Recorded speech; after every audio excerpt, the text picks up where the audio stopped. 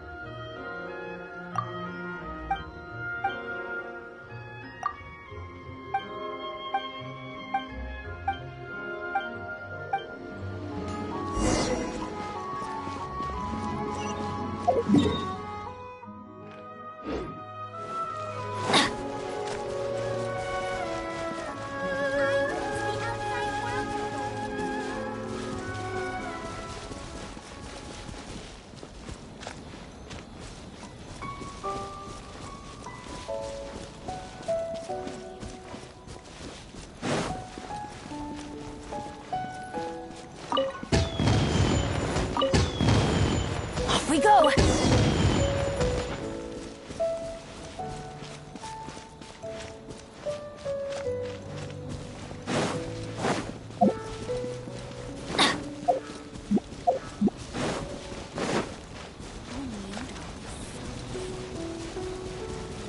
Off we go!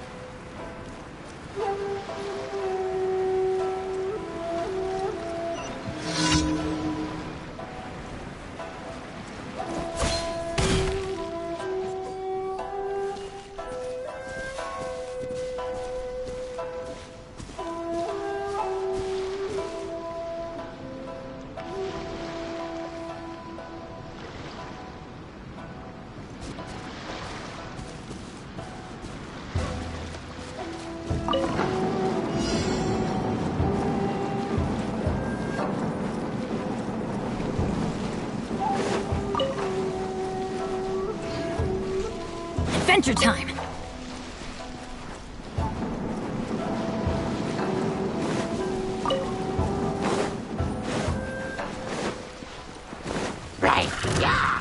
Decided by destiny.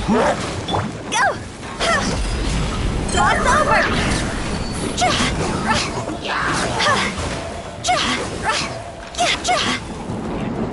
Stand clear. Animal test 6308.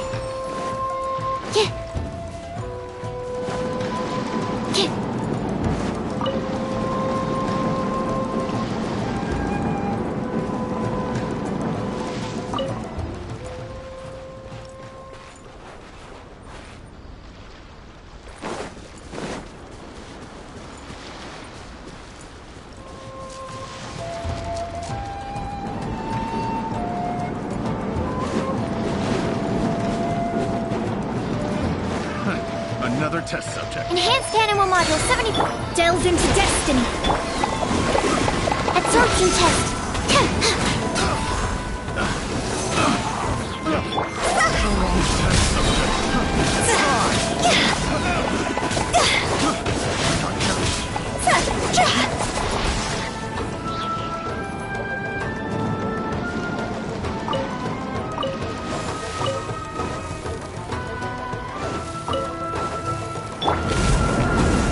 Stand clear. Absorption test. Off we go.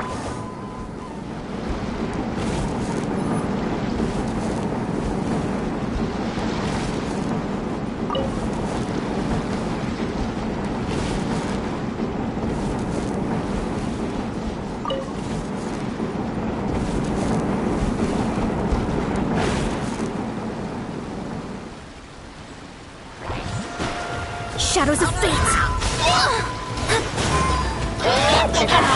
I'm going in. Stand clear. Animal hypostasis emulation.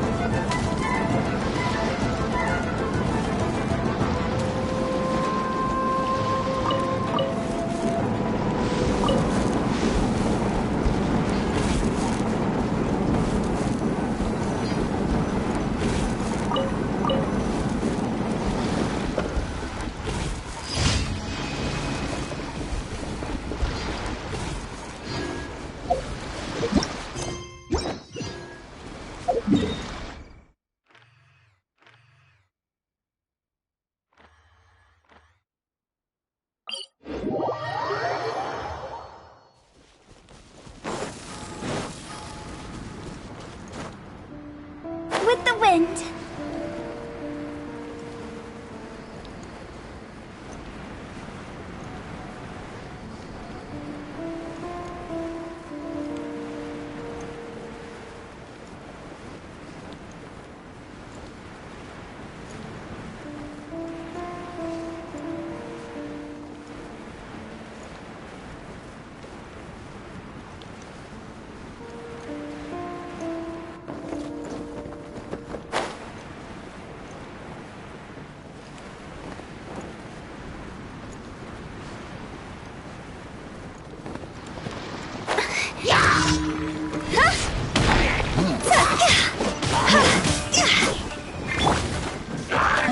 Fate is upon you.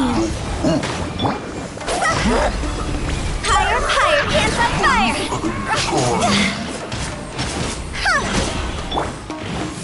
Animal test 6308. Absorption test.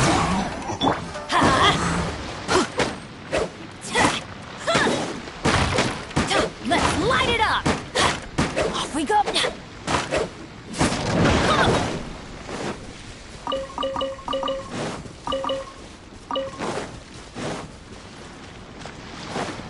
Adventure time!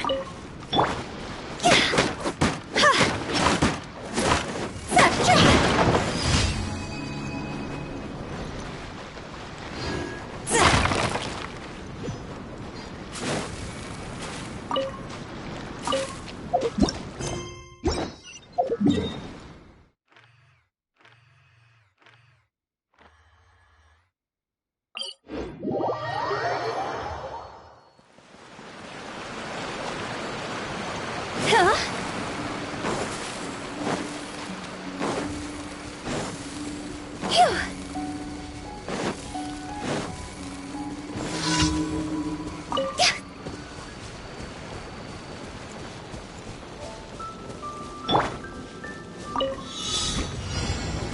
Delve into death.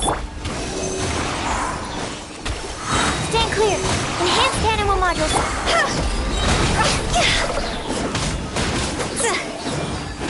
Cross over.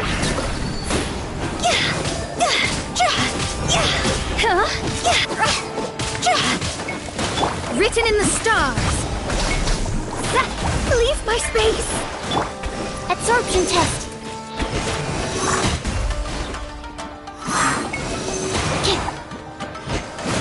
Animal hypostasis and...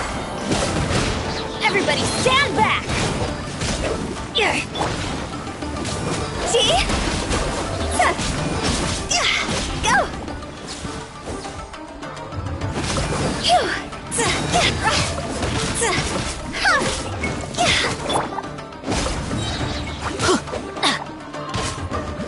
Teamwork is dreamwork!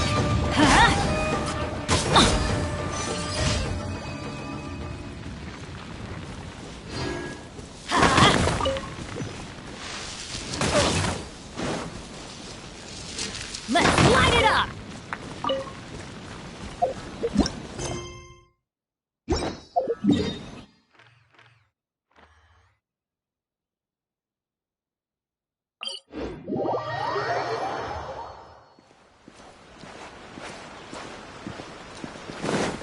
Off we go! Add Astra... Thank you for complete... Add Astra...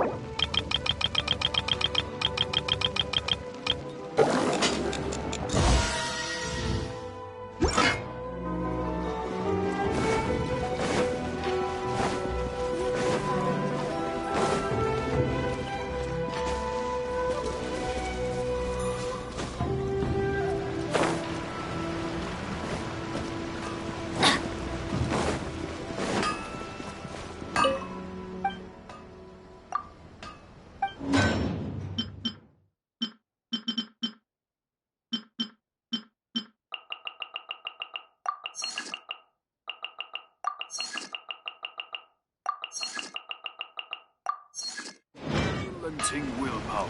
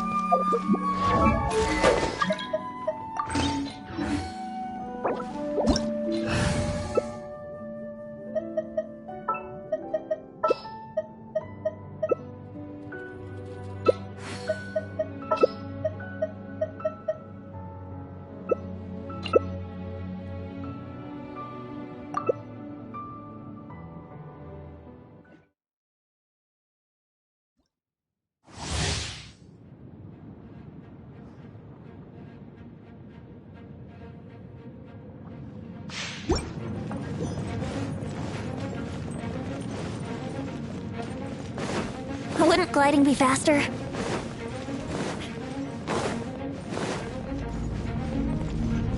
Illusion shattered!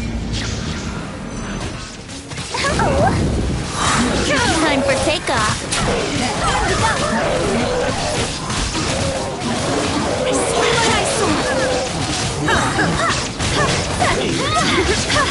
Here we go. Yeah. Think you can get away?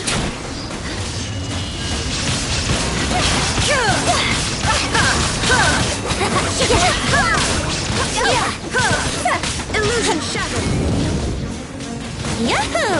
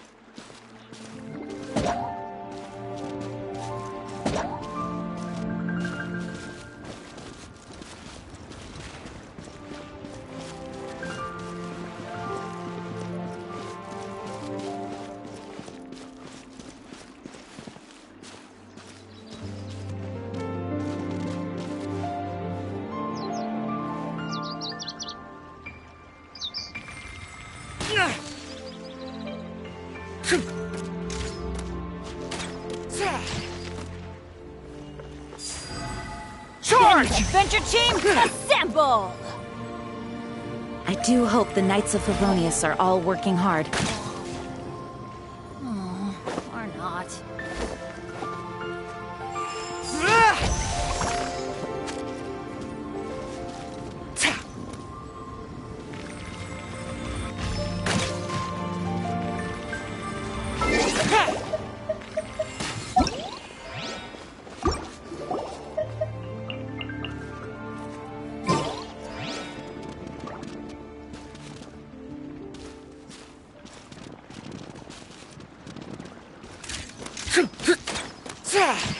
Onwards! We have work to do.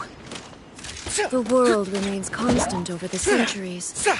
But human life is like the dew at dawn, or a bubble rising through water. Advance!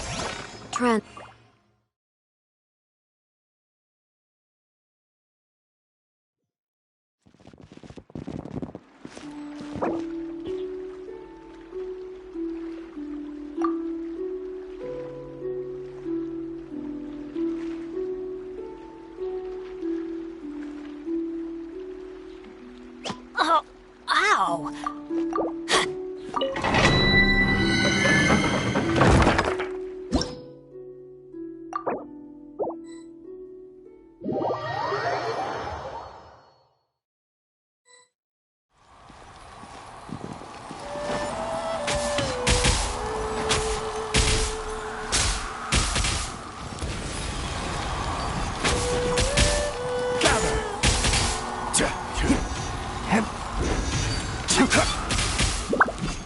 Keep up!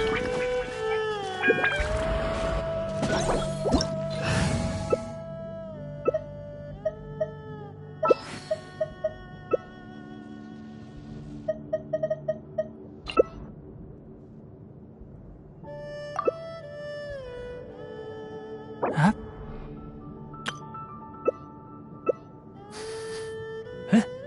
Benny's adventure team, assemble!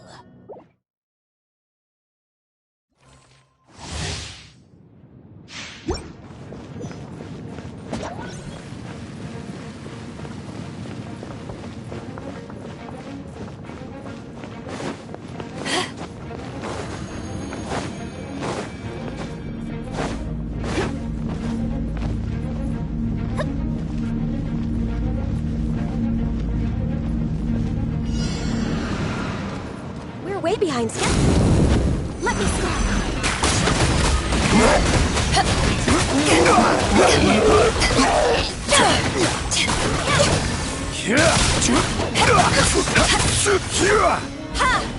Day's over. This is order. Power that isn't touched on!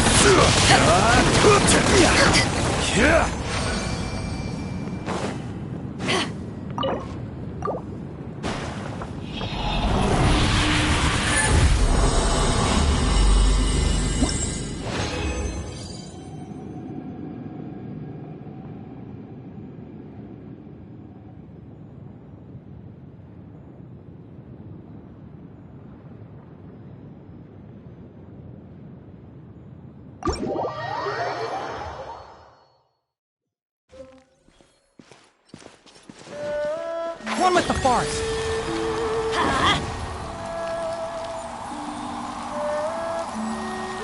Let's light it up!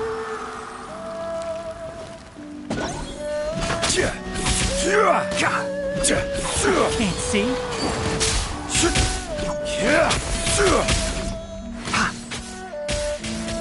Stabilize.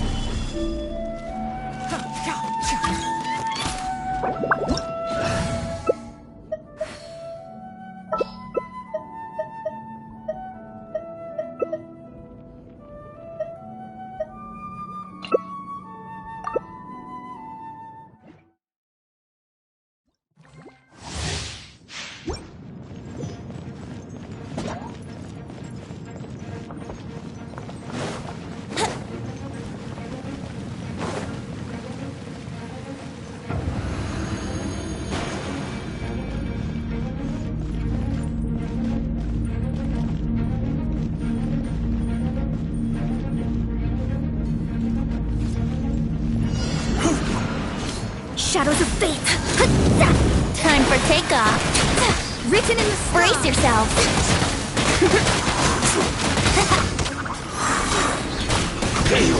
Yahoo! Yeah. Here we go.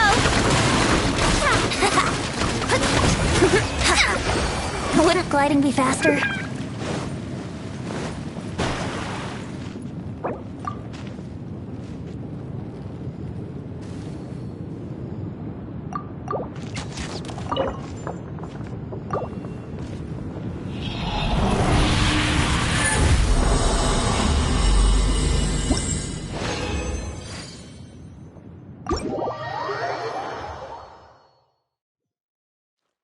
One with the forest.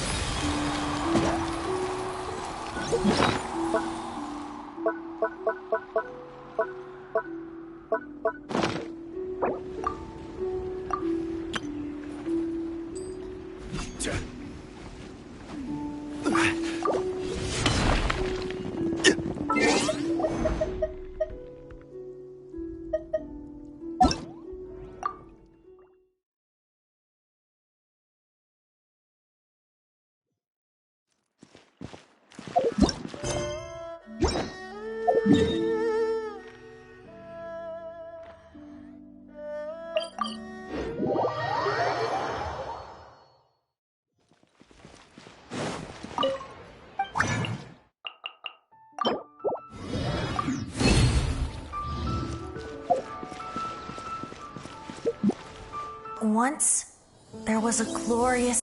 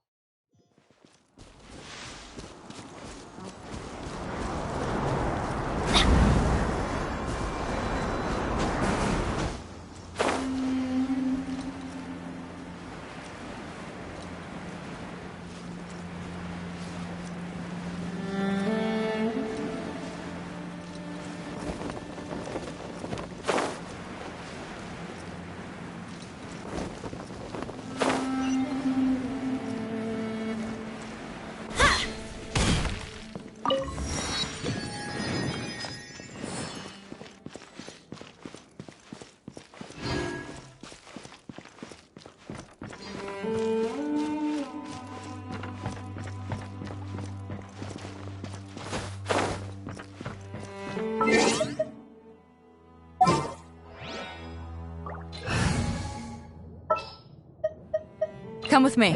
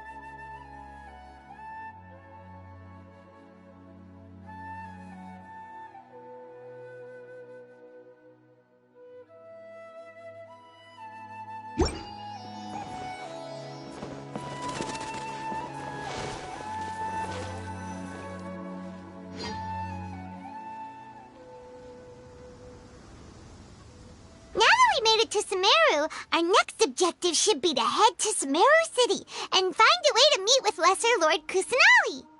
And speaking of Lesser Lord Kusanali, even though we haven't heard too much about her, she doesn't seem to be the same deity who abducted your brother.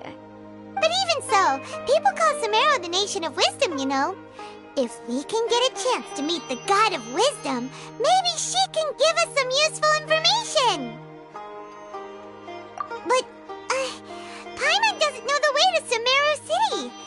Maybe we can climb up to that spot with the statue of the Seven on it. That'll give us a way better view of things. Even if we can't see exactly where the city is, at least we'll be able to check for some smaller settlements nearby. Wait a second. Look! There's someone up ahead! Perfect timing!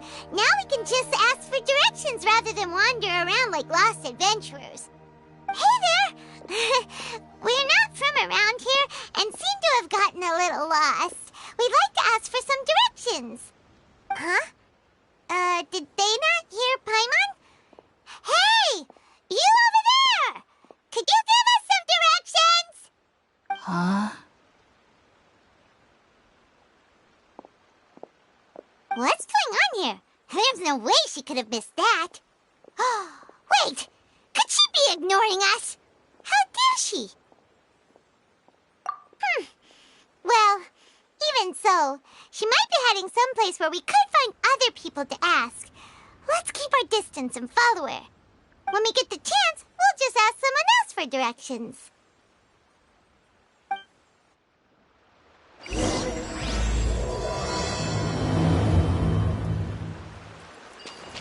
Come on, let's follow her.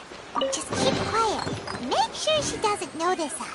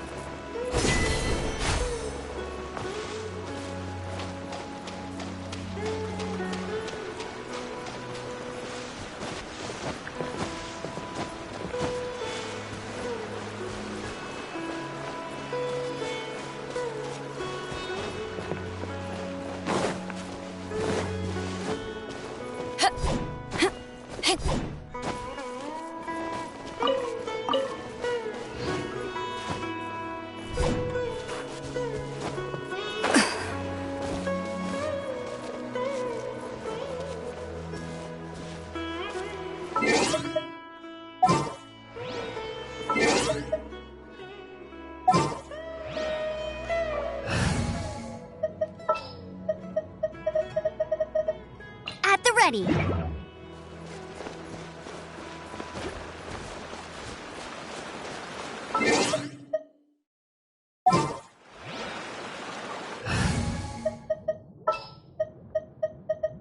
Ready for anything.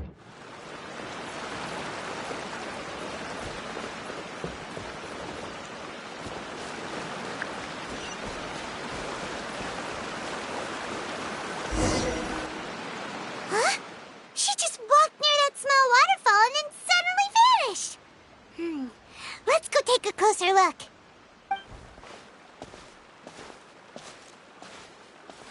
Paimon thought this cave would lead to a village or something, but, it looks like that's not the case. Look, she's sitting over there.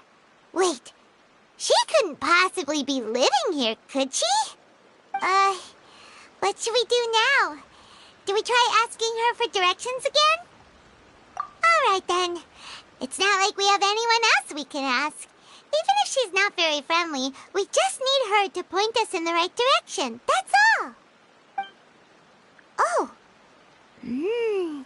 What a lovely smell. It's coming from that censer over there. This is definitely not your typical place to call home, but at least it smells nice. Maybe living here wouldn't be too bad after all.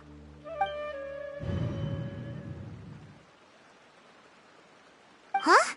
What's the matter? You don't look too good. What? Is the smell making you feel sick? Strange. Paimon doesn't feel anything.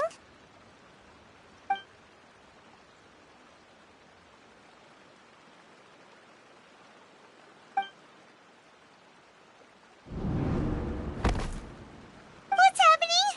Traveler? This is no time for a nap. Oh, come on, wake up.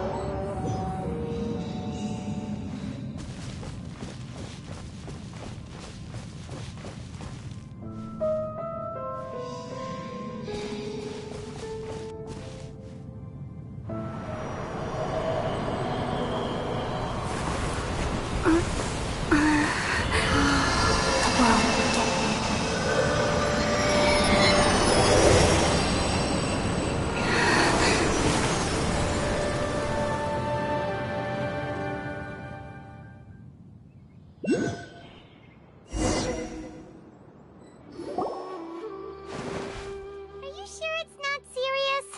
The Traveler's been out for a long time now. Yes, you can relax. Believe me, Master is extremely knowledgeable. If he says that she's going to be alright, then there's absolutely nothing to worry about. Oh, are you awake now? Oh, thank goodness! Traveler, you're finally awake! Well, we're at... good question. Where are we? Paimon was in such a panic when you passed out that she even forgot to ask what place this is. This is Gandharvaville. It was originally built by scholars from Sumeru as a place to rest in the rainforest.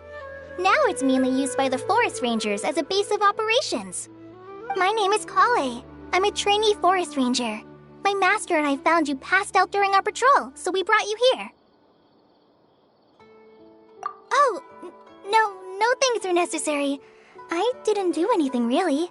By the way, how are you feeling now? Any discomfort?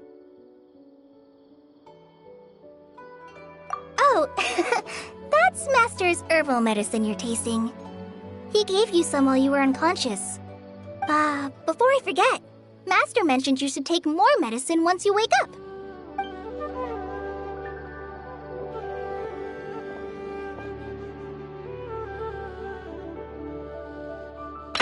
Whoops! Kale, what's the matter? Were you trying to retrieve the medicine? As I've already told you, you must be careful with these. All right, I'll get it for you once I'm finished here. Sorry, Master. Now, the guide to Avidya Forest's edible fungi is clearly posted on our bulletin board. But if Farbode forgets which mushrooms to avoid one more time, I'll have no choice but to leave the guide somewhere a little more visible. Like right smack on his forehead so others can remind him to be careful. Right? This is the second time he's come down with food poisoning this month. I'll be sure to give him a good talking to. Yes, please do. If, on the off chance, Farbode simply enjoys having little imaginary fairies dance before his eyes, then we'll just let him be. But the next time he requires any of our medicine, be sure to charge him accordingly.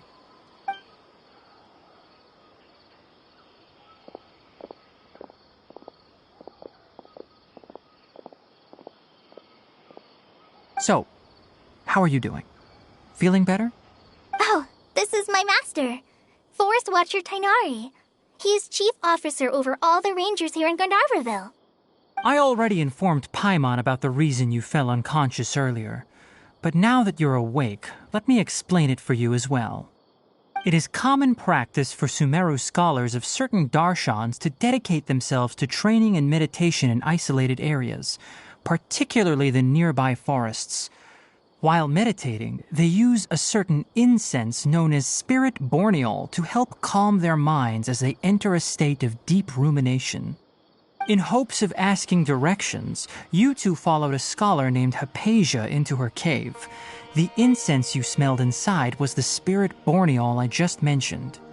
That incense typically has no effect on most people, but for a very select few, it can have profound effects on one's cognition, as you experienced firsthand. Does that make sense?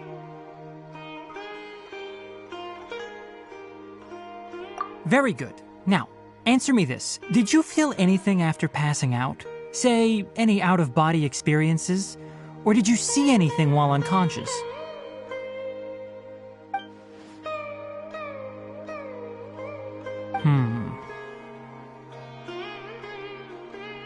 Kale, let the others know to stop bringing their patrol logs here for now. Huh? Why?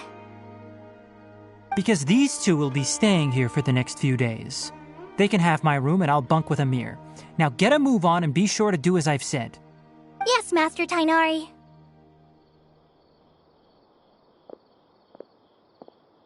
Wait, hold on a second. Can you tell us what's going on? Sure, let me fill you in. I originally planned to send you on your way once you finished your medicine.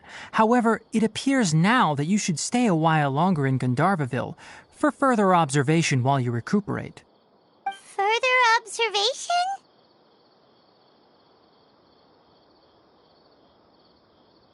No need to be hasty. As long as you have the capacity to judge between right and wrong, I promise that you'll understand the gravity of the situation once I explain everything to you. Based on what you saw after smelling the incense and losing consciousness, we can conclude that you experienced a powerful hallucination, which suggests your mental state is not in the best of shape. If you're skeptical, have a whiff of this.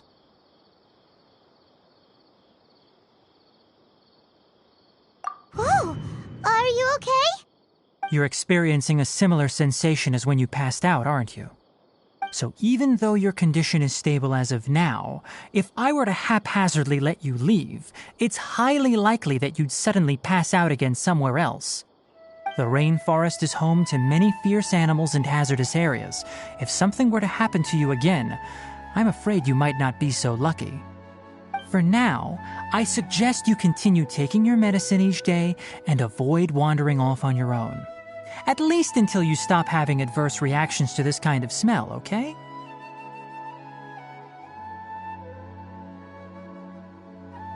Good. Now continue resting while I fire up another bowl of medicine for you. Seriously? We just arrived in Sumeru and we're already having problems left and right! Paimon knows we're set on meeting Lesser Lord Kusanali as soon as possible, but You really don't look too good. It'd probably be best to let you recover first. Hey! Are you even listening to Paimon? Paimon's over here worrying about you, you know. What's weird? You mean how you're feeling now? You mean the vision of tree roots and red skies you saw? But if those weren't hallucinations, what could they be?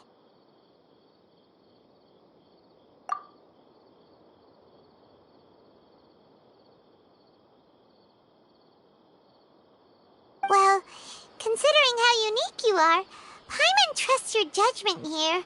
But why didn't you say anything about it to Tainari? If he misjudged your condition, then there's a chance you could get worse, right?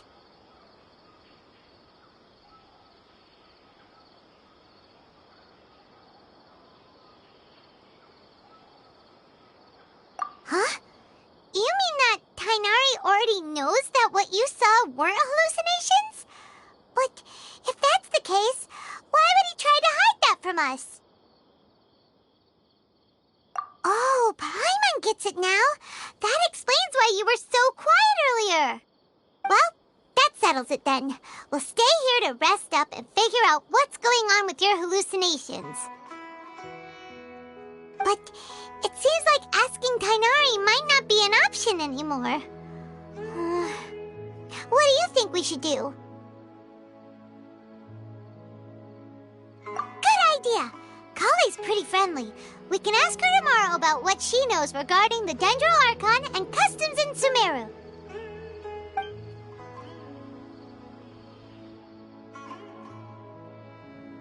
Rise and shine! Come on, it's time to go find Kale!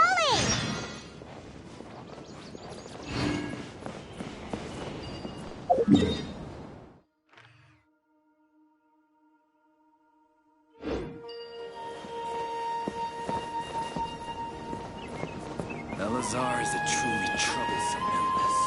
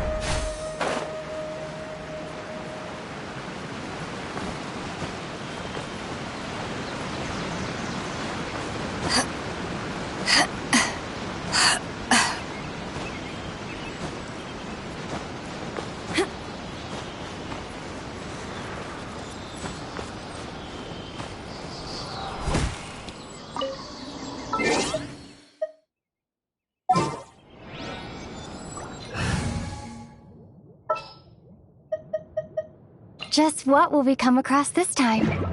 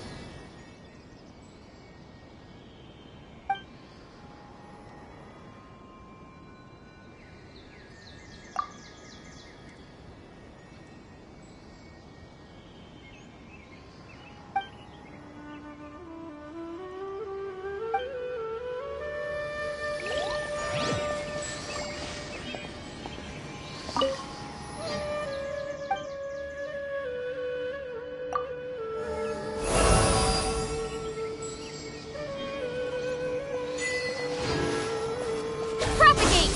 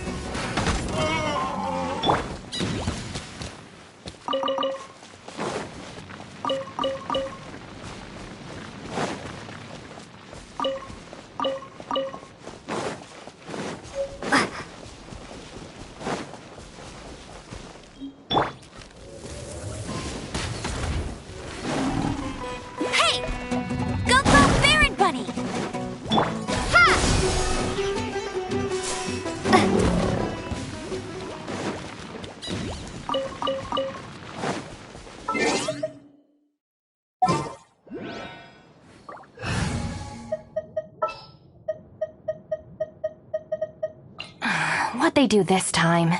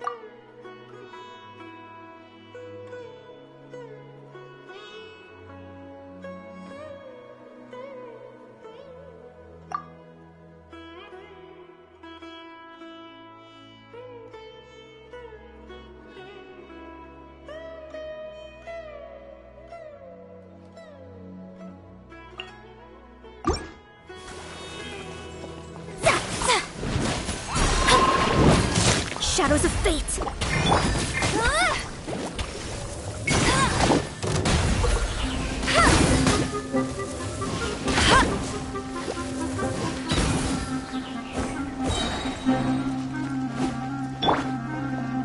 Scatter!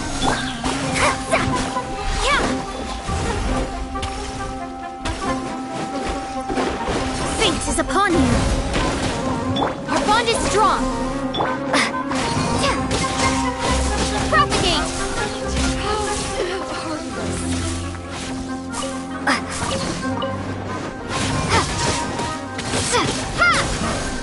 You want this one?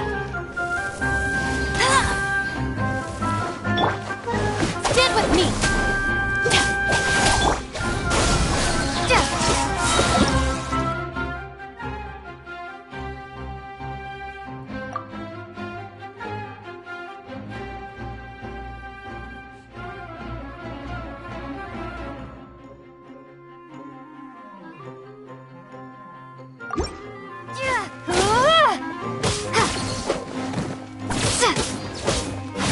Propagate!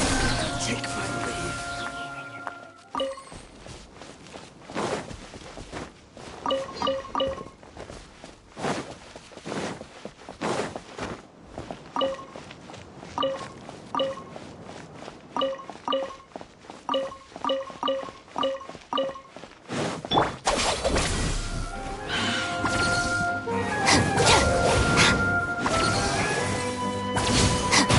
Hey, get him!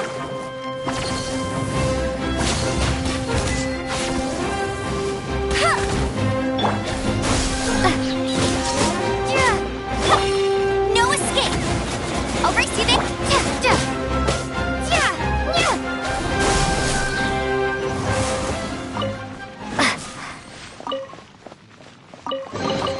I'll keep this dissipating.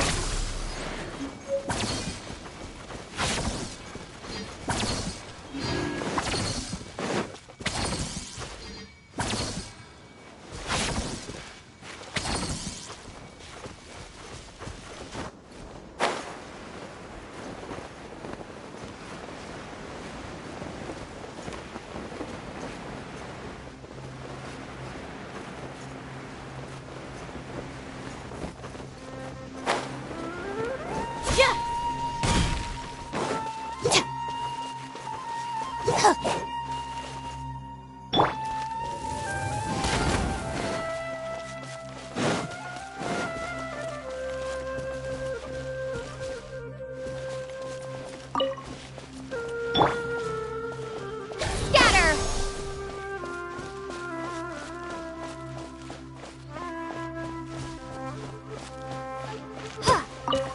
Propagate!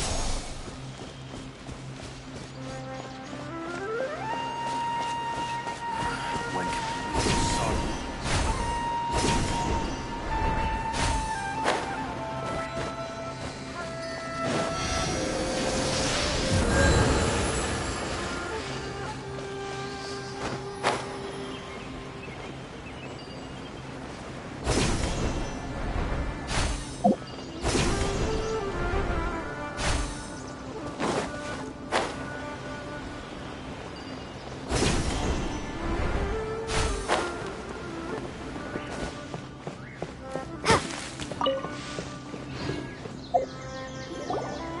All right, next let's see your right hand.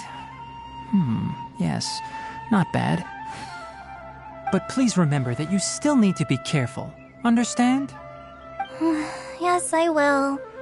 By the way, Master, I still haven't received the patrol route for today. Look, Kale, today's patrol will be a long one, so you won't be coming along this time. Besides, there's a chance we may encounter... well, you understand. But I have a vision too! Am I useless to everyone now? Don't talk like that, Kale. This is not something you need to be worrying about right now. Ah, there you are. Feeling any better? Yeah, since we'll be staying here for now, we thought we might as well try lending a hand around here. Seems you're not the type to sit back and take it easy for a while, huh? In that case, perhaps Kale could take you two for a patrol south of Gandharvaville for the day.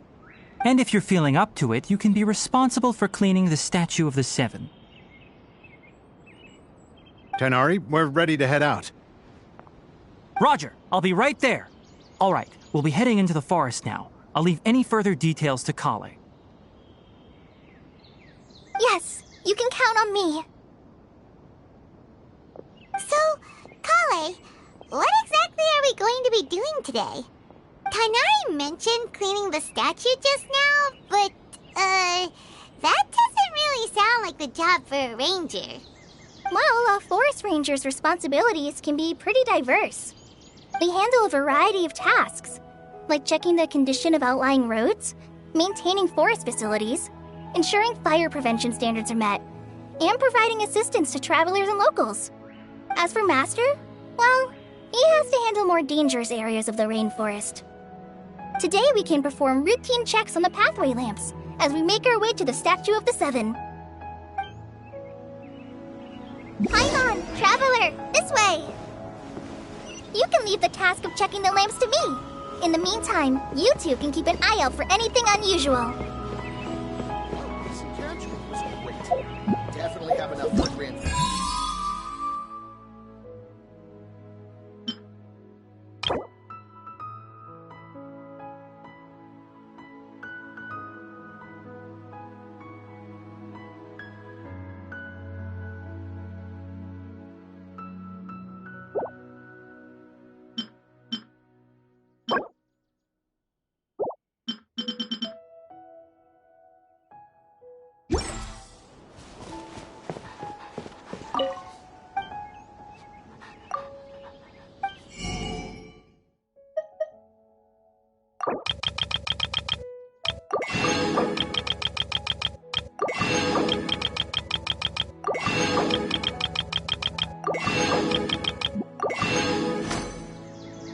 Our recent character was great. Mushrooms do I need to Definitely sell? have enough for a grand feast.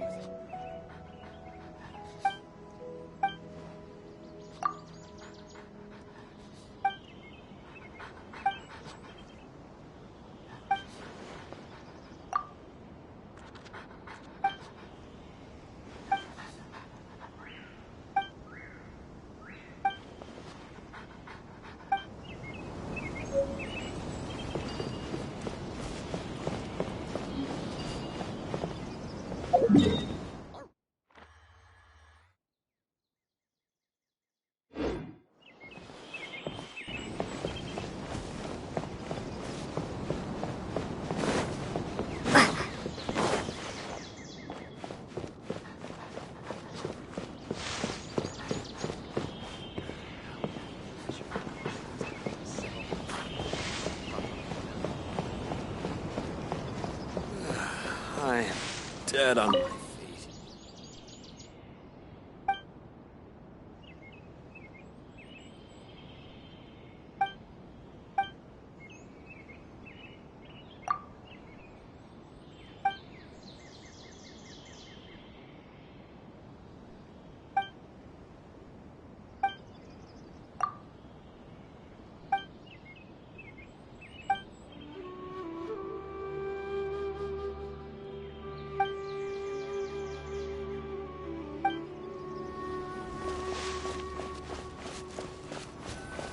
Nothing wrong with these two lamps.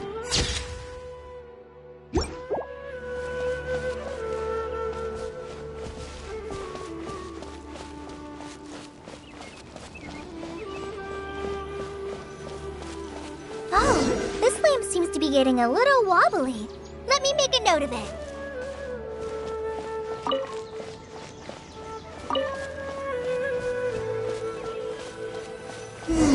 No problems with this lamp. Good.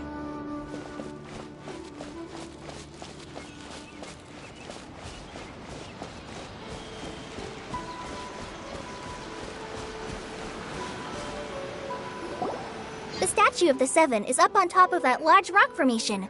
You must have seen it when you came down this road before. It's pretty high up there, isn't it? Don't worry. If you're afraid you can't make it up there, I'm sure Master wouldn't mind if you don't clean the statue. Oh? I guess I'll leave it up to you then. There's not much footing once you reach the statue, so be careful up there. Paimon will fly up with you and help you with those hard-to-reach areas. By the way, Kale, do you know anything about the Dendro Archon? You know, what's she like? That depends. Are you referring to Greater Lord Rukkhadevata or Lesser Lord Kusanali? Huh? Greater Lord Rukkhadevata? Oh, is that the name of the former Dendro Archon? Uh-huh. Greater Lord Rukkhadevata was Sumeru's first Dendro Archon. She created the rainforest as well as the wall of Samiel around the desert. Her works provided a means of peaceful living for everyone. To the people of Sumeru, she's not only a symbol of wisdom, but also of power and kindness. Unfortunately, she disappeared in a great calamity that occurred a few hundred years ago. According to what Masters told me, the sages later found the newly born Dendro Archon and whisked her back to Sumeru. To celebrate the reinstatement of their lost deity, the sages dubbed her Lesser Lord Kusanali and let her reside in the sanctuary of Sarastana. Uh-huh. Then what happened? Well, and then... I'm not too sure what happened, to be honest. Huh? You're not too sure? But aren't you from Sumeru? Yeah, I'm from Sumeru. But... Maybe it's difficult to discuss this topic with strangers. If that's the case, then don't worry, we understand. No, it's not that. I'm not trying to hide something from you. Besides, I don't consider you two strangers. Anyway, you two know Amber, right? Wait, Amber? You mean... Yes, that's her. I once lived in Mondstadt for a while, and she helped me a lot during that time. You could even say that she helped me become a new person. There's no one like Amber. She lives life to the fullest while always adhering to her strong sense of justice. She's ready to answer the call for action at any moment, but is also very understanding of others. She's like the spark that lights the fire in everyone's heart around her. If you ask me, she's a prime example of a true outrider. She's the first person anyone coming to Mondstadt will meet. You can't help but be enthralled by her charm and enthusiasm, causing you to fall in love with the lands of Mondstadt and...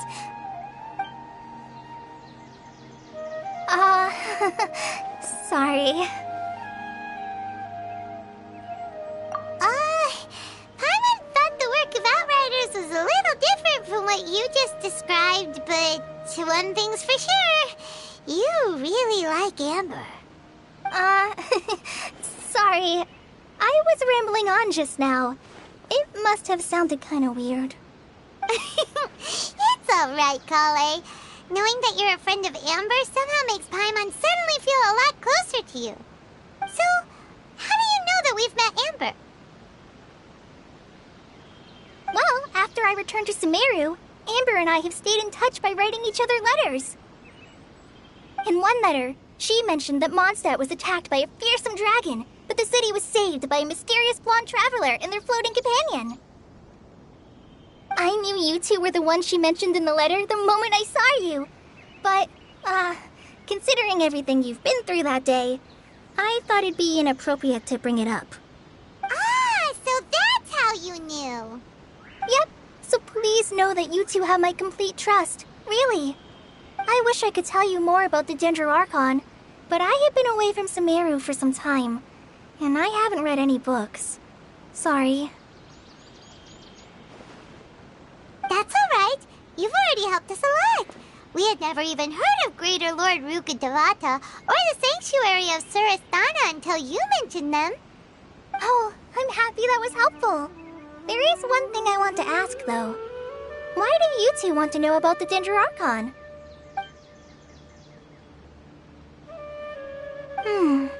So that's why you're here. Thank you for telling me your story. Don't mention it. We are friends after all, right?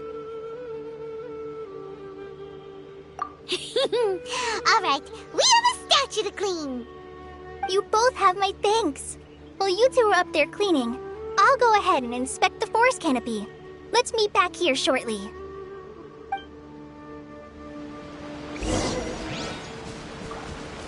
I'm not a very good climber, so I'll just let you handle the statue. I'll go check the facilities up ahead. By the way, once we're done with our work here, would you like to chat some more?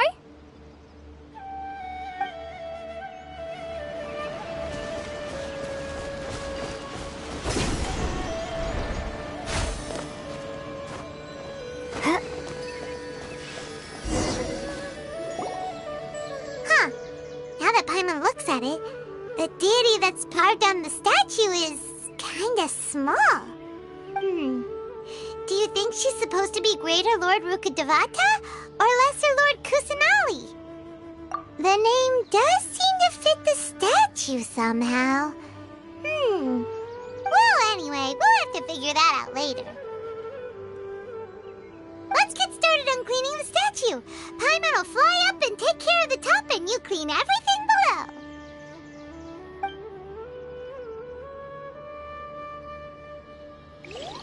Nice work! That's one clean statue. Let's head down and meet up with Kale.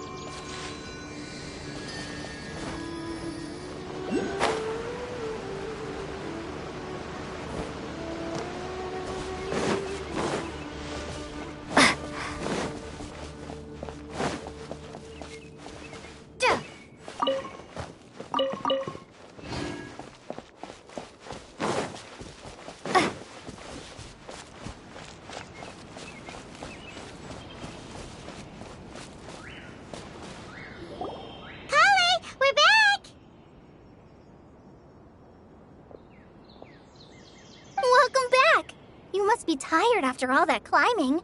Let's take a little break. I brought some fruit and water for us. Yay! Food! What kind of goodies did you bring? Hey! Don't be a party pooper. It's not like Kale is a stranger or anything. Besides, the best way to compliment a chef is to show passion for their food. Xiangling taught Paimon that. I prepared a nice portable dish that forest rangers like to eat called pita pockets. I hope you'll like them. Whoops! Ah, no! You dropped it on the ground! Not to worry. I wrapped a few layers of oiled paper around each pita. They should be fine. Oh, whew. Paimon nearly had a heart attack there.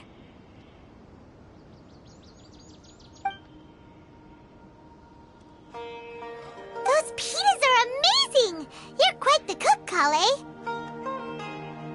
Thank goodness you wrapped them in paper. Paimon wouldn't have been able to sleep at night knowing something so tasty had been wasted. You really know how to compliment the chef, Paimon. Since you liked it so much, I'll be sure to give you a copy of the recipe sometime. I'll even include all my personal cooking pointers, so you'll be making your own pita pockets in no time. Yay! Thanks, Kale! It's hard to believe someone as diligent as you could have clumsy moments, too. Oh, I guess it happens from time to time. So, Kale, don't you think that Tighnari's a little too strict with you? He won't let you touch anything without his permission. Paimon knocks stuff over all the time flying around the Traveler, but she's never said anything. Everyone has their clumsy moments. No, you've got the wrong idea about Master. Sure, he may seem a bit harsh at first, but with some time, you'll see that he's actually very kind-hearted. I've heard the veteran rangers say that Master is from some ancient and mysterious race that is known for their cunning wit and reclusive nature. Oh, by the way, you've heard of the Academia, right? Well, there's a group called,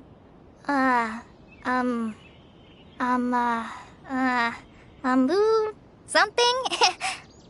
Well, anyway, because Master does a lot of research on plants, sages from the Academia have written him many times, inviting him to take up an official position there. But Master declines their offers every time, saying, Sumeru City is too noisy. It'd be bad for my ears.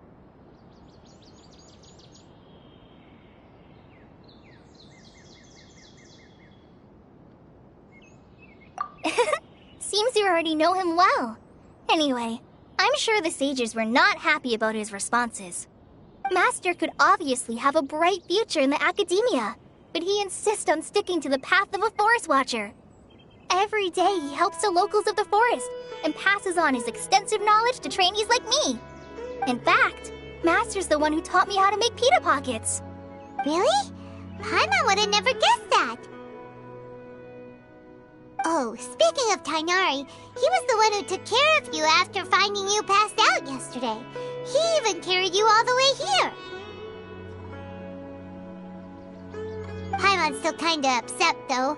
He kept scolding Paimon the entire way here. Oh no, I'm sorry. Master might have been overreacting a little. But, it's mostly because Paimon wouldn't stop yelling, "Why, oh why? Is she going to die?" It probably started to get under Master's skin after a while. Hey! Don't laugh! Paimon was genuinely concerned about you.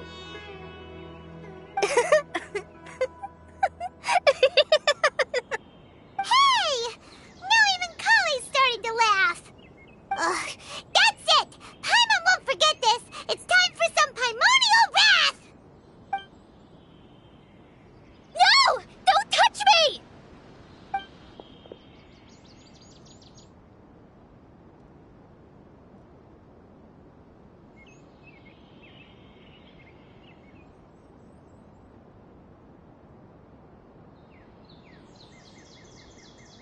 Oh, sorry, Kale. Paimon didn't mean to scare you. No, I just... I didn't mean that. Kale, are you okay? What's the matter? No, I'm... I'm fine. I'm sorry.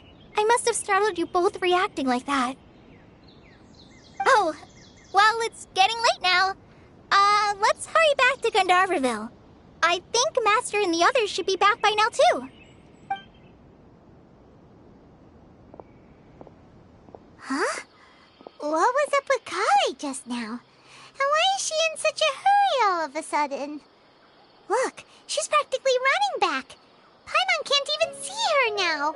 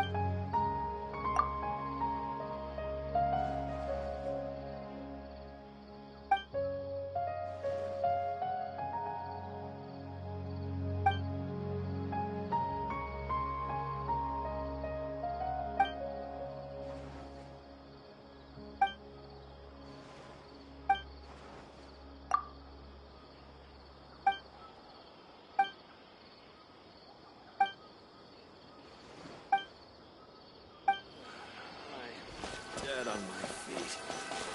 I think I'll stay here a while. Ah, Traveler. You've returned. Yep, we're back. Have you seen Kale by any chance? Oh, Kale? Yes. I saw her go into her room just a moment ago. Oh, okay. Guess we'll just have to wait and talk to her tomorrow then.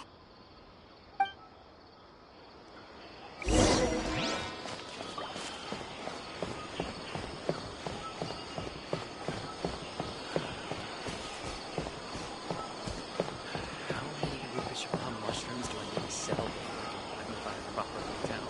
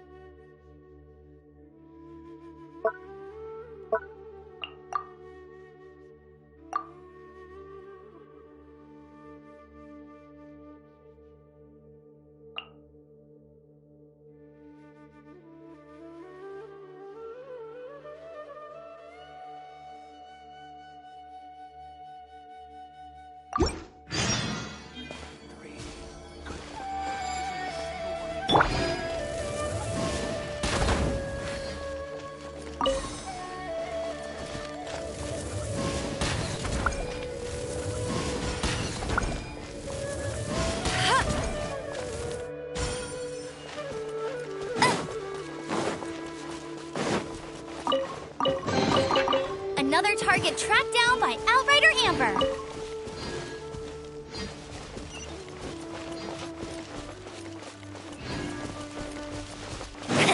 Bet you can't keep up with me!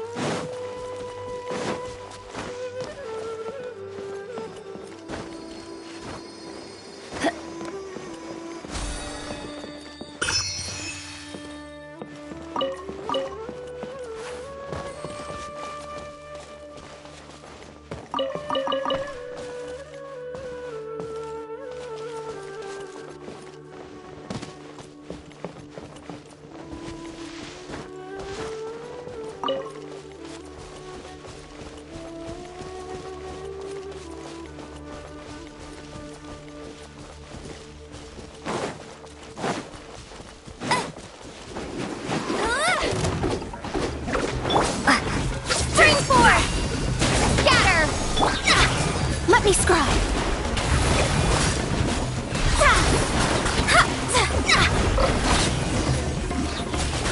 Try to keep You want this one?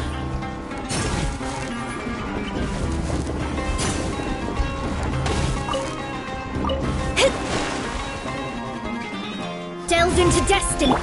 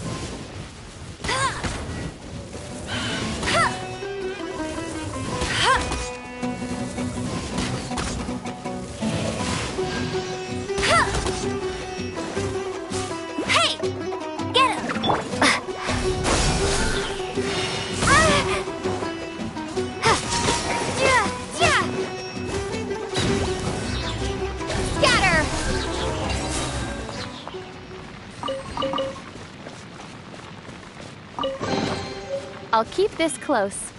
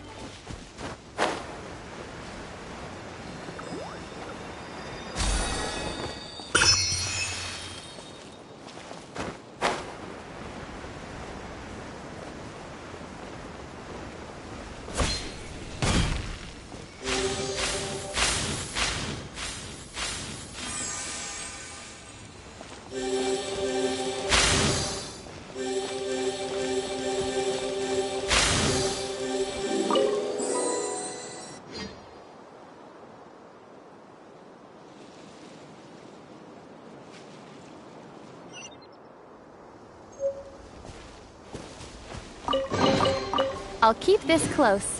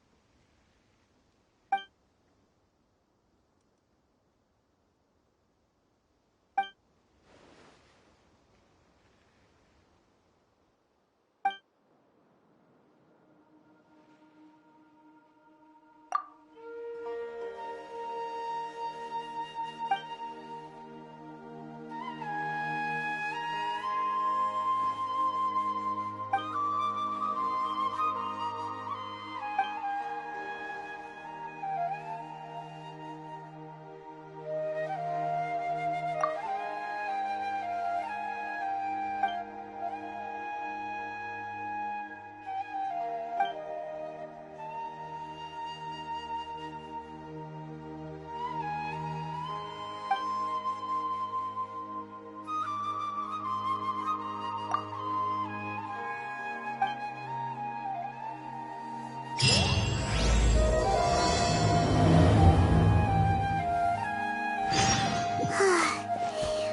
was thinking all night about what happened with Kale, and still can't figure out what the problem might be. Maybe she's in a better mood now. Let's go check on her.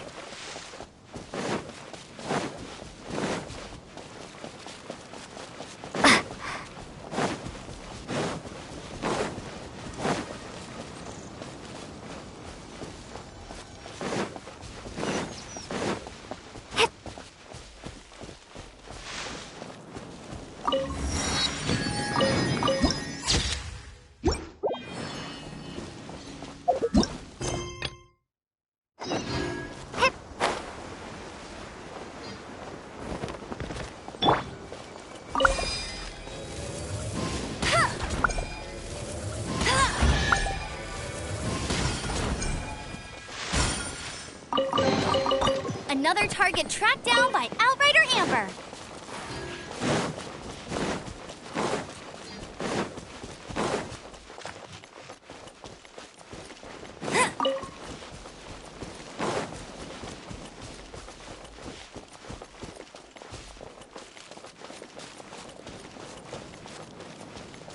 Bet you can't keep up with me.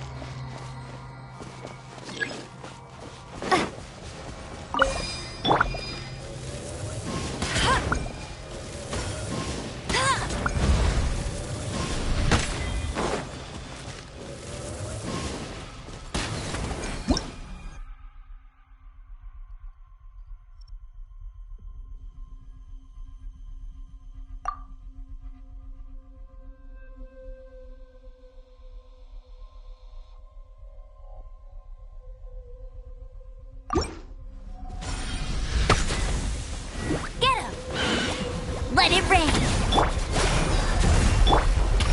Propagate! Our bond is strong!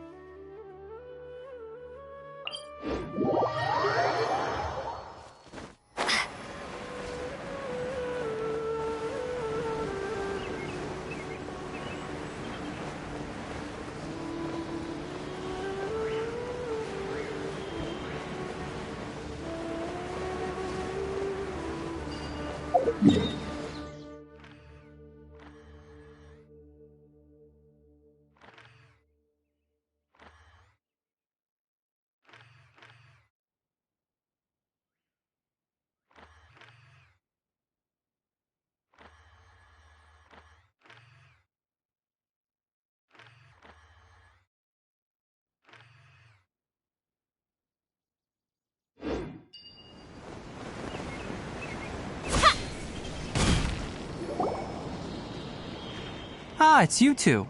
I was just about to go look for you. Huh? Tighnari, what are you doing here? Where's Kale? I came to check on Kale's condition. To put it simply, she's not well. You mean she's sick? How could she be... Oh, wait a minute. Could it be because of what Paimon did yesterday? No need to worry. Something as small as you could never harm her. This sickness is something that Kale has been dealing with for some time. Kale has been more excited than usual since you two arrived. A little too much so, to be honest. She hasn't remembered to take care of herself. I suppose it's understandable, though. She hasn't been around anyone she considered a friend for some time now. It must have been refreshing for her to have you two here. So, Tighnari, what's really wrong with Kale? Let's take this conversation elsewhere. Kale just fell asleep after taking her medicine.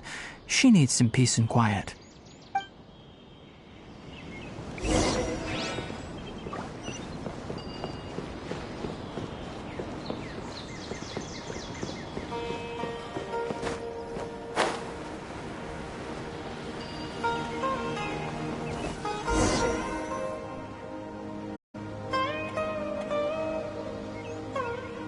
All right, let's continue our conversation here, shall we?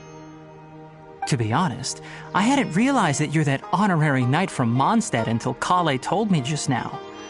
I've also heard all about your deeds in Liyue and Inazuma. So, just to clarify, what I'm about to tell you about Kale is not because of who you are or your past feats. Instead, I am going to tell you because... well, because Kale asked me to. And honestly speaking, I was against Kale revealing her past to you. But she insisted, saying you two treated her with sincerity and as a friend. So now she wishes to reciprocate the gesture. So, Tighnari, what exactly is wrong with Kale? You said this is something she's been dealing with for some time. Just how serious is it? Right. Ever since she was a child, she's been afflicted with a disease called Elazar. Elazar? Yes, it's a disease unique to the lands of Sumeru. It is characterized by dark and hardened scales that form on the body. At first, the afflicted may only feel mild numbness on the affected area of the skin. However, as the disease progresses, one may begin feeling fatigued and even experience peripheral paresthesia. In its final stages, the disease strips a person of the ability to control their own body, and they effectively become completely immobile. That sounds terrifying. Wait, hold on.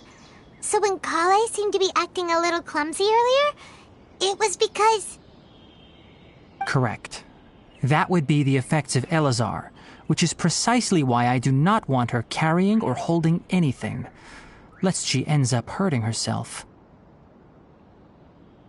With appropriate treatment, the disease can be effectively controlled before it progresses to a more serious stage. However, there is unfortunately still no true cure for Elazar. Nevertheless, Kale's mother still hoped there was something out there. She handed Kale over to an organization known as the Fatui after one of their members lied and said they had a cure. What? The Fatui? Ah, it appears you are already familiar with them. That'll save me some explanation. Anyway, the person who eventually rescued Kale and brought her to me for care said that she had been given to a harbinger known as the Doctor. I have no idea how this doctor managed to do it, but her case of Elazar was completely stable for all the years that Kale was with them. However, Kale's days with the Fatui were anything but pleasant. Kale is a resilient individual and always tries to appear cheerful, but her experience with the Fatui has left deep scars. Even now, she can still feel deathly afraid of someone touching her. Oh, Paimon had no idea Kale's been through so much suffering.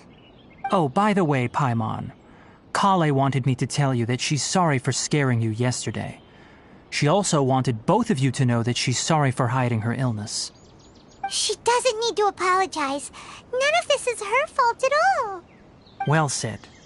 I hope you'll get a chance to tell her that in person the next time you see her. Kale once thought that it would be impossible for her to have any real friendships. I trust that you two will never let my trainee experience such emotional pain again. Don't worry, Tainari. We'll take good care of her. Well, it's not too serious at this point.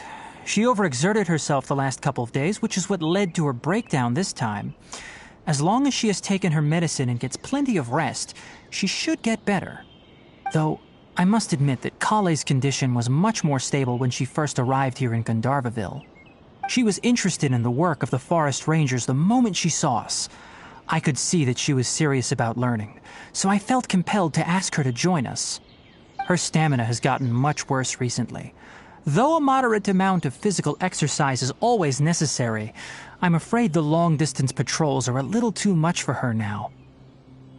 All right, now that I've told you about Kale's past, I think I'll head into the rainforest to find some ingredients needed for her medicine. I'll see you two later. Yeah, we'd like to do something to help Kale too. All right, but I must warn you two. The rainforest is a dangerous place, especially for someone who's still recovering like the Traveler. You must follow closely and listen to every instruction. No problemo! Let's go then. We'll be looking for a plant known as lunar lotus. It's often used to help those afflicted with Elazar recover their energy. Hey, Tainari? Where exactly are we going to find this plant? Lunar lotus can be found all over the rainforest, but it often grows right here around Gandharvaville. Given the name, it sounds like we should be looking for it in the water. You are correct. Lunar lotus grows in the water. When fully matured, they look like giant blue flowers floating on the water's surface. Quite an attractive species, if you ask me. The large petals are actually the plant's leaves and sepals, which surround a very small flower. You should note that many of the plants found in Sumeru have names that are contrary to their species. Take the Kalpalata, for example. The plant is not a lotus at all, but rather a vine. And then there's the Sumeru rose, which is not a rose, completely contrary to its name. Oh, huh. Okay then. Note to Paimon. Never bring up the topic of flowers with Tainari.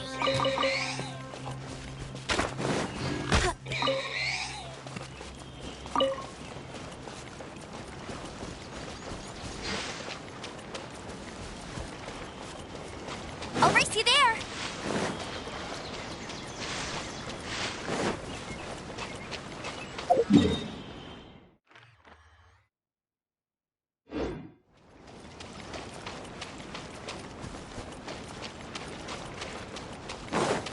Bet you can't keep up with me!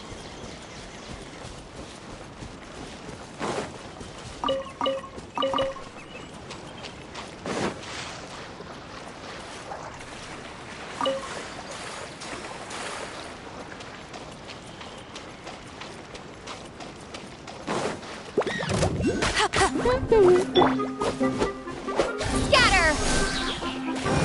Our bond is strong!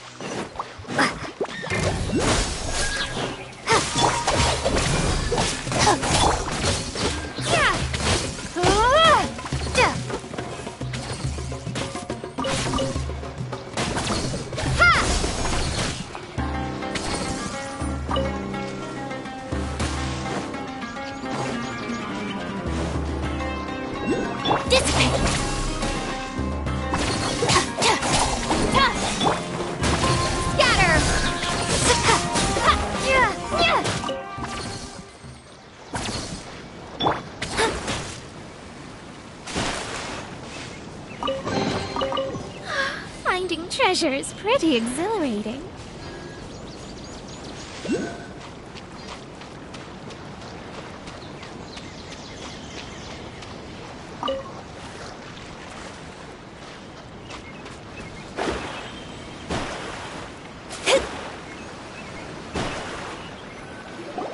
There should be lunar lotuses growing somewhere in this area. Let's split up and begin searching. If you could manage to gather 4 of them, that would be sufficient. We'll rendezvous here once you've gathered the needed amount.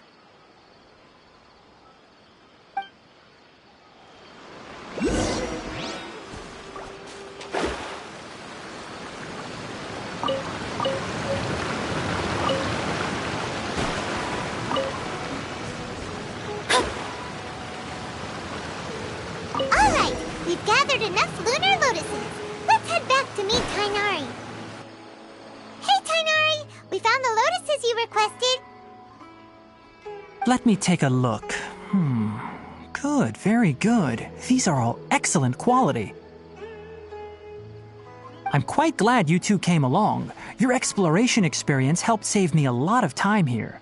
It seems we even have enough time to stock up on some other things I need. Hey, Tainari! Oh, Tainari, someone's calling your name. They're dressed like a forest ranger. Ah yes, that's Amir and the others. But didn't they just set off not too long ago? What are they doing back so early? Let's go find out what's going on.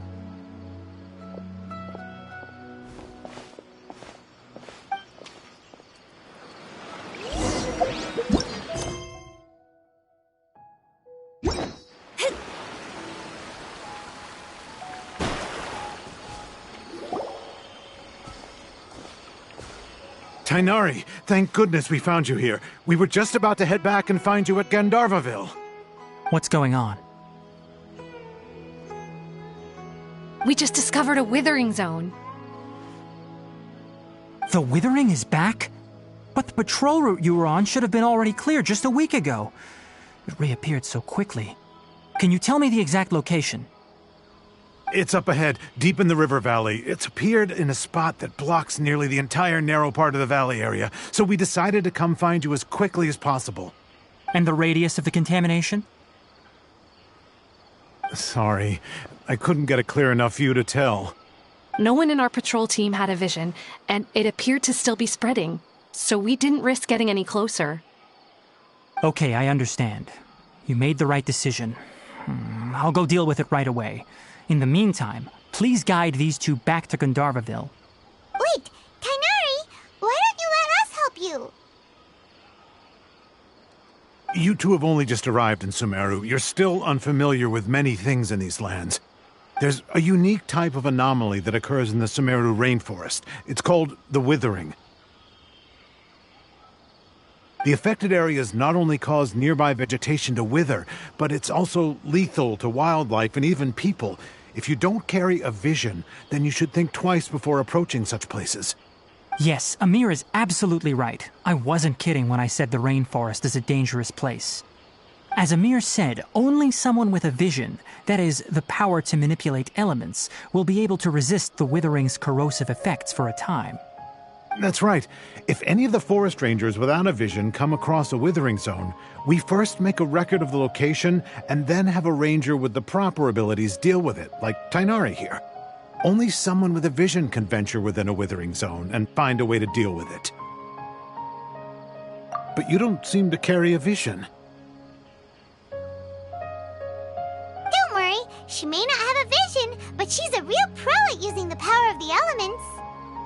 Don't sweat it. We've helped others deal with similar situations before. Wait, you've met other forest rangers before? I was planning to properly show you both how to identify the withering before you left Gandharvaville. Anyway, since you two are experienced adventurers, come with me. I'm sure you'll both be able to help.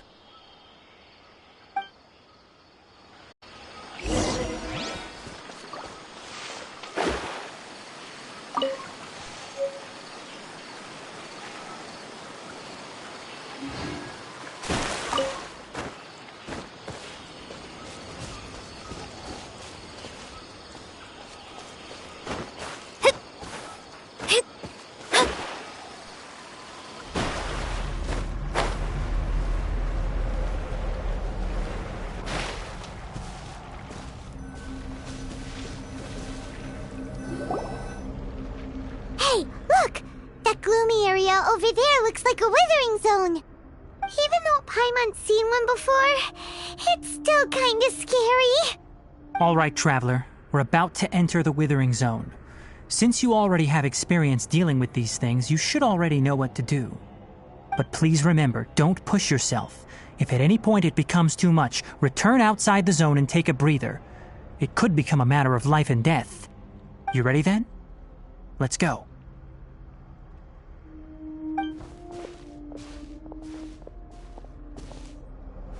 First, we must locate any branches sustaining the Withering Zone.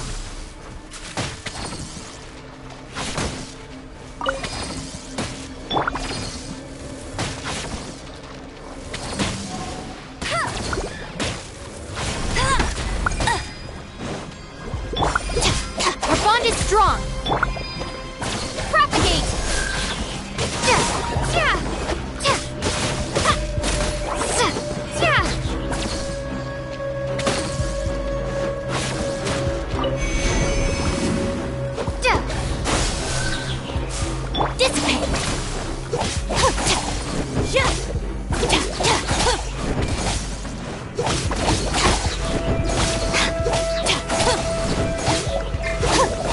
Stand with me!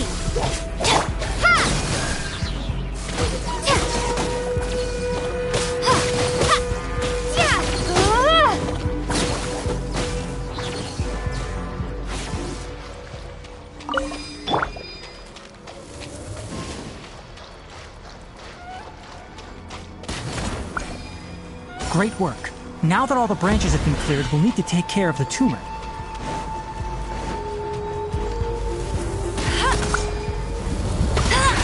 No escape! Now, destroy the tumors of the Withering!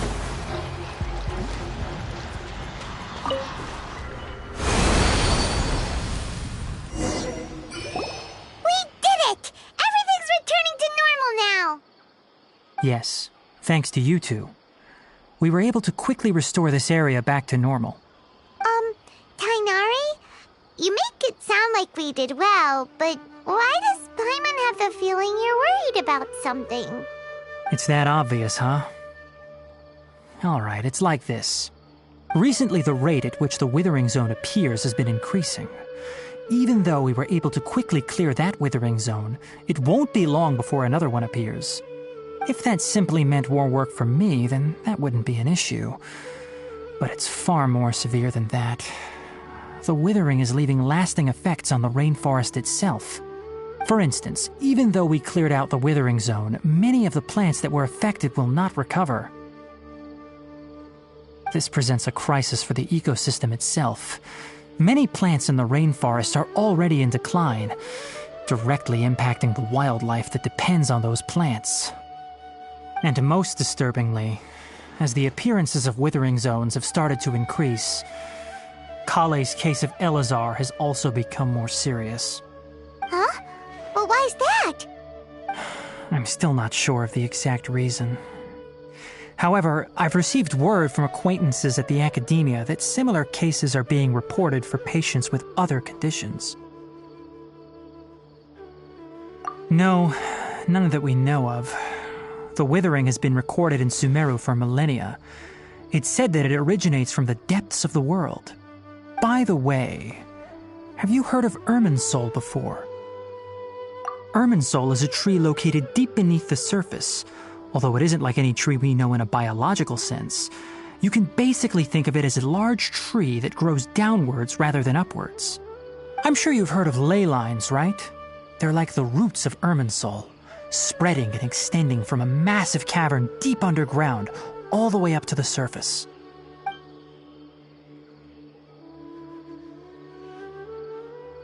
Ley lines continually absorb the memories of this world, which are then funneled into Irminsul, allowing it to collect knowledge and wisdom from ancient times to present day.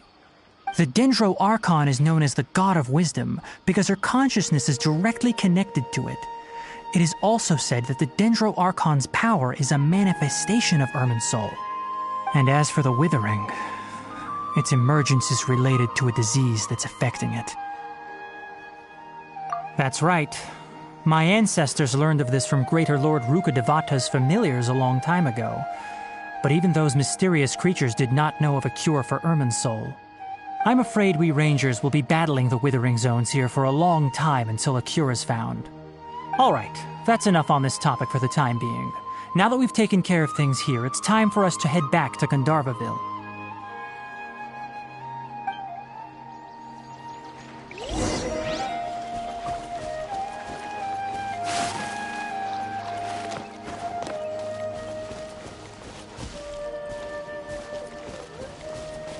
Our bond is strong!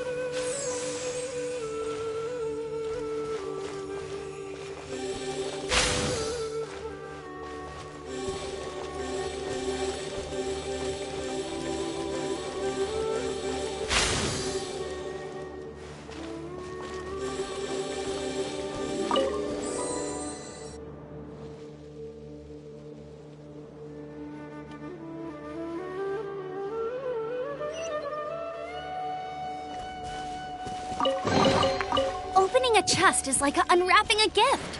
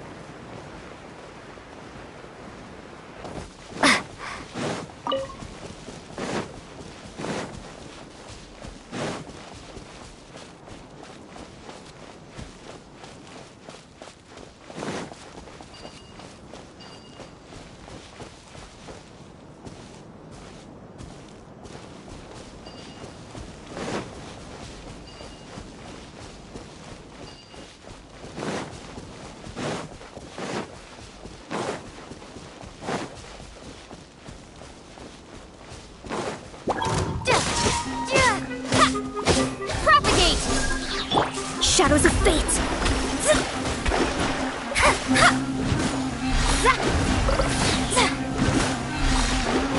Decided by destiny!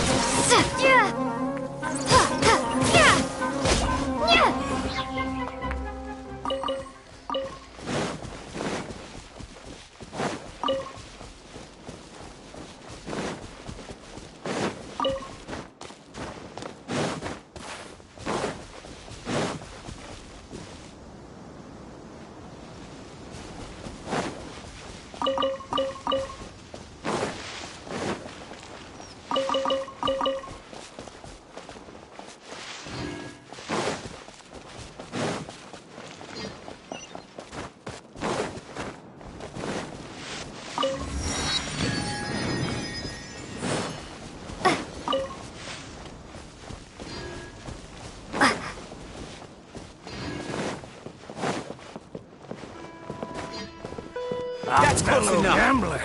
Propagate! Delve into destiny. The jungle.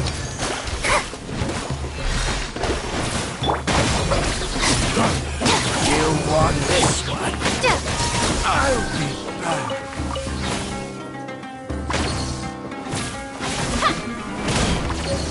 I'll take my leave.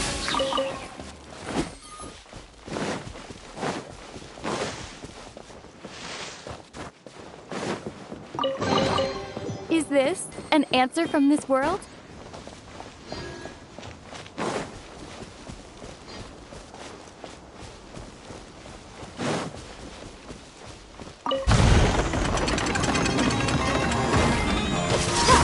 Scatter! Spring forth! I'll settle this. Let it rain. Shadows of fate. Fate is upon me. Propagate!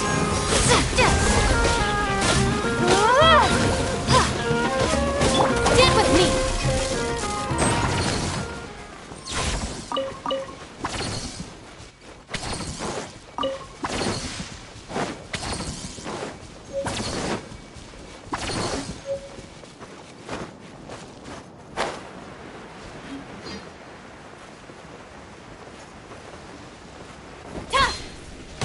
Our bond is strong!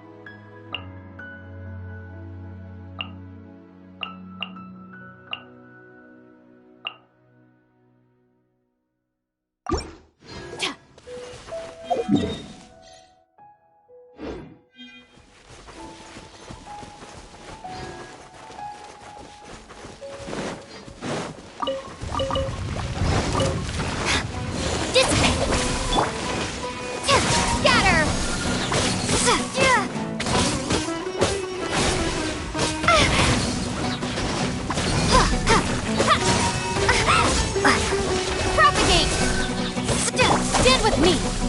Let me scry! Go, go, big! No escape! Scatter! Written in the stars! Our bond is strong! Stop right there!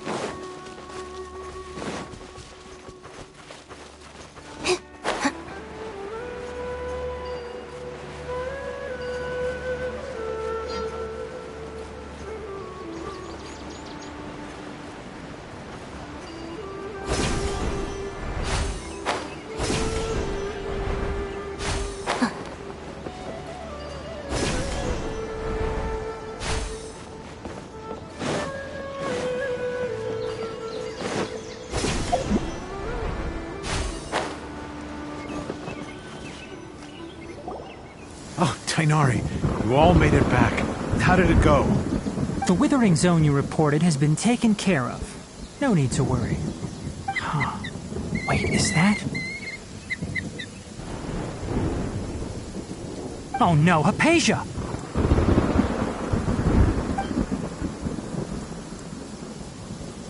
Huh? What's wrong, Tainari? This Duskbird is Hypatia's designated courier for urgent news. You do remember her, don't you? She's the scholar you and Paimon were following when you first arrived in Sumeru. Oh, her? How could we forget? So did something happen? Let me see what's written in the letter first. Oh. So what's it say? And what's with that weird expression on your face? Just let Paimon read it. Huh? All Paimon sees are 3 squiggly lines. Yes, allow me to explain. After we brought you from Hypatia's cave to Gandharvaville, Hypatia resumed her meditation. She must have just finished. It's been nearly 3 days since she's had anything to eat, and it appears she's forgotten to prepare some rations. This letter is her asking us for help.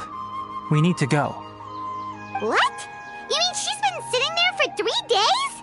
Hey, wait, how did you know all that from just a few lines on the paper? Well, obviously because this has happened before. Last time she drew 5 lines, and by the time we found her...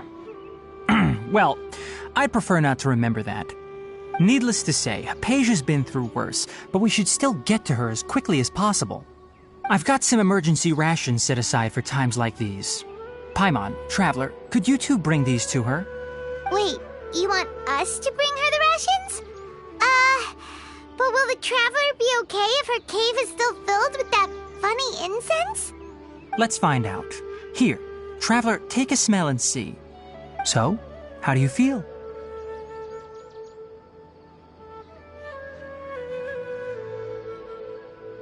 Huh? Really?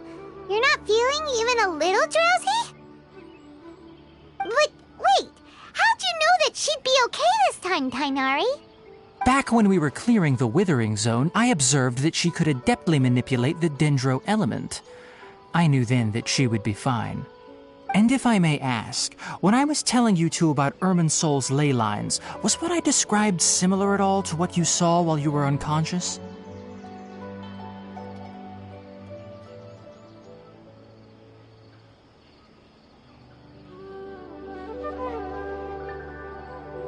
That's correct. Those weren't hallucinations at all. though I don't intend to apologize for deceiving you. Because what you saw is of significant importance, not just for the nation of Sumeru, but the entire world of Teyvat. My forefathers were shown much favor by Greater Lord Rukkhadevata. We took an oath to protect this nation together with her. Now that that duty has fallen to me, it was part of my responsibilities to ascertain whether you could be entrusted with the fate of Sumeru. Now, after seeing you in action with my own eyes, you have earned my confidence, and I no longer feel the need to hide any secrets from you.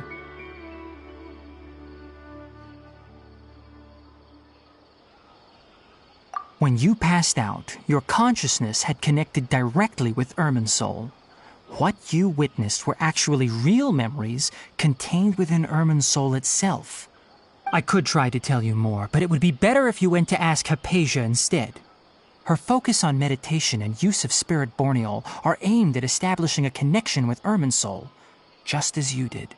That sounds nice and all, but will she really help us? Seriously, she completely ignored us the last time we tried talking to her. That was because when you ran into her, she was in a special phase of her training. During that time, she must avoid communicating with others. Please, wait here for a moment.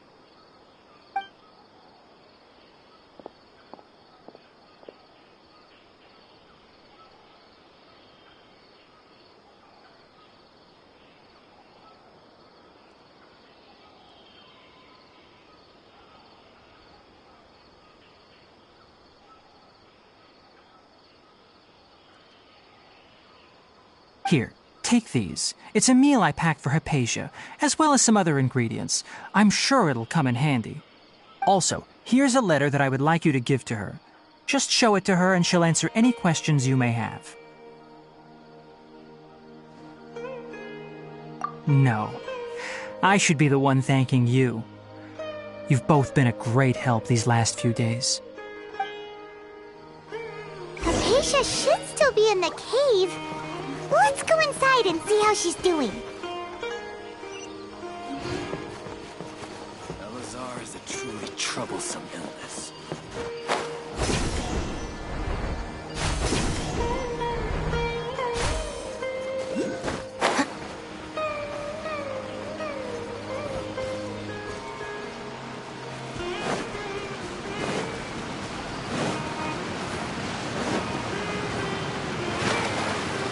Hypatia should still be in the cave.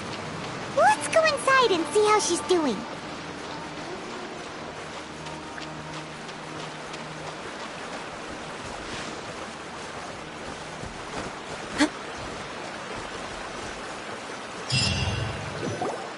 Hello? Hypatia? Hey, there's nobody here. Maybe she went out to look for some food.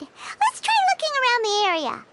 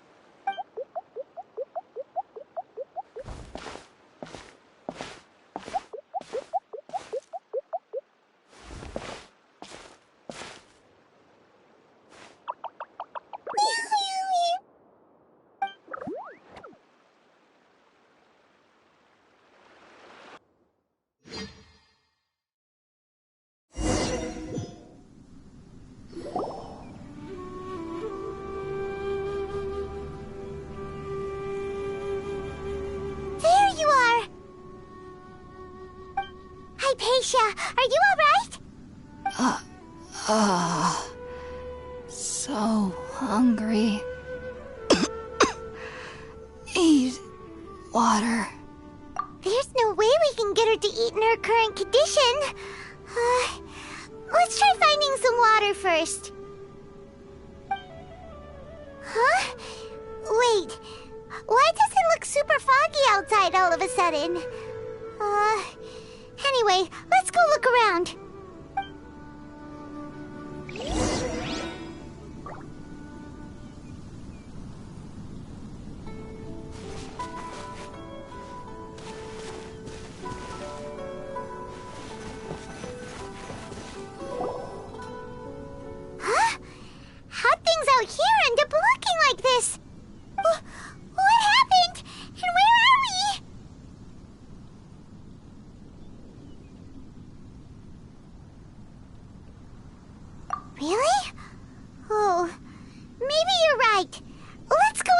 investigate the area.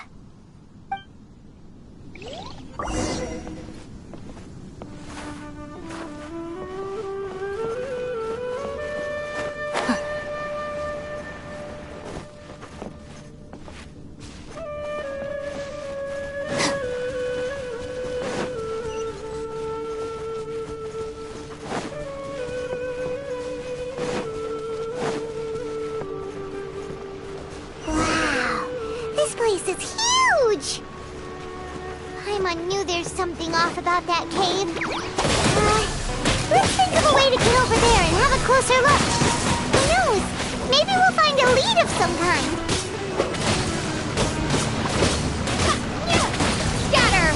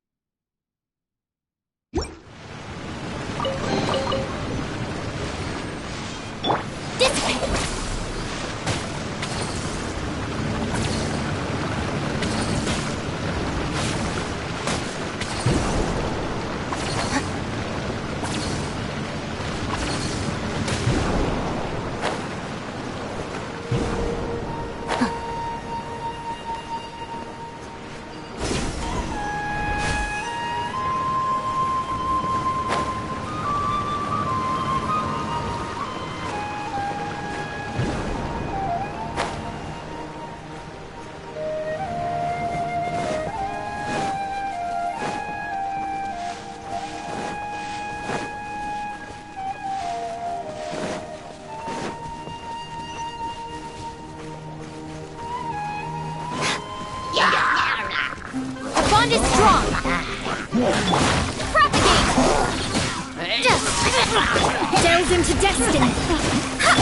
Out of my way! Dissipate! Scatter! Spring forth! Decided by destiny! Let me scry!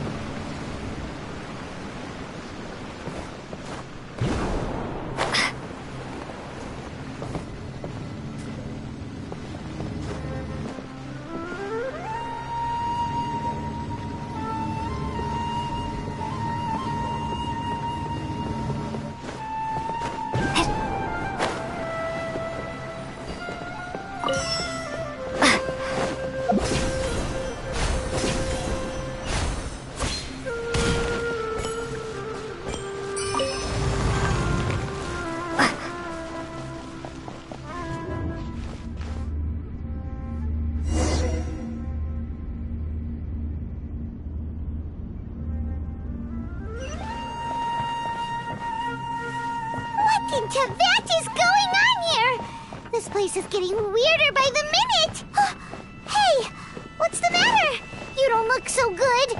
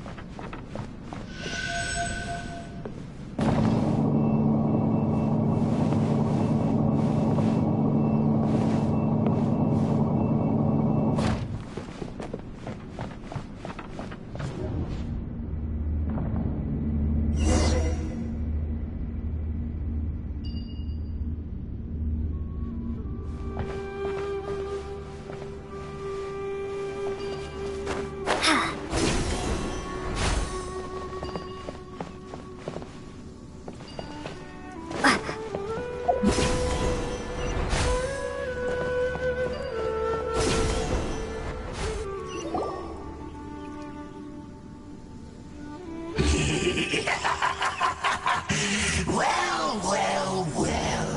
Looks like we meet again, traveler. The Abyss Herald! What are you planning to do in this strange place? Strange place. Plotting. You needn't worry about such things. They don't concern you. Bow before the Abyss! Stand with me! Hey! Let it rain! Shadows of fate, written in the stars! Scatter! Dissipate! I'll settle this!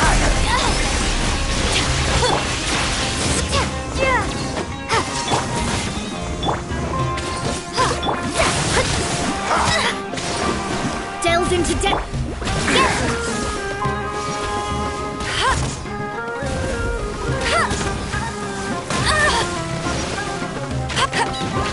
Propagate! Stand with me!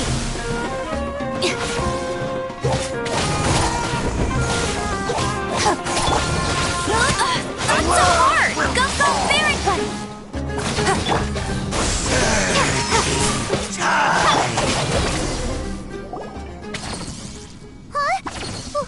Why can't we beat this guy? Oh, Paimon doesn't get it! We faced others like him before! What's wrong this time? Traveler, though you may have managed to avert countless crises before, your good fortune was bound to end sooner or later. It's time you realize how weak and powerless you really are.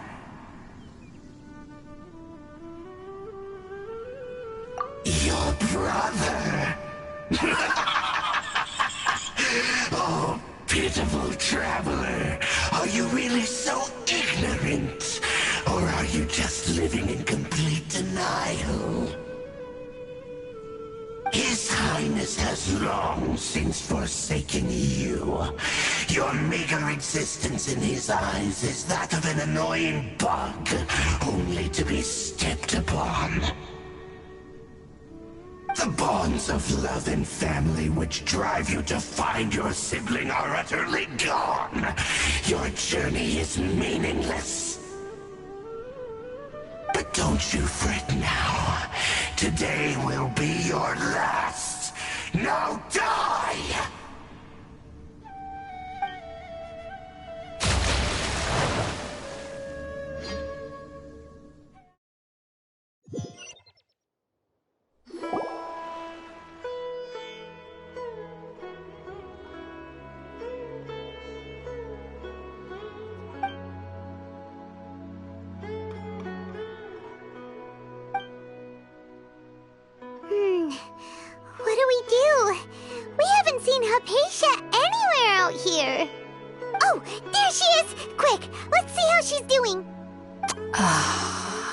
So sweet. Well, the good news is that she's still conscious. Hey, why'd you drop her food on the floor like that?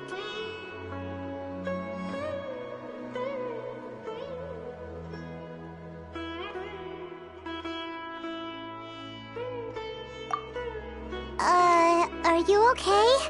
That's really not like you. Anyways, we can talk about this later.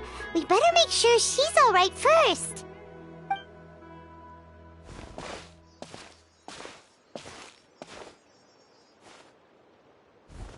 Whoa! Wait a sec. Look at all this fruit lying around her. We can put that to good use.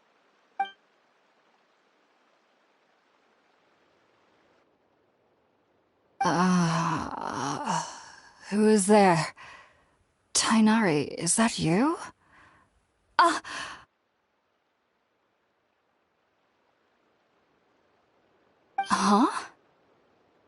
It's okay. You can relax, Hypatia. Tainari sent us here to bring you some food and water. Here, we have a letter that he asked us to give you.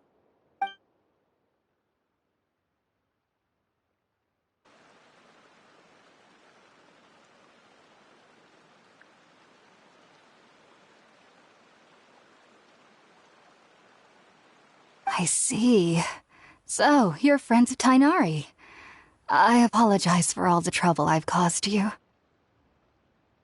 I'm grateful that you came so quickly to save me. You even brought all this fruit. Well, actually, we didn't bring the fruit. It was already here when we arrived. We were kind of wondering about that, actually.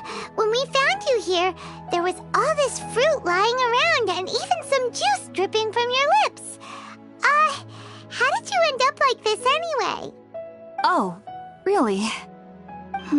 I seem to understand now. All the fruit was likely from my, neighbor. Must have come by and saw me like this. Your neighbor? You mean there's someone else living nearby?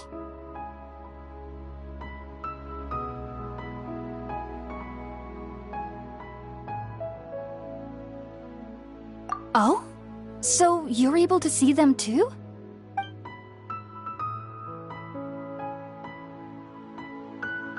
Wait, hold on a second, Traveler. You say that before we arrived, you saw some mysterious creature and suddenly had a strange dream? Isn't that a little too crazy to believe? No, I actually do believe what the Traveler is saying. I myself had a similar experience once before and ended up scaring my timid little neighbor here. You needn't worry. They mean you no harm. They only dragged you into the dream because they hoped to buy themselves a little time in order to scurry away. So, Hypatia, just what kind of creature is your neighbor exactly? I'm not sure what it's called, to be honest. But I do know that they have some sort of deeper connection with the Dendro Archon. I know this because the first time I saw them was also the exact day my consciousness was able to form a connection with Irminsul. Even after I opened my eyes and stopped meditating, my heart was still pounding, and my mind was racing with all the knowledge that I had touched. And at that very moment, I suddenly noticed a small figure at the opening of the cave. In my curiosity, I began to walk over to the creature. They must have already been used to me living in the cave, because they didn't seem to mind me approaching them. They just kept doing whatever they were up to. It wasn't until I crouched down next to them that they suddenly realized that I could see them. Oh! And then? And then I had a dream.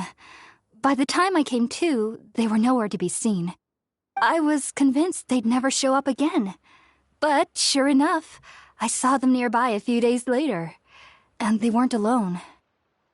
I feel like they aren't as afraid of me as the first time I approached them. But I never would have expected them to save me. Yes, no doubt about that. By the way, Tainari mentioned in his letter that you had questions for me regarding Irminsul.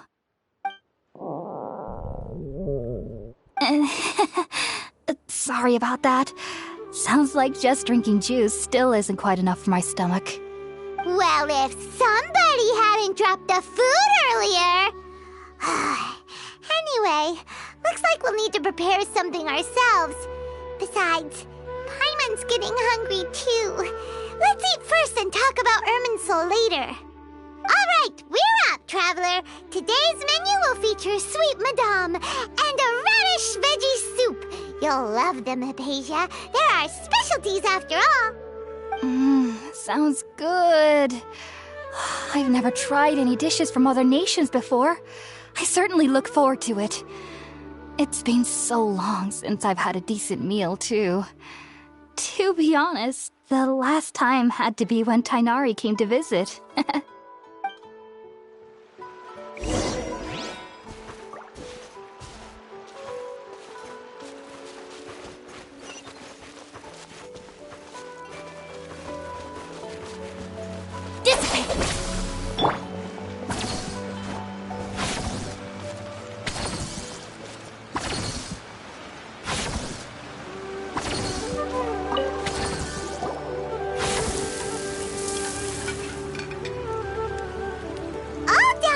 Let's use the empty box that Tighnari gave us since we already washed it.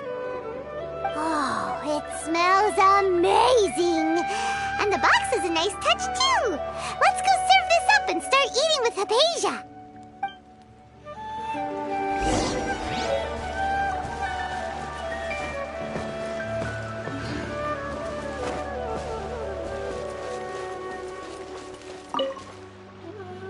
Are you already finished cooking? Smells delectable. I'm truly thankful whenever I can enjoy a proper meal like this. Cooking really isn't my forte.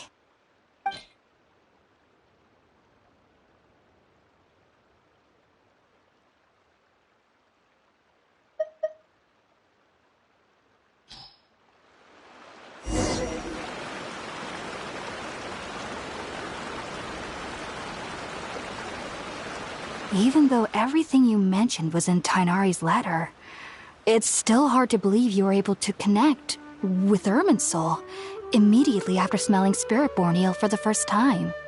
It took me nearly 3 years before I could do so. And everyone at the Academia even lauded me as a genius.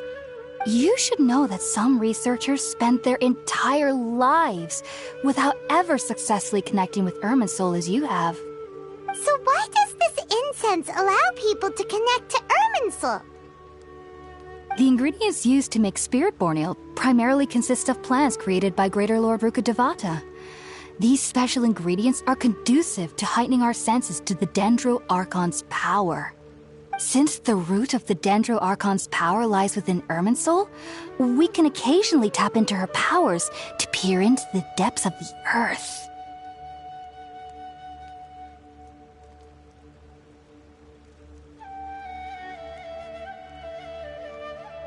Naturally, anyone who can establish a connection with Irminsul in their first ever attempt must be a person of great understanding.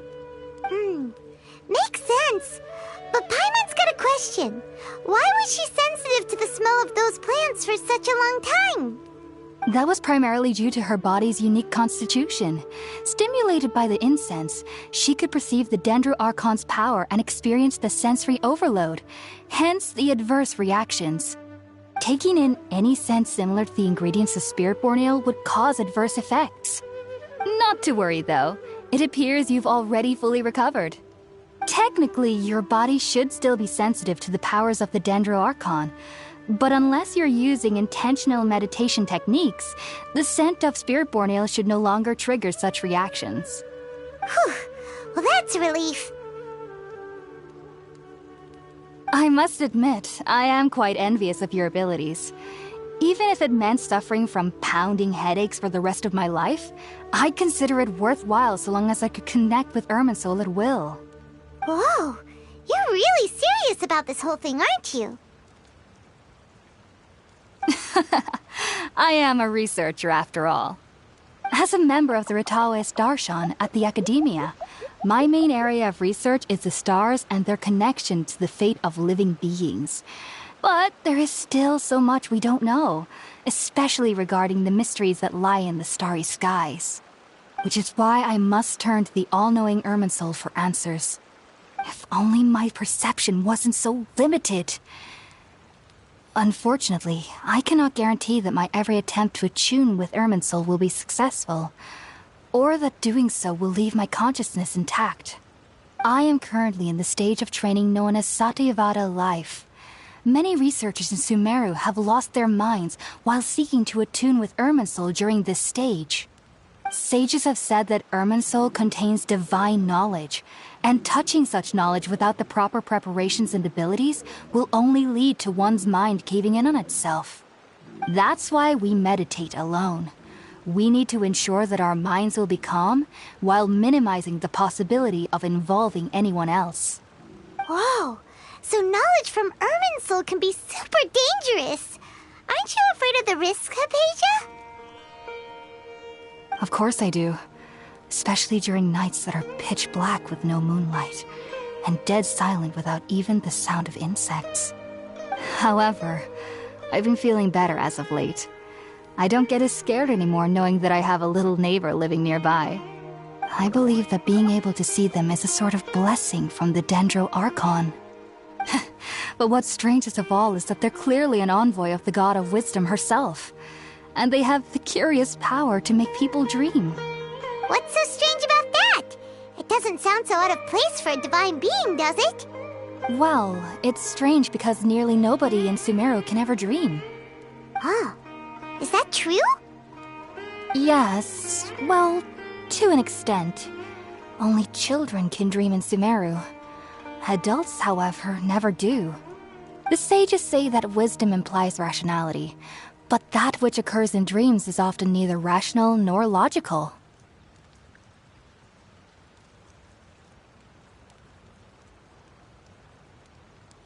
Yes, if one struggles with anxieties, those emotions could influence their dreams. The fact that the people of Sumeru do not have dreams is seen as a blessing by the sages. They believe that Greater Lord Rukkhadevata, the God of Wisdom, is keeping us away from the foolish delusions you encounter in your sleep.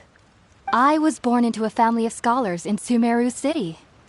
Ever since I was a child, my parents would always tell me that I'll know I've grown up once I stop dreaming. I studied hard, enrolled as a student in the academia, and went on to become a researcher. Sure enough, I never dreamed again. But then, on the day I scared the little Aranara, I suddenly saw a dream again. It was incredible. Though I don't exactly remember what I saw, I clearly recall the feeling. I suddenly felt like I was a child again. Back then, I was foolish and ignorant as any youth would be, but I was free of fear. Maybe dreaming isn't as bad as we've made it out to be. Just be sure not to speak of this if you travel to Sumeru City. They'll look at you as if you've lost your mind. So, do you have any thoughts about the things she saw when she connected with Irminsul? Sorry. I'm afraid I don't have any answers as of now. All I can say is that what you saw is a memory contained within Irminsul itself. World forget me. What could that possibly mean? If only I could ascend past Satyavada life and begin Paripurna life, I might have some more answers for you. If you two are ever in the area again, please be sure to come and see me.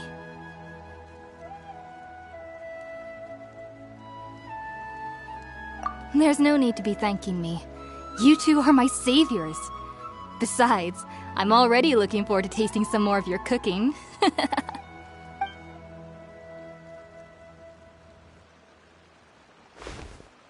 that we know Hypatia is alright and had the chance to ask her some questions, Paimon thinks it's about time to head back to Gandharvaville.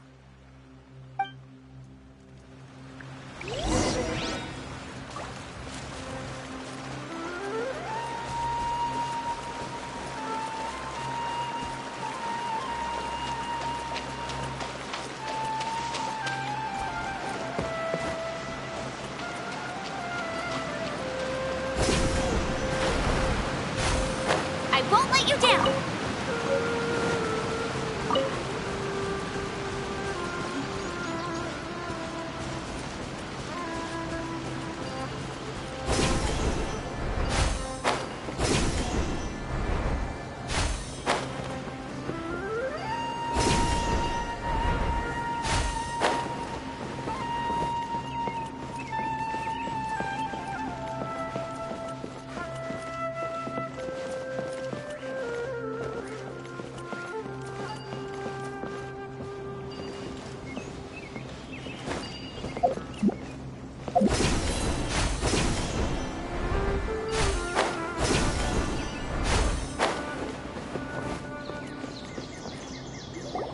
Think about it, Tainari. Refusing to join is tantamount to burying your head in the sand.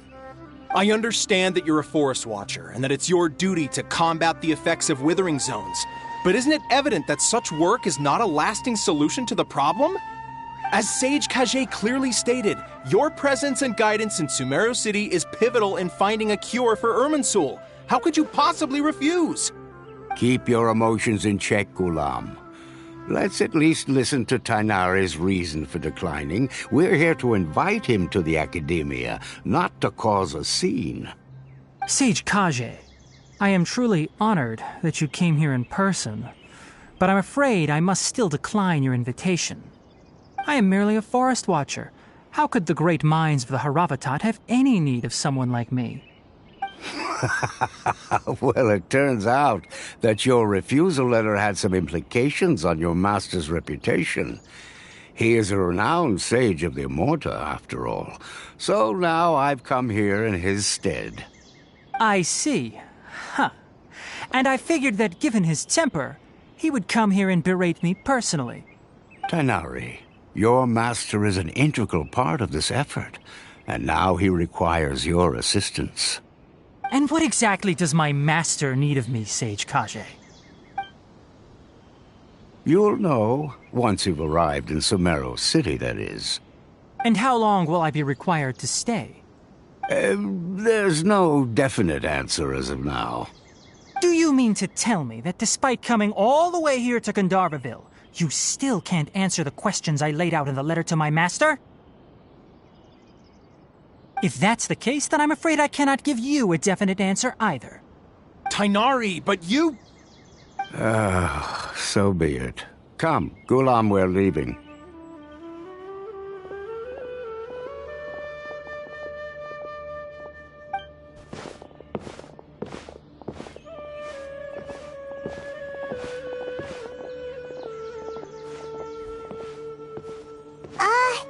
Tainari, what was that all about? It's nothing. Some people from the Academia wanted me to go to Sumeru City to assist them with a project, but I had to refuse on account of all my responsibilities here. But all that can wait. How did things go with Hypatia? It was quite the eventful trip, but the main thing is that she's safe and sound. She answered a bunch of questions for us, too. Very good. Now that the traveler has made a full recovery, there shouldn't be any reason for you to tarry here longer. I assume you will be heading to Sumeru City, correct? That's right! We want to meet Lesser Lord Kusanali and ask her for advice. Do you have any idea on how we can find her? Sorry. I'm afraid I don't have any advice for you there. Well, do you at least know anyone we can try asking in Sumeru City? Let me think.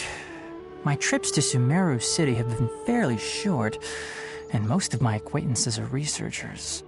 How about this? I'll write you a letter of introduction that you can give to a researcher I know. He's from the Immorta Darshan and is adept at gathering information. Asking him might prove worthwhile.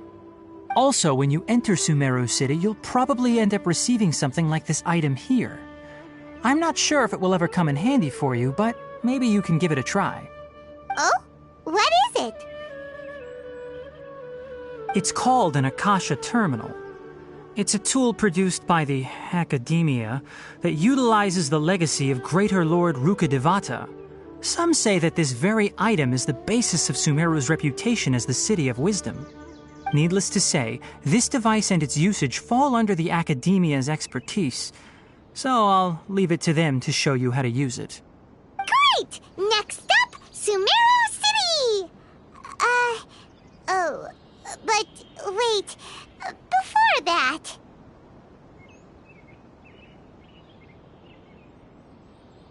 That's right! Tainari, we have something important to say to Kale before we leave. Is she doing better now? Yes, she's doing much better. After being confined to her bed all this time, I thought a little walk would do her some good. Last I saw her, she was taking the path towards the North Crossing. She knew you two would be leaving soon, so she must have wanted to see you off. Thanks, Tainari. All right, let's go! Farewell, and good luck to you both. The rainforest.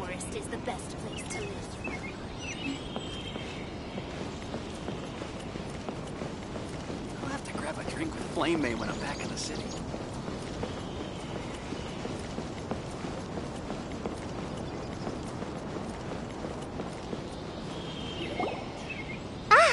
I've been waiting for you two.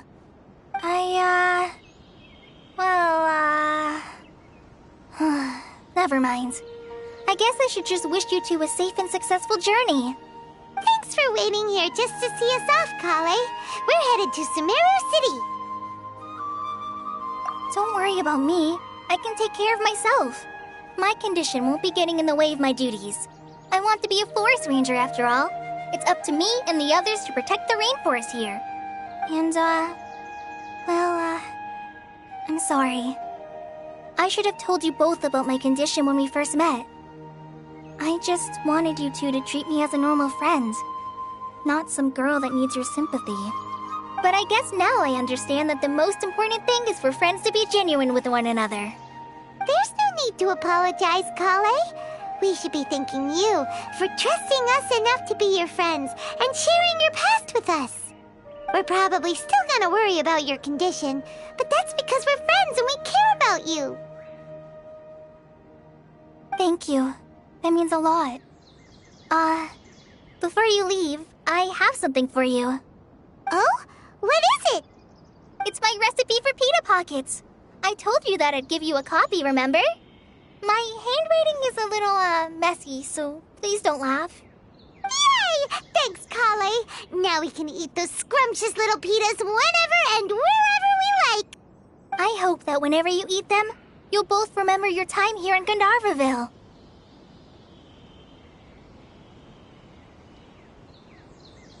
Well then, I, trainee Forest Ranger Kale, bid you both farewell.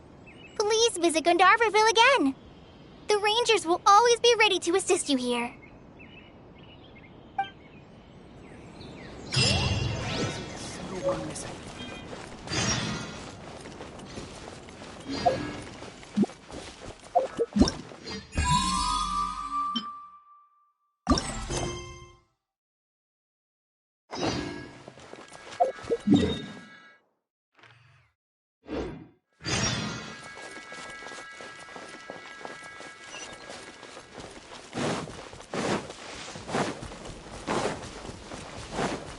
I'll race you there!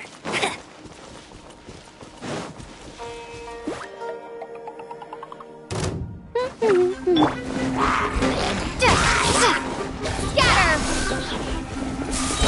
Our bond is strong!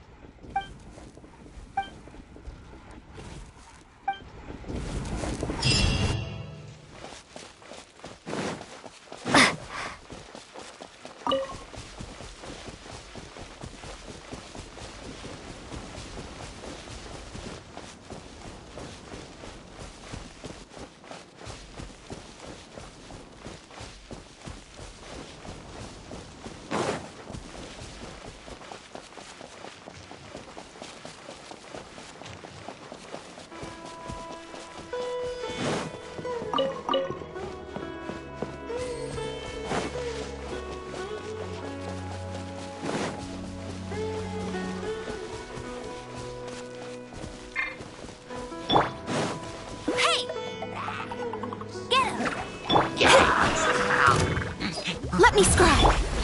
Propagate! No and now!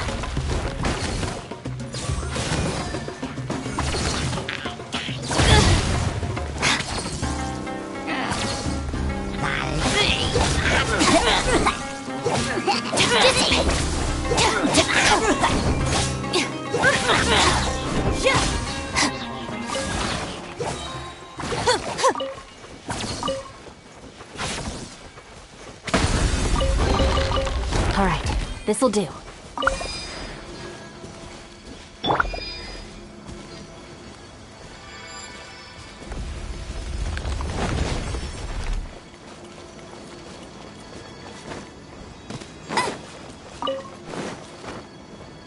Bet you can't keep up with me! Scatter!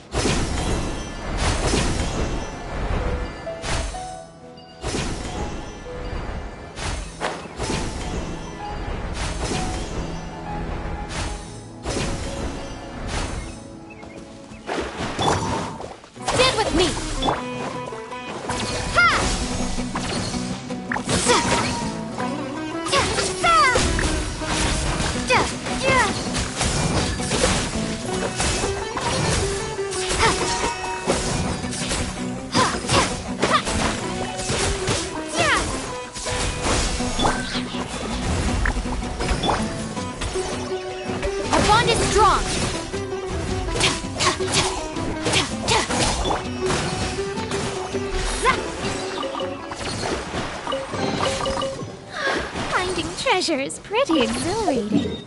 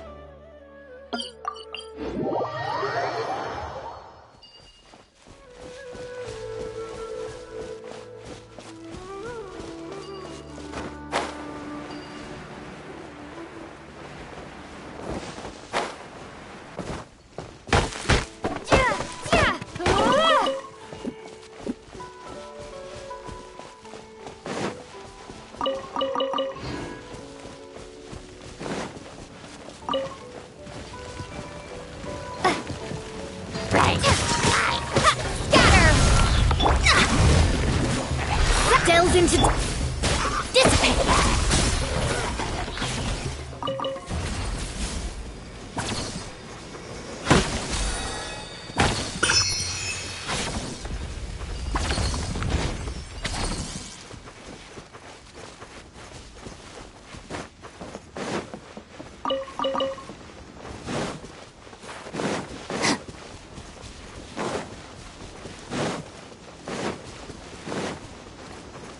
Sucker for a punch, huh? Happy to oblige.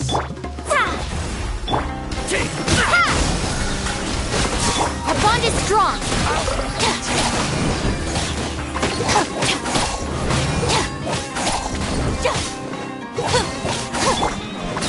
Propagate. Stand with me.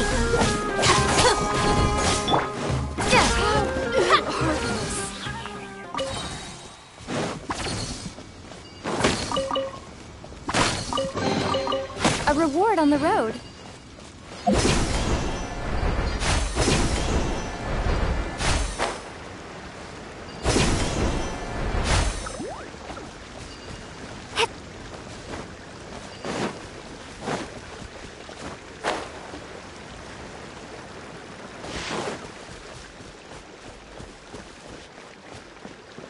That's Happy close to enough. oblige.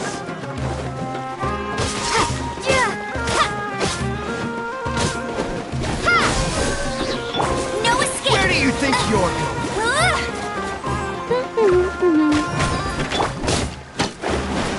Let me scribe.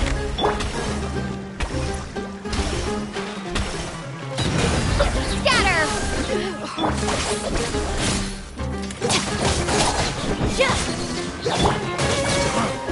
You want this one? I'll be back.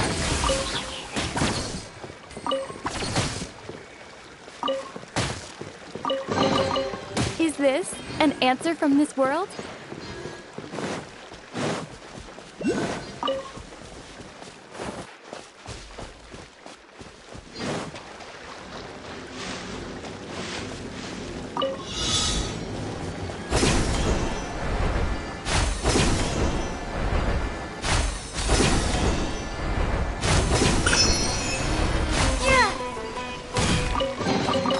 I'll keep this close.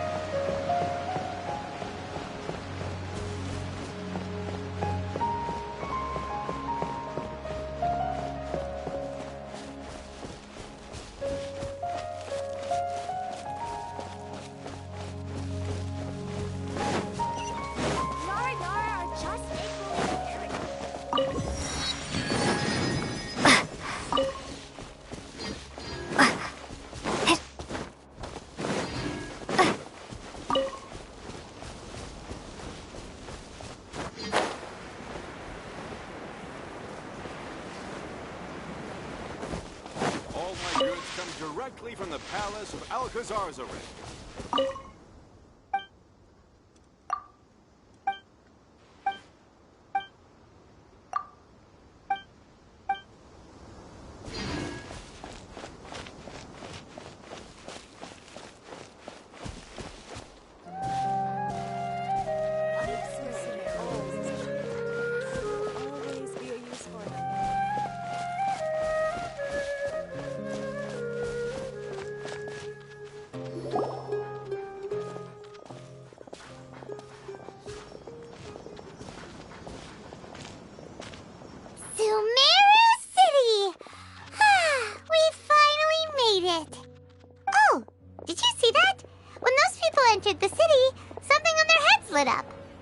One moment, please, you two. It appears this is your first time visiting Sumeru City. Oh, yeah, that's right. But how did you know that? Because there's currently no information on either of you in the Akasha. But no need to worry, that won't prevent you from entering the city. In fact, the Academia conveniently provides each traveler to Sumeru City with a device. Perhaps you two have heard of the Akasha before. It's our beloved Greater Lord Rukkhadevata's lasting legacy, a treasure trove of collected knowledge. After centuries of tireless research on the Akasha, the Academia created one of its most ingenious inventions, the Akasha Terminal. As long as you are within Sumeru's borders, you may use an Akasha terminal to connect directly to the Akasha and access any knowledge you need.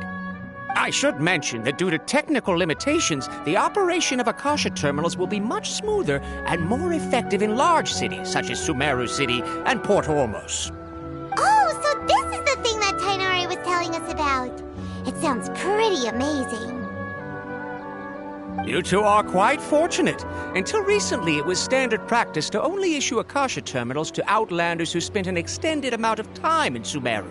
However, this policy was recently changed, and now all travelers are issued one upon arrival. Here are your Akasha terminals. Please handle them with care. It kinda looks like a leaf.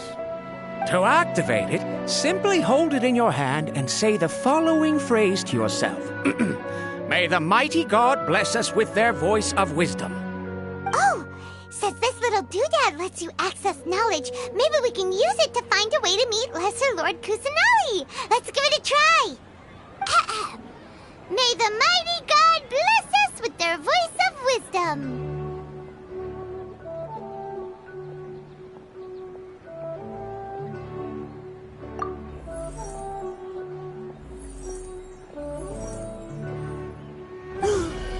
Whoa! Just now, something clicked, and Paimon suddenly knew how to use this thing. It seems all we need to do is concentrate on what we want to know, and bam! You get it. Oh, that'll come in real handy. Exactly. That is the power of the Akasha. And with that, let me officially welcome you both to Sumeru City. May the wisdom of the Dendro Archon always be your guide. Okay, now that we're in, we can check the Akasha about Lesser Lord Kusanali. Let Paimon try. 500 years ago, the sages found a newly born deity from within some scorched ruins. The deity now resides in the sanctuary of Suristana. Seems pretty similar to what Kali was telling us. Okay, next, let's concentrate on asking how to meet her.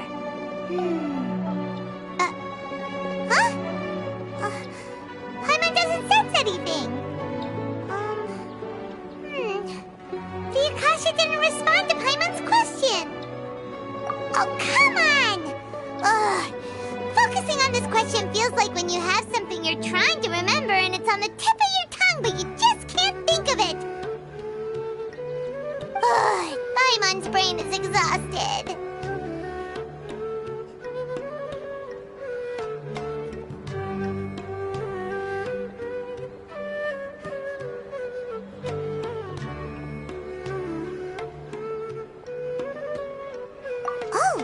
Smart idea! But what are you going to ask it?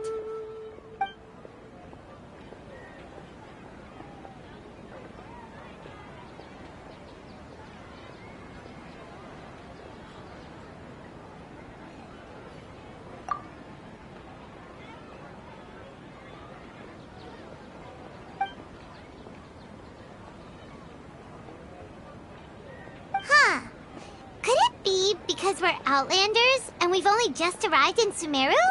You know, maybe we're not qualified to receive an answer to this sort of question or something.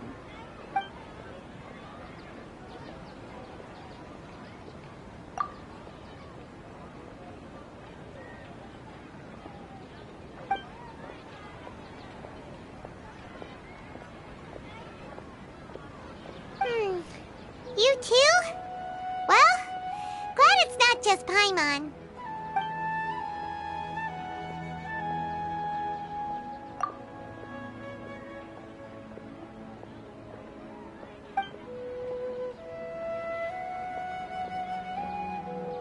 Uh-oh. Paimon's getting all teary-eyed all of a sudden. It feels like the people of Sumeru really missed their Archon. Well, seems no matter which way we try, we can't find anything that'll lead us to Lesser Lord Kusanali. He's from Sumeru and even has a position in the Academia. Maybe he'll be able to access more info from the Akasha. Let's see. Tainari wrote an address on the letter's envelope. Oh, it's not far from the city's gate. Let's head over and have a look. Hopefully he's at home. I think I'm gonna overshoot this month's budget. Sell a little more product.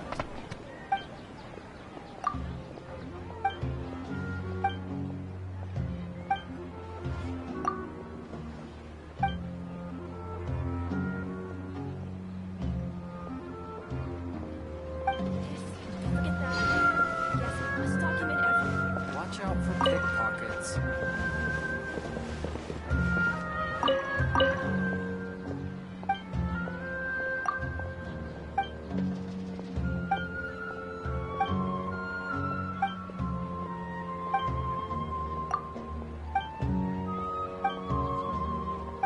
I think I'm gonna overshoot this month's budget. To make it as a small business, you have to accept a little less profit and sell a little more.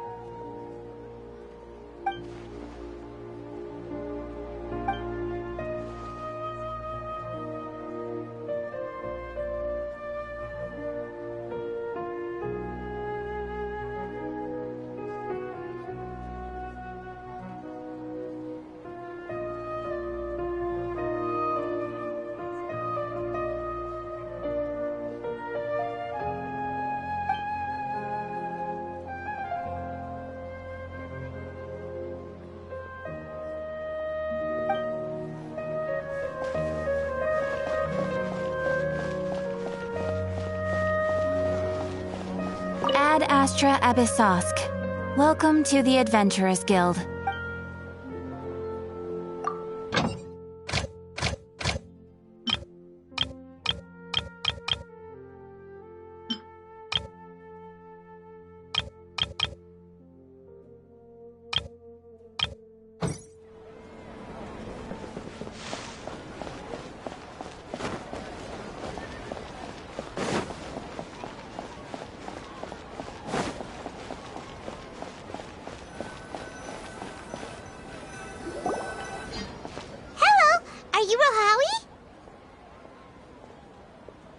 Yes, that's me. Can I help you? Great! You see, Tainari sent us here and... What? Tainari? please, there's no need to say anything, really. Sure, I admit that the article I published last month wasn't my best work, and maybe the data didn't produce the most convincing results, but... Here! This is a letter from Tainari!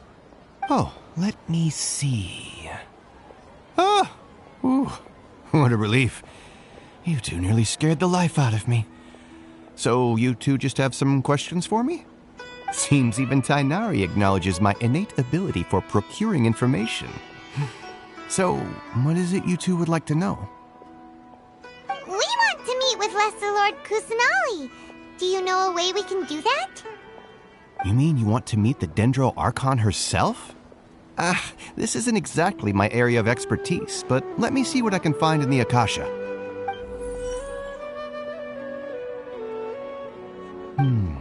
Sorry, the Akasha didn't respond to my query. What? You too? But what about your abilities for getting information and all that? Paimon was sure you'd be able to access more info than we did. Well, as I said, this isn't my area of expertise. I am but a lowly researcher, so the Akasha doesn't see a need for me to know more about the Dendro Archon. All I know is that ever since Lesser Lord Kusanali returned to Sumeru, she's never left the Sanctuary of Sorasthana or made a public appearance. Huh. Didn't expect her to be such a mysterious figure. The Dendro Archon is somewhat of a recluse. Perhaps she just doesn't want to entertain visitors, which would explain the lack of information in the Akasha. But then what can we do? No need to worry just yet. I'm only hypothesizing here. You could certainly try asking around and see if anyone else has ideas. And besides, you two should consider the bright side of things. Not being able to see Lesser Lord Kusanali may not be a bad thing. In this world, there will always be information you cannot obtain from the Akasha and things you can never accomplish. Knowing when to yield is a form of wisdom. Take me, for example. It's a miracle if my brain cells can spit out one paper every 3 years. But Tainari? That guy can publish 3 papers in just a single year. Okay. Thanks for your advice. Don't mention it. If you two ever want information about things like who's been promoted within the academia or relations between the 6 great sages, come find me.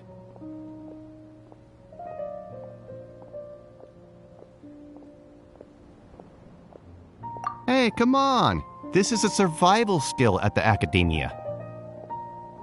Oh, Paimon's expectations were pretty low, but this is so low it's like digging holes in the dirt.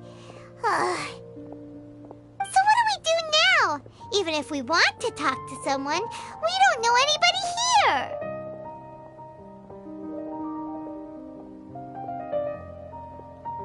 Huh? Like who? Oh, you're right!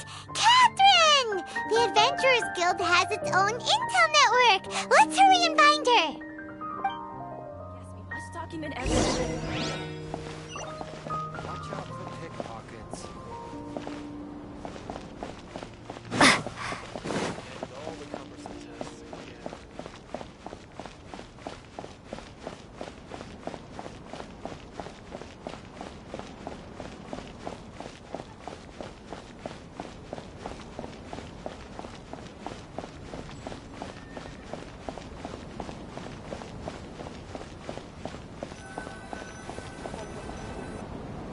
Ad Astra Abyssosk. Hello, Traveler and Paimon. Catherine, we need your help with something. Understood. The Adventurers Guild is always ready to serve you. With what do you require assistance? We want to meet with Lesser Lord Kusanali. Do you know a way we can do that? You two wish to meet with Sumeru's Archon. Understood. Please wait.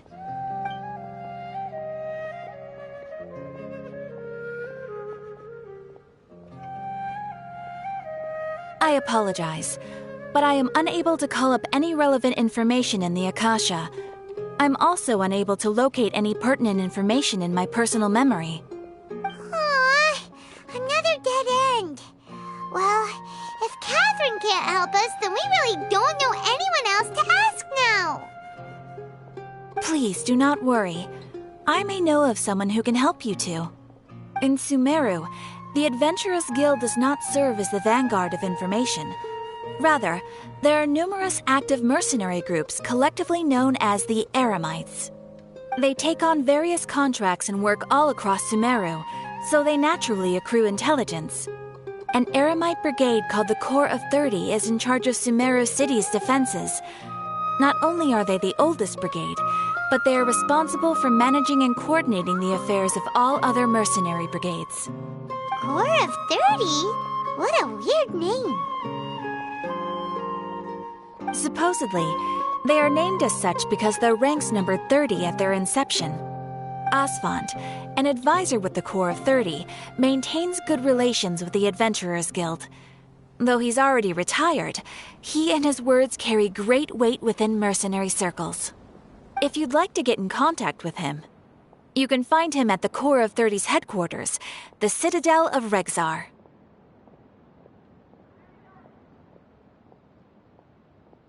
You're welcome. I wish you two the best of luck. We look forward to your exploits in Sumeru. All right, off to the Citadel of Rexar we go!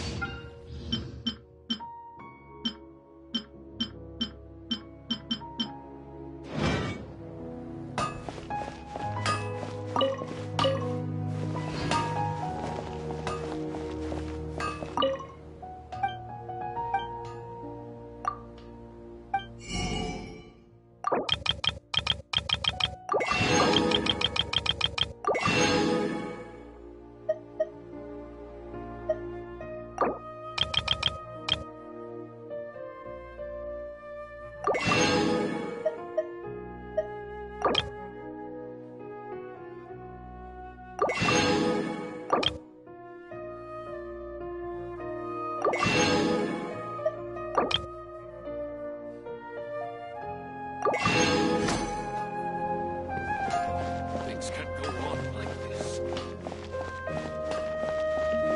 The sight of shiny jewels always brightens my day.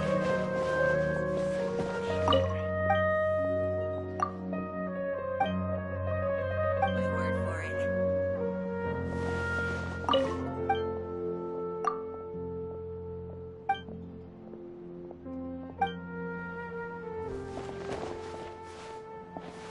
This new shipment of items, they're all so ridiculously...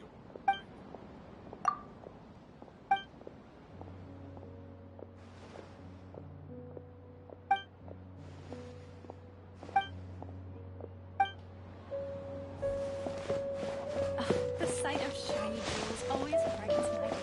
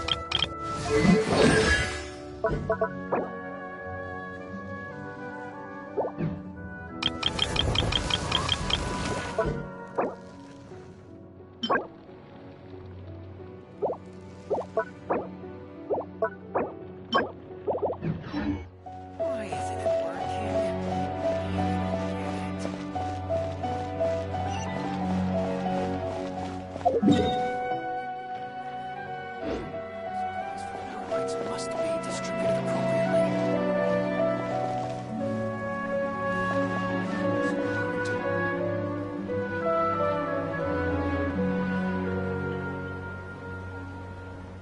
Welcome. The Adventurers Guild told me to expect you to. It's nice to meet you, Osfond. We'd like to ask you about something.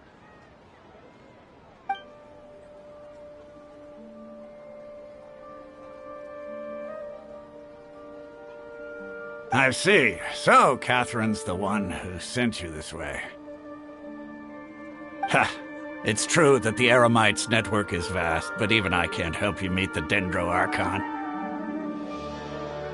Wait, seriously? That's it? Afraid so. The Eremites aren't terribly religious, so we don't know much about divinities. As far as the Akasha goes, we can access even less than you. We originally came from the desert. The gods there died off long ago. Since those days, we've used our own two hands to carve out a living. We don't beg gods for their aid. It isn't just us, though. If you ask me, I think most in Sumeru aren't interested in Lesser Lord Kusanali. Oh? Why's that? Just take the Academia, for example. They're the ones who truly rule Sumeru. Although they believe in gods, most of them only care for the late Greater Lord Rugadavada. In their eyes, she was the one who founded Sumeru and gifted us with the Akasha. Lesser Lord Kusanali just happened to inherit her legacy. Because of the Academia's influence, most citizens are more familiar with Greater Lord Rugadavada and hold her in greater esteem. Not to mention that Lesser Lord Kusanali never makes an appearance, and the Academia never announces anything about her. As far as the people of Sumeru are concerned, she's just a god that exists. And that's all. Really? Aw. After hearing all of that, Paimon sort of feels bad for Lesser Lord Kusanali. Ha! But who knows? We're all just guessing when it comes down to it. Besides, I'm sure the God of Wisdom doesn't worry about her reputation among people like us. All right. Well, thanks for the info, Osfond. No problem. Always happy to help out the Adventurers Guild.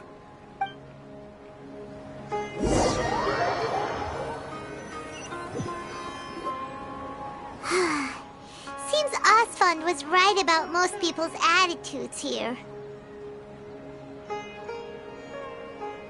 Not only are they not interested in the Dendro Archon, they even say stuff like, if the Akasha doesn't think I should know, then I don't need to know about it. We've been asking for information non-stop ever since we got to Sumeru. But the harder we try, the more helpless everything seems. Isn't there at least one person in this entire city who cares about Lesser Lord Kusanali? Oh, you two are interested in Lesser Lord Kusanali? Huh? Who are you? From the sound of it, you two are Outlanders who recently arrived here. You've been asking around for information on Lesser Lord Kusanali, right? Oh, I'm sorry. I forgot to introduce myself. I'm Dunyarzad, one of Lesser Lord Kusanali's faithful followers. Whoa, really? Then do you know how we can meet with her? I'm afraid I can't help you with that.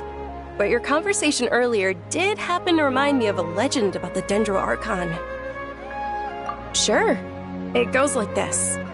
Long, long ago, there was a man who heard a prophecy. It predicted that a great calamity was about to befall him. Panicked by what he heard, The man sought out the Dendro Archon in hopes that she would bless him with the wisdom to help him escape his predicament. The man journeyed across deserts and through rainforests and experienced tribulations of every kind. However, he still couldn't find any trace of the Dendro Archon. In despair, he thought, alas, the Archon has abandoned me. He then had no choice but to sorrowfully resign to his fate. Okay, and then what happened? And then, the calamity came. But to his own surprise, the man felt somehow emboldened by the trials of his journey. By relying on his own strength, he managed to overcome the adversity. At that moment, a bird perched upon his shoulder. This bird was, in fact, an avatar of the Dendro Archon. She said, "O Archon Seeker, do you now understand? She and her wisdom have long been found by you. Along your journey, we were in every flower and blade of grass, every ray of sparkling sun, and every breath of dancing wind. So long as you continue to think and ponder, we'll be wherever you go." Yeah, thanks for the story! Paimon feels all warm and fuzzy inside after that. In a way. It seems like this story is also one of the Dendro Archon's avatars. Dunyarzad, since you worship Lesser Lord Kusanali, can you tell us anything else about her? Of course. So did you two know that, I'm terribly sorry, but it seems something's come up now. Let's chat another day.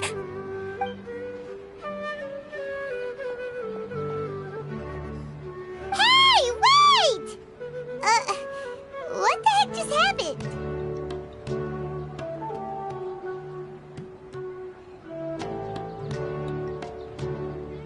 It looks like they're searching for someone. Dunyarzad was acting super nervous just now. You think they're looking for her? This stinks! We finally managed to find a lead about Lesser Lord Kusanali! We can't let them get in the way now! Let's see if we can get rid of them. Then we can catch up with Dunyarzad! Hey, have you two seen a brown-haired girl wearing a purple top and a long blue dress? We're looking for her. Did she have bandages wrapped around her wrists? Yes, that's her. Did you see which direction she went? Yeah, she went that way. Quick, after her!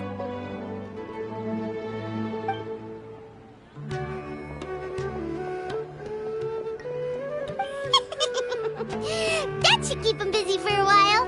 Let's hurry and find Dunyarzad!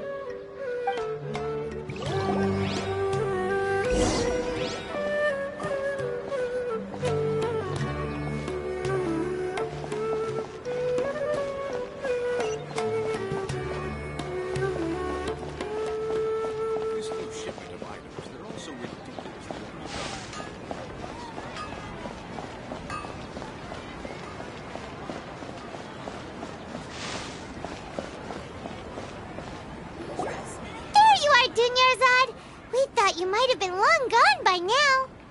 Oh, it's you two. Oh, you startled me there. You can relax now. We threw those people looking for you off the trail. Really? Thank you so much. Unfortunately, I believe there's still more of them out there looking for me. Uh-oh, looks like there are some coming this way. Huh? More of them? Then what are we standing here for? Run! No, wait, my body isn't in the best shape. It's difficult for me to run. Okay, sounds good. There's a tavern on the other side of the port we can go to. They probably wouldn't expect me to hide in a place like that. All right, let's move out. Stay behind us. We'll keep an eye out for anyone looking for you. Just take my word for it.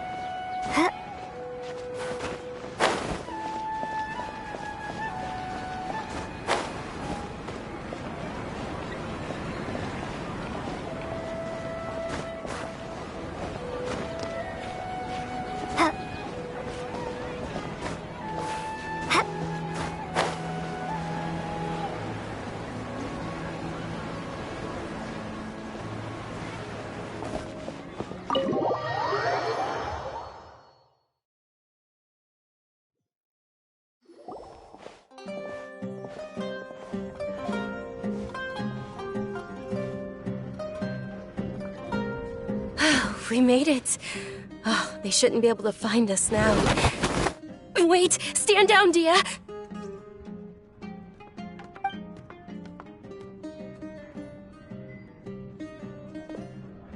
My lady, who are these two? They're travelers that I met on the street just a moment ago. They happened to notice that you were all searching for me, so they helped me hide. I see. In that case, you two should scram. There's nothing here for you. Wait a sec! Who the heck are you? And why are you shooing us away? I'm Miss Dunyarzad's bodyguard, here to see that she returns home safe and sound. My lady, let's get going. You've been gone for so long that your parents are worrying themselves sick. And if I refuse to go with you? It'd be easier for the both of us if you cooperated. But if you insist on not going, then I'll have to carry you like a sack of potatoes. Hey! Dunyarzad already said she doesn't want to go back. Why are you still pushing her? Stay out of this. You don't understand the situation. Sorry, my lady. Even though I'm your bodyguard, your parents are my employers. I have to answer to them. How much? Wait, what? How much more do I have to pay you to become your employer? So you never listen to my parents ever again. Double? A triple? Give me some time and I'll get that much. My lady, this isn't about Mora. I don't know what you think of us Eremites, but let me say this. I like Mora, but I'll never go against my principles. That's why I'm here looking for you. Sure, it's an order from my employer, but my conscience was also telling me it's the right thing to do. And knowing your health, carelessly running around like this is gonna hurt ya. For the sake of those who love you, don't be stubborn. No, you're wrong. I'm aware of my limits, and I know what I'm doing.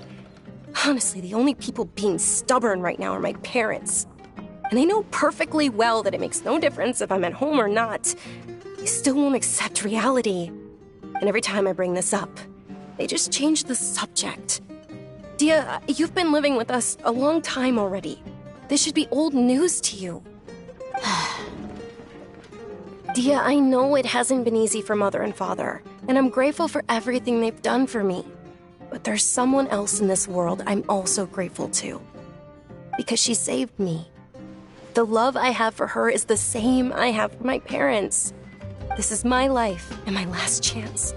So I want to do something meaningful.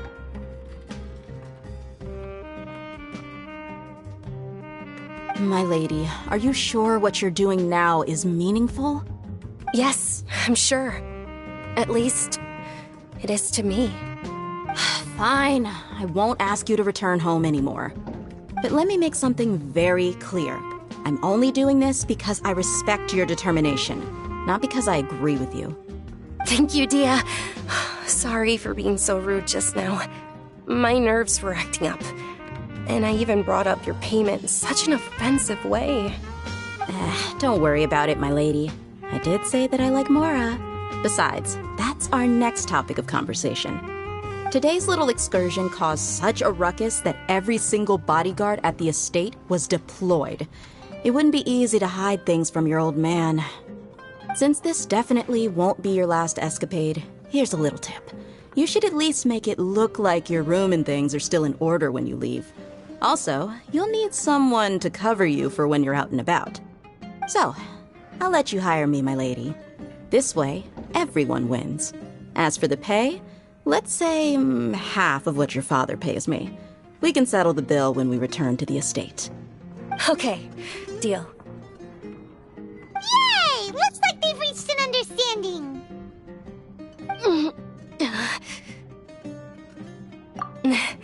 I'm fine, really. I just feel a little tired now that things have calmed down. My lady, stop trying to look tough. We're already in a tavern, so let's rest up and grab some grub. I'm sorry for worrying you two.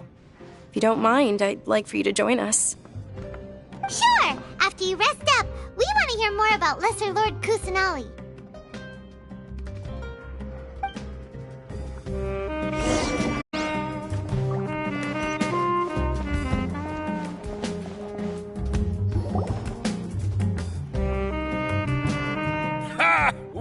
if it isn't Dia.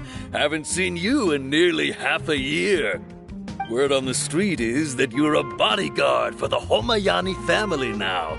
Ha! Don't you find that kind of work boring? Nah, you get used to it. How about a menu over here? You got it. Huh? Isn't this little Miss Homayani herself? We don't get to serve personages like you very often.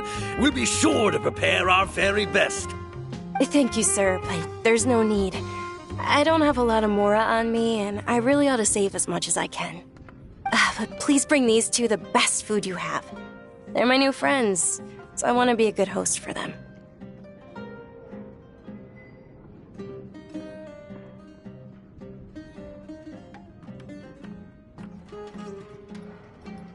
Wait, we're paying for ourselves now? Aw, Paimon kinda wanted to try something fancy, but we aren't exactly loaded. Guess Paimon will settle for something ordinary. How about our coconut charcoal cakes? They're our signature snack, and they run cheap. Look, other customers over there are eating some now. They look kind of burnt and dry. Paimon will pass.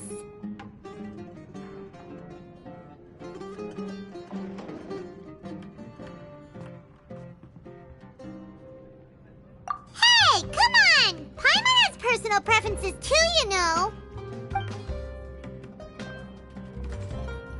Dunyarzad, we asked a lot of people when we first arrived, and almost nobody was interested in Lesser Lord Kusanali.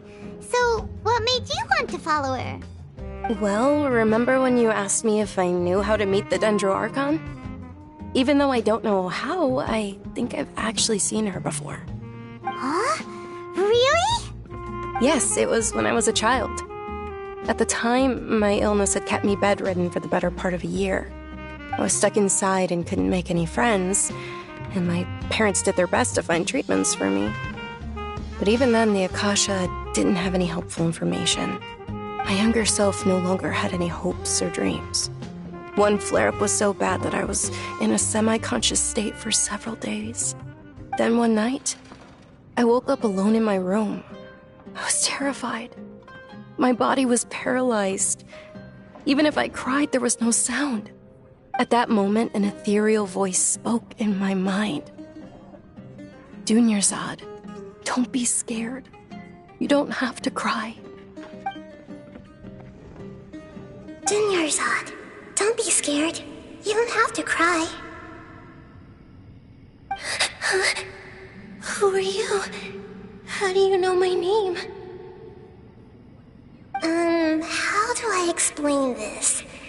You might not be able to understand, but actually, I know everything about you. Really? Of course. I know that you're scared of thunder, that you hate taking medicine every morning, and that you love counting the petals on your mom's skirt. Wow, you really do know everything. Dunyarzad, is there anything you want? Want? Not really. I can't go anywhere or do anything. Huh? But aren't you a child? All children have wishes. Tell me what you want, and maybe I can make it happen. But can you make my illness go away? Oh. I'm sorry. But I'm not powerful enough to do that right now. Then, can you be my friend? After that, the voice said, "Okay, I'll be your friend." Although my body was suffering during those days, that voice encouraged me and told me many wondrous things. Beyond my window was the flourishing Sumeru city. Beyond the city was a lush rainforest. And beyond that was the wall of Samiel, deserts, and all of Tevat. Once I finally made it through that bout of illness, I couldn't hear that voice anymore. I told my mother about it, but she said that I must have been dreaming. But I know that that voice wasn't a figment of my imagination. Before that, I had never heard of Teyvat.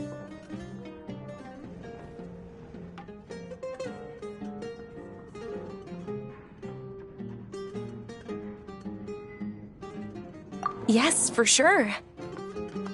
If it weren't for that voice, I would have never grown curious about the outside world, nor would I have learned how to read and enjoy so many books. That voice sparked a desire for wisdom. It had to have been the Dendro Archon. I've been hoping for a chance to repay her kindness. In fact, I was running around today to help prepare the Sub-Zerus festival for her. What's the Sub-Zerus festival? It's Lesser Lord Kusanali's birthday, which was the day that she was found by the sages. It's actually an old holiday that originally celebrated Greater Lord Rukkhadevata's birthday. When she passed away, the holiday eventually became a celebration of the Lesser Lord's birthday. I heard everyone was overjoyed when they welcomed her back to Sumeru. In those days, the festival was a huge deal. But because of the Academia's influence, people have gradually lost interest in the festival. The Academia actively participates in Sumeru's many holidays dedicated to Greater Lord Rukkhadevata. But when it comes to the Sub-Zerus festival, forget any funding. They practically act like it doesn't exist. Maybe they see Lesser Lord Kusanali's birth as confirmation of Greater Lord Rukkhadevata's death, so they're reluctant to celebrate it. Aww, but that's awful. It is. It's absolutely terrible. Sure, the Greater Lord founded Sumeru, but hasn't Lesser Lord Kusanali been the one quietly protecting us for the past few hundred years? Just remember that we're still out in public. Don't get too carried away now. I know that people over by the Grand Bazaar still hold the Sub-Zerus festival to this day. But I hadn't met any of them before, so I was never able to contribute. But recently, I made a friend there who also follows Lesser Lord Kusanali. I gave her my savings because I want her to throw a wonderful festival this year. That's the least I could do for Lesser Lord Kusanali. Hold on, my lady. Does this friend happen to be Nilu, the one who sends flowers to the estate? Yes, that's her. I saw her leaving the other day with a nervous look on her face. It seemed like she was hiding something in her arms. Did you give her something? Yes. Initially, I didn't have much Mora prepared, so I had Nilu sell one of my skirts. I've agreed with Nilu to meet up at the Grand Bazaar today and see how things are coming along. Dia, would you accompany me? Sure. That's quite the trip, though. I'll carry you. No, that would be too much, even for you. You might as well just accept the lift. If I let you walk, who knows how long it'll take us. And if anything happens to you, then I'd really never hear the end of it from your father.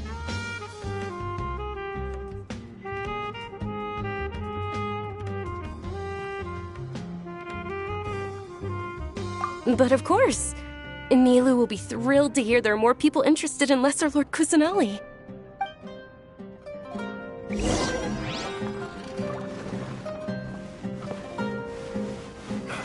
Your theory is just putting the cart before the horse. Don't you remember your adventure plans, my lady?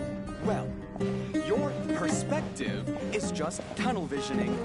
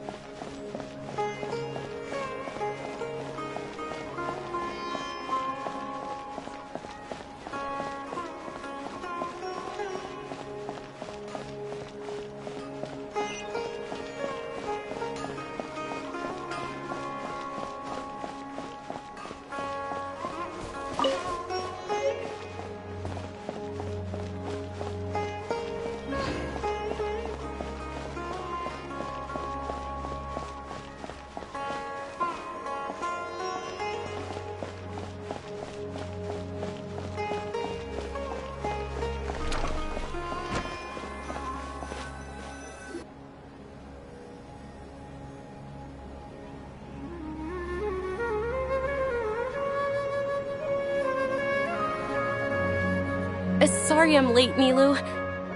Oh, Dunyarzad. It was taking you so long that I assumed you got trapped at home, but you made it in the end. Uh-oh. But if Dia's here, that means you got caught, right? You could say that, but everything worked out. She's on our side now. Not completely. Oh, and who are these two? Oh, meet the Traveler and Paimon, my two newest friends. They're visitors who just arrived at Sumeru City and are looking for information on Lesser Lord Kusanali. So you're followers from another land?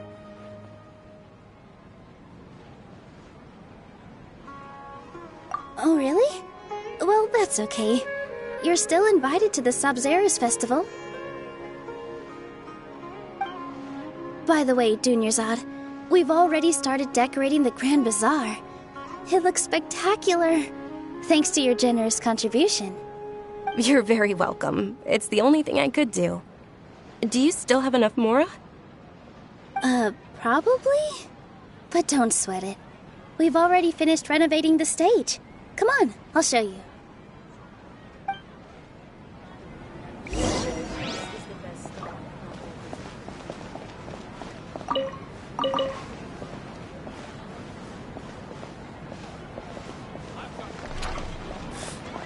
What's so great about Snezhnaya and toys anyway? Wow! This place is amazing! Not bad. Last time I was here, the stairs were full of holes. The stairs were nothing. A little while ago, we discovered that the tree above the stage had a huge chunk of bark ready to fall off. Mr. Zubair was worried sick. We reported it to the academia many times, but they never sent anyone to deal with it. We didn't want anything bad happening, so we were going to cancel all the stage performances. Oh, probably because it was the theater asking. The academia looks down on performers like us. They probably think it would be best if the theater closed down completely. We can't let that happen, though. Not only would everyone involved in the theater go hungry, but then we wouldn't be able to hold the Sabzeruz Festival anymore. Thank the Dendro Archon for Dunyarzad. But the more she gave us, we hired someone to patch up the tree, and we also gave the stage a much-needed makeover. The stage is going to be even prettier when it's festival time. I can't wait for you to see it. And I can't wait to see you on the stage. You've been practicing so long already. It's almost time for your dream to become reality. It's our dream. I'll do my best for the two of us. Nilu, what are you gonna be doing at the festival? She'll be dancing the dance of Sabzeruz, the most important performance at the Sabzeruz Festival. Dunyarzad, have you told him the origin of this holiday? I only told them about the Greater Lord and Lesser Lord so far. Okay, then I'll tell you two about how this holiday came to be. According to legend, the Sabzeruz Festival was originally the Goddess of Flowers' birthday celebration for the Greater Lord. A long, long time ago, on one of Greater Lord Rukkhadevata's birthdays, her friends threw her a celebratory banquet. Some of the gods got drunk. One started playing music, and the Greater Lord started singing, so the Goddess of Flowers began to dance. As she danced upon the grass, countless beautiful parisaras began to bloom wherever she stepped. Those brilliant purple flowers became her dazzling stage. All the gods clamored, "Oh, if only time could stop at this very moment." Huh? Really? Oh, you probably mean because all the gods in this story are no longer alive. Although they aren't around anymore, they're preserved in our tradition of dance. This outfit I'm wearing is apparently based on how the Goddess of Flowers looked. Though we're just tiny people compared to the divine, we still have to do our best to make sure that the birthday girl feels loved on her special day.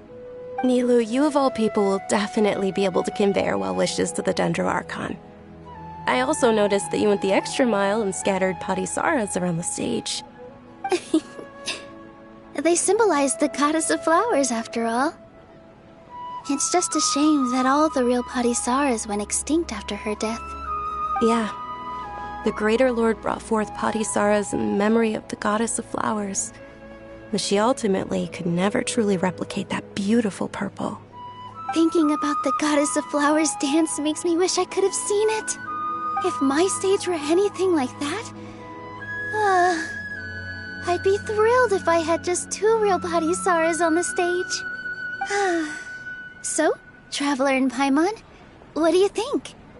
Interested in the Sabzeruz festival? Will you two be coming? All of Lesser Lord Kusanali's followers will be there for her birthday. It'll be a good opportunity for you to learn more about her. Ooh, Paimon thinks that's a great idea! Hey, come on! There's nothing wrong with enjoying a festival. Besides, it's Lesser Lord Kusanali's birthday. She'll be happy to have more people who are celebrating it. So how about we all attend the Sabzeruz festival together? Dunyarzad, let me show you which stage decorations we've picked out so far. Traveler and Paimon, if that doesn't sound interesting to you, then feel free to explore the area. Everyone at the Grand Bazaar loves Lesser Lord Kusanali, and we're all looking forward to the Sabzeruz festival. In that case, we'll take a look around.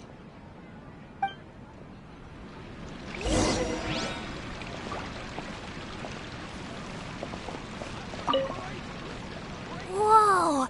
What's with your yellow hair? And why do your clothes look so funny? Are you an Outlander? Did you know that the Sabzeruz festival is about to happen? There'll be loads of fun things to do at the festival. But the best part is when Ferris, the Knight of Flowers, passes out candy to everyone.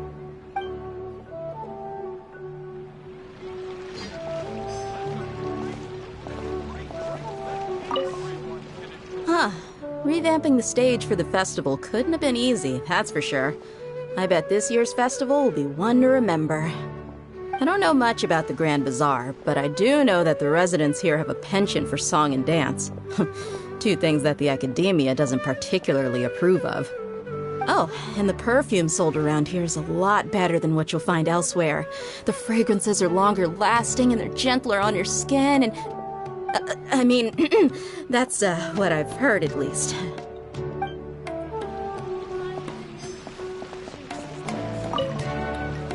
Things are really shaping up, and there's a buzz around the festival this year. We're expecting people from all over to come by this year and buy things during the festivities. Don't be fooled into thinking that Sumeru City has the best of everything. Some festival snacks are only offered here in the Grand Bazaar. And when it comes to musicians, dancers, or singers, the Grand Bazaar's got the best of the best. Sure, those folks at the Academia might not like it, but what's a festival without song and dance?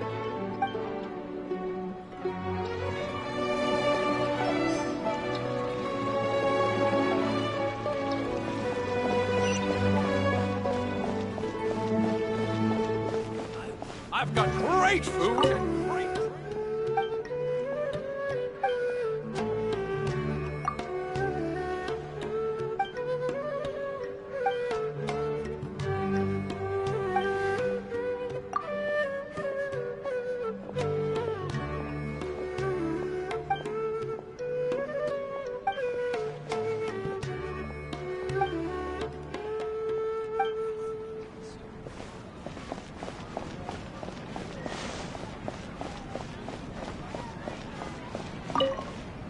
Ah, dancing at the Sabzeruz festival. You know, I also danced when I was younger. As a child, I even asked my grandmother why we performed the dance for the Lesser Lord when it was originally done to honor the Greater Lord. My grandmother said that Greater Lord Rukkhadevata is a beloved deity and honored by all. And Lesser Lord Kusanali is too. If the Goddess of Flowers ever knew Lesser Lord Kusanali, then she would certainly have wished to be her friend and hold celebrations for her, too. The Sabzeruz festival has been losing its appeal over the years. That is, until a wealthy benefactor stepped in this year and brought the festival back to life. I heard she forked out a lot of mora to make it all happen.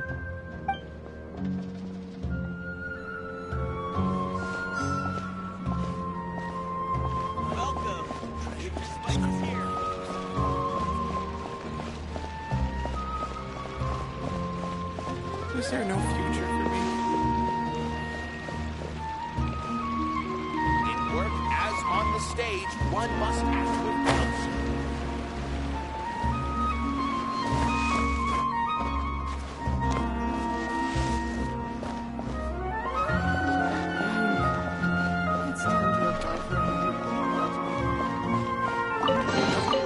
Is this an answer from this world?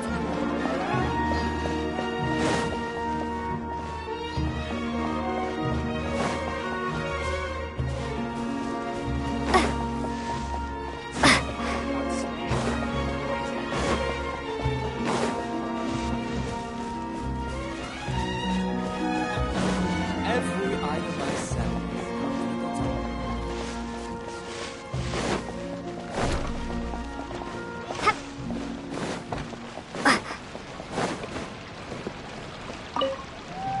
Nilu, your outfit looks amazing. There's also something different about you from when we first met up. I thought I'd add a little extra pizzazz to my dress for the festival. See? Wow, did you sew all that yourself? Uh-huh. Sewing is a fundamental skill for everyone in the theater company because we make all our own costumes. Did you know that Mr. Zubair not only can make costumes, but props too? I've noticed that you can't keep your eyes off that crown over there. Would you like to try it on? May I? Of course. The legends say that the goddess of flowers had beautiful horns on her head, so this crown was made to reflect that.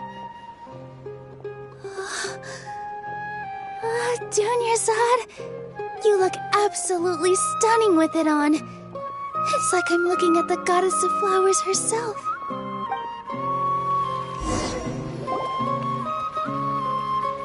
Hey! Is that who Paimon thinks it is? It looks like Catherine.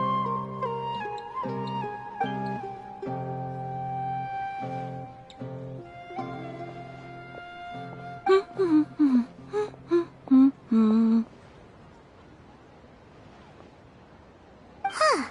Come to think of it, Paimon's only ever seen her behind the counter at the Adventurers Guild. This is the first time we've ever seen her taking a break. Hey, Catherine! Huh? Oh, hey! It's the Traveler and Paimon! What's shaken? Whoa. Break time Catherine sure sounds a lot less formal than usual. Paimon was still waiting for her to say Ad Astra Abyssosque. Sure. Standing behind the counter at the Adventurers Guild doesn't require any complicated functions. But saying and doing the same old things over and over again can get pretty monotonous. Like watching the same Fontaine movie day after day. But take you two, for example. You travel across Tevat to enrich your lives and gain new experiences. Well, we enjoy traveling across Tevat and all that, but we're mainly looking for clues about her brother. Yes, you should keep searching. Sometimes the answers we're looking for aren't necessarily at our intended destination. Instead, they're found along the way. Huh. Haven't we heard someone say something pretty similar recently? Anyways, what brings you out here, Catherine? No, not particularly. I guess you could say that I'm loving the recent atmosphere here. If festivals bring happiness to everyone, then that's where their true value lies. Oh, it looks like it's about time for me to be heading back now. Alright, we'll see you next time at the Adventurers Guild. Oh, by the way, thanks for connecting us with the Eremites. We've already made some great friends in Sumeru City thanks to you. I'm sure you two will get along well with the people here. You've already been blessed by the element of Dendro after all. See you around.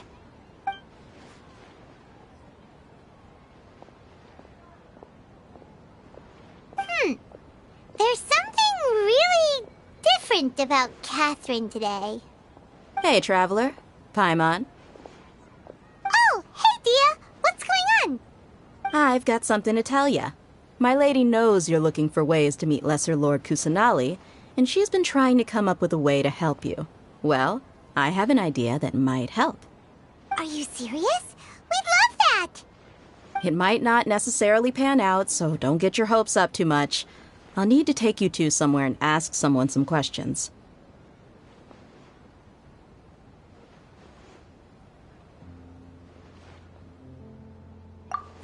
My lady is feeling a little worn out at the moment. Nilu's found a place for her to rest. After I take my lady home, let's meet in front of the Citadel of Regzar. Sounds like a plan! Let's head over to the Citadel of Regzar and wait for Dia!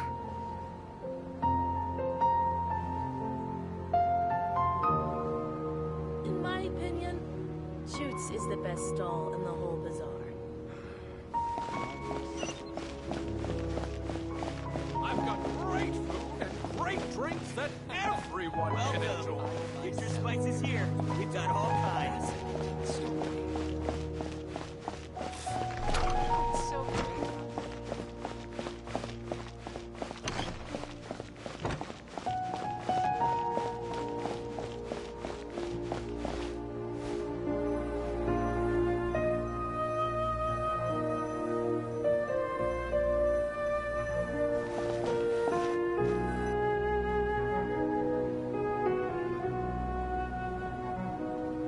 Sorry, I'm late. It took some convincing for the master and mistress to believe that Miss Dunyarzad was only sitting in the port for a while because she was in a bad mood. Anyway, I guess I should be thanking you. I haven't seen Miss Dunyarzad that happy in a long time. If it wasn't for you two, she probably would have been caught and dragged back much earlier. You sure sound a whole lot nicer than when we first met, Dia. Who would have thought you had such a soft spot for Dunyarzad? It's called being a professional. I'm a bodyguard, and I work for whoever's paying. Look, Dia's blushing. Listen, you two. I don't expect to be working for Miss Dunyarzad very long, but I hope to finish things on a positive note if possible. Let's cut the chit-chat and head into the Citadel. We'll see if the person I know has a way for you two to meet with the Lesser Lord.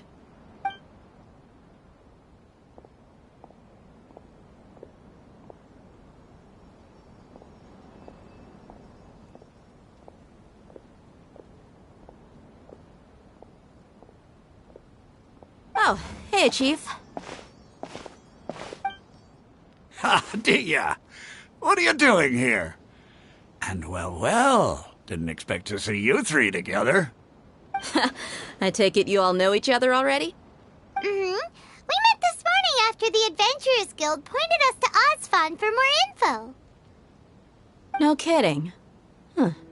So, where's Ruksha? I thought I'd help these two out by asking about the theft. Anything you can tell him? Ruksha's gone over to the Academia. The Grand Sage recently ordered Sumeru City to begin bolstering its defenses, so people from all over have been called back to the city. Since you've already mentioned the theft, I suppose I might as well tell them what we know. Appreciate it, Chief. Theft? Sorry, what the heck are you guys talking about? Just recently, the Academia lost something, and there's a chance the item is connected with the Dendro Archon. This case might just somehow help you in meeting her. I suppose that's one way to look at it. But if you ask me, the case is more about the Academia than anything else. Let me fill you in. The Academia recently sent a convoy to pick up an important package from Aru village. Word got out, and the convoy was robbed on its way back. The Grand Sage took the whole matter very seriously. Not only did he dispatch the Matra, but also enlisted our help in the search for leads. All we know so far is that whatever was stolen is currently in Port Ormos. You two have heard of Port Ormos, haven't you?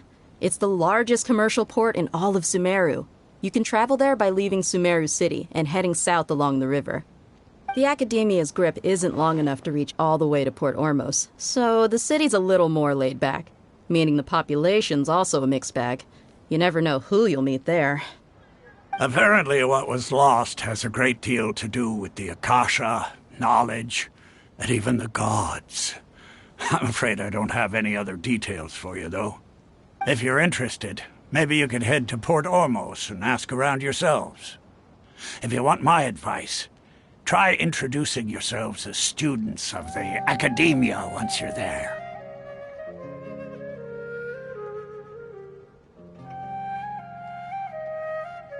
Are you serious, Chief? All the Academia students are in Sumeru City, you know. Why should they pretend to be students in Port Ormos? If you're also interested, just go there and see what happens. Count me out. I've got plenty of work to do here for the Homayani family. And take it from me, if you two really do decide to visit Port Ormos, you'd best watch your backs. Let's just say that the Eremites there aren't nearly as friendly as those here in Sumeru City. There are even some extremists who go around shouting slogans like, "Retake Sumeru for the Scarlet King." Word is that more and more are joining their movement.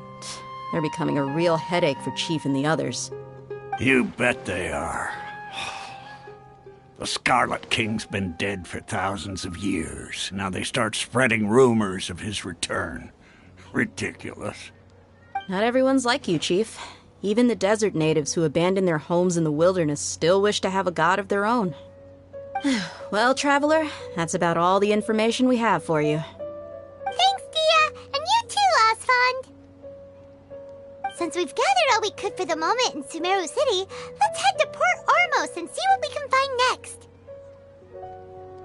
Miss Dunyarzad is looking forward to seeing you both at the Sub-Zerus Festival, so be sure to get yourselves back here in time for that. Good. Then we'll see you both at the Sub-Zerus Festival.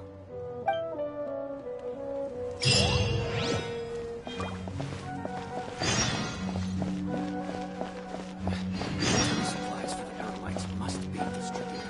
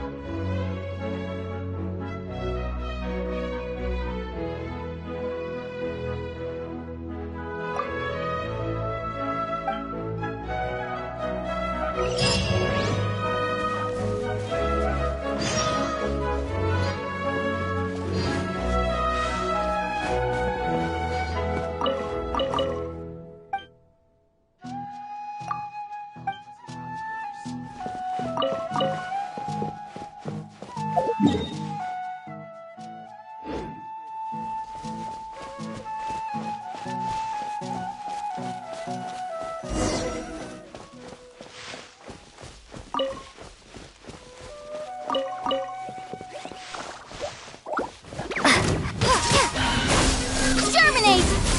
Delve into destiny!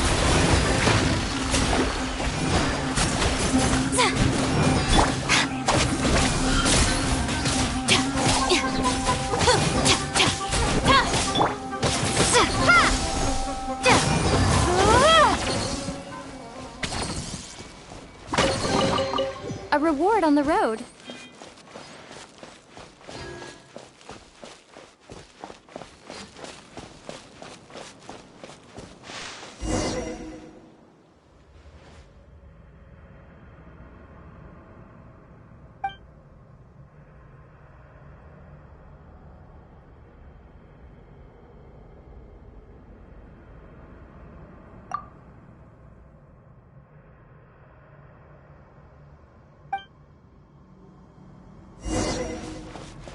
Stand with me!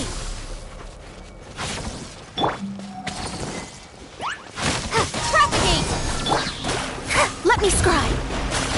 Written in the stars! Scatter!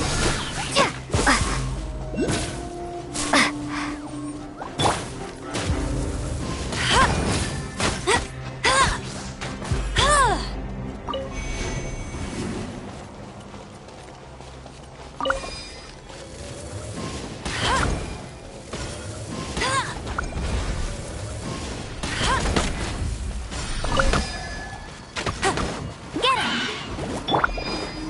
Propagate! Out of my way! Dissipate! Scatter! Let it rain!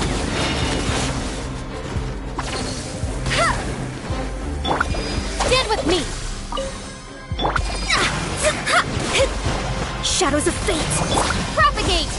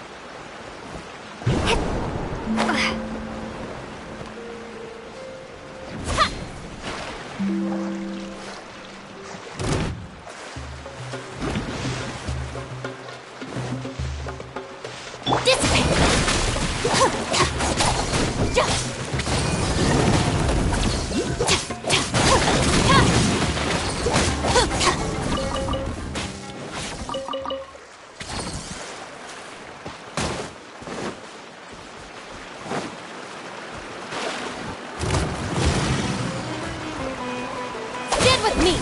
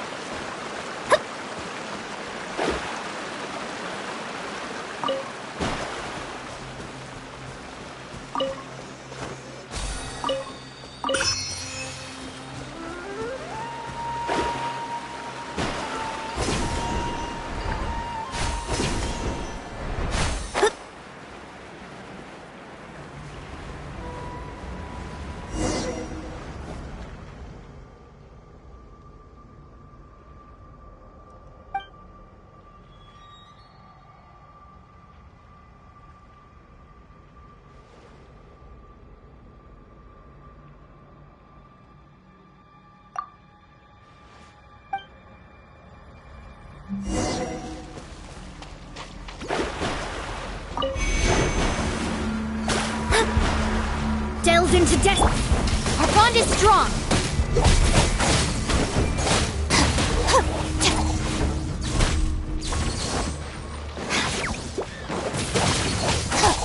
Let me scry. Stand with me.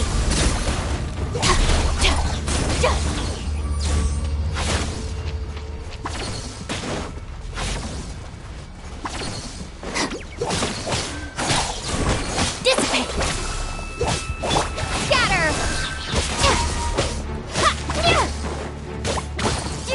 Shadows of fate.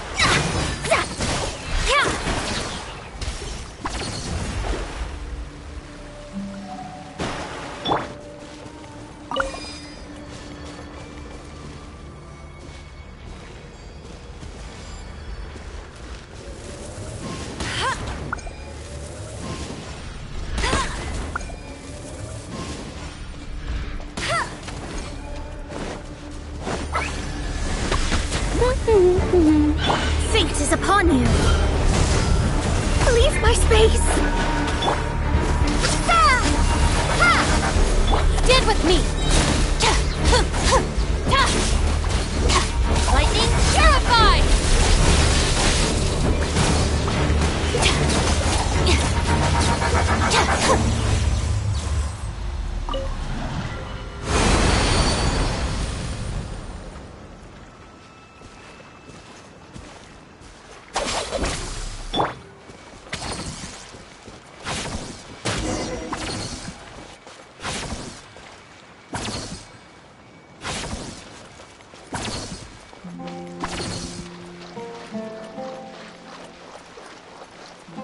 I'll race you there!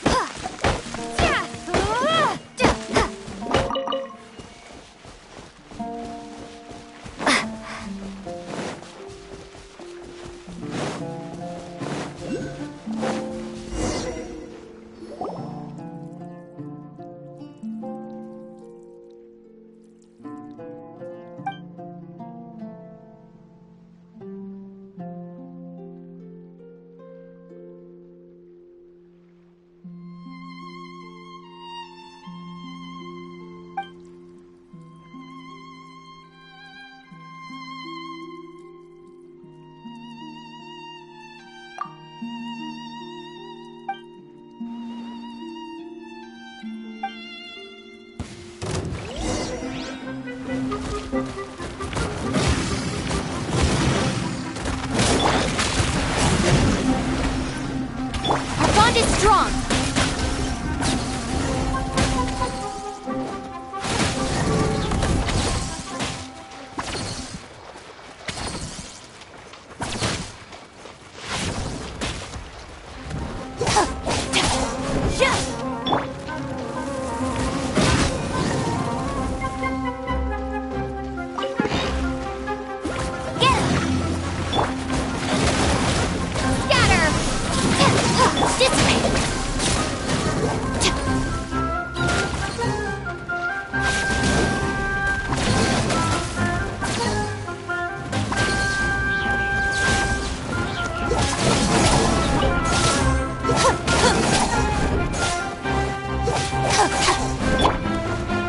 No escape!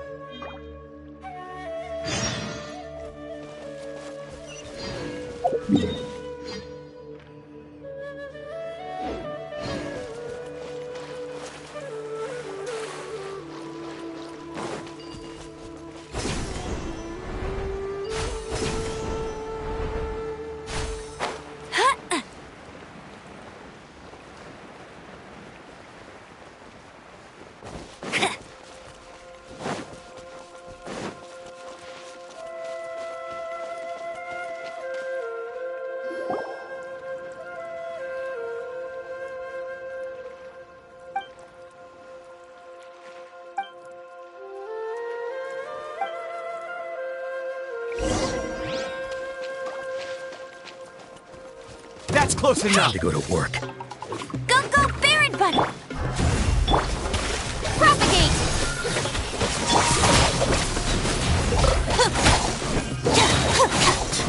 I'll settle this! I'll be back. We'll meet again.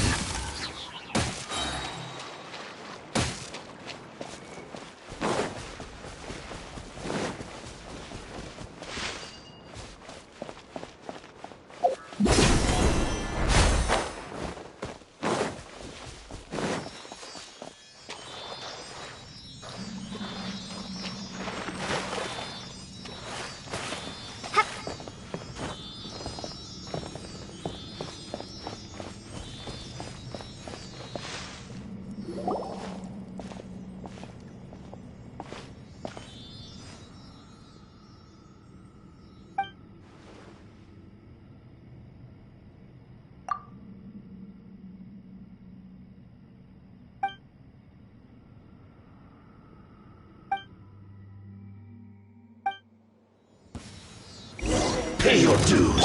Let me scry. Decided by destiny. Get careless. Spring forth! Stand with me. Let's move. No escape. Time to find peace. You can't run from death.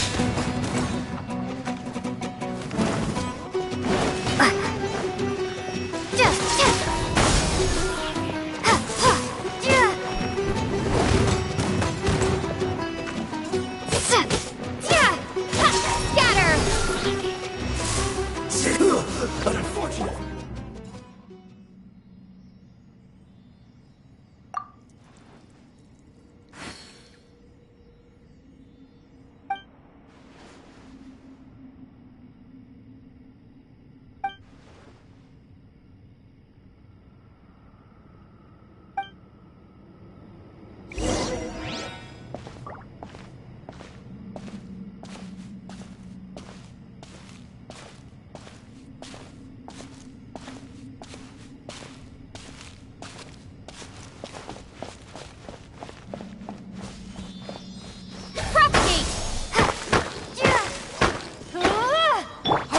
Strong.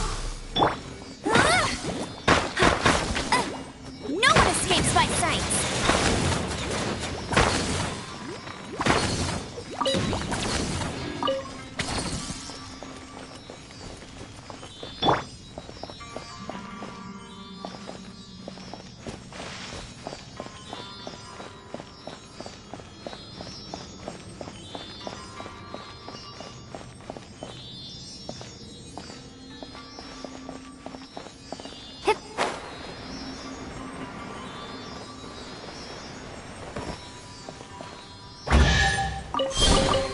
A reward on the road.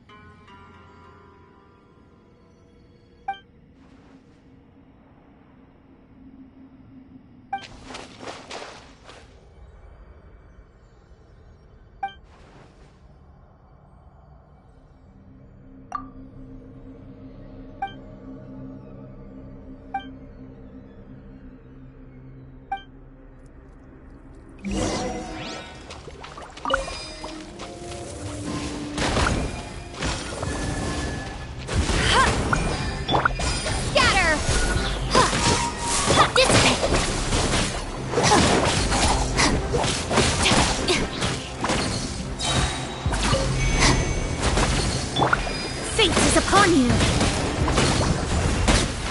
Lightning Purify!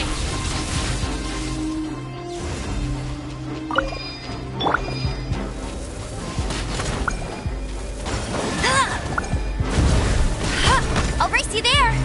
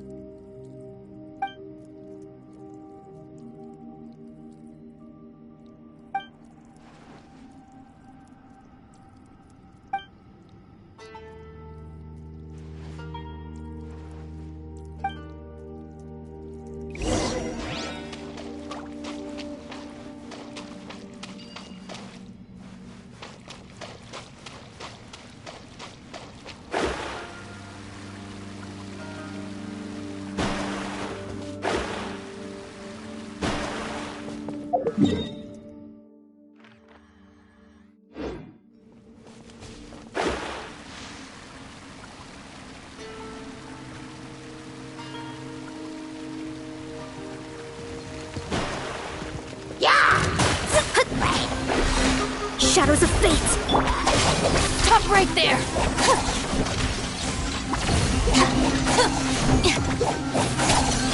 Propagate!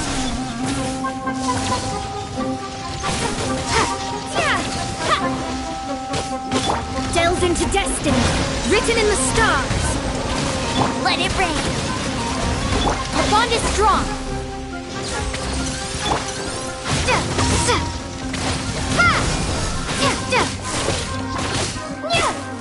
Hey, get him! Let me scry! Stand with me! Scatter!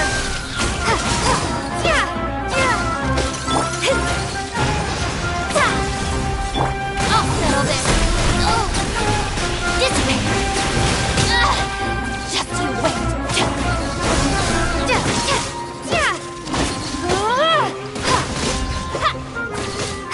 Delve into death! No escape!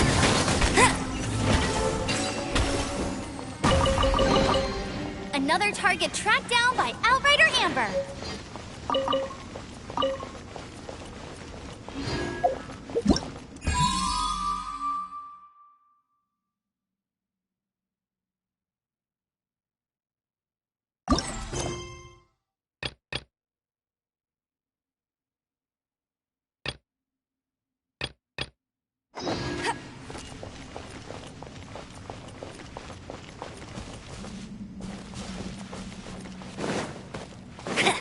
I'll race you there!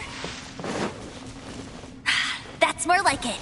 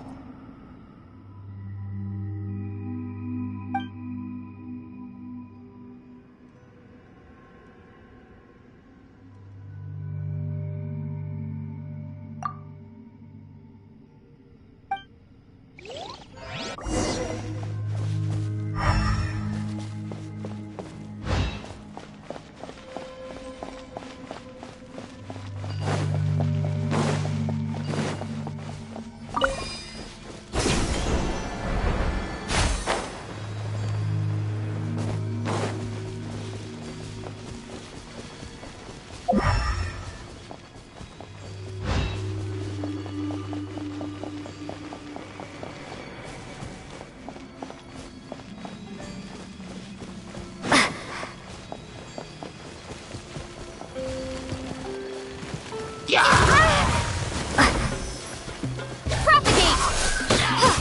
Our bond is strong!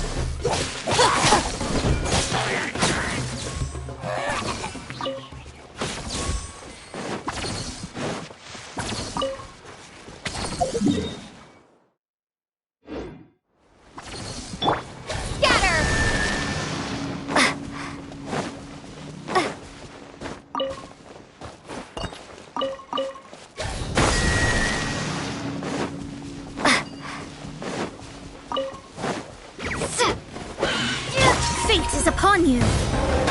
Shadows of fate! Germinate!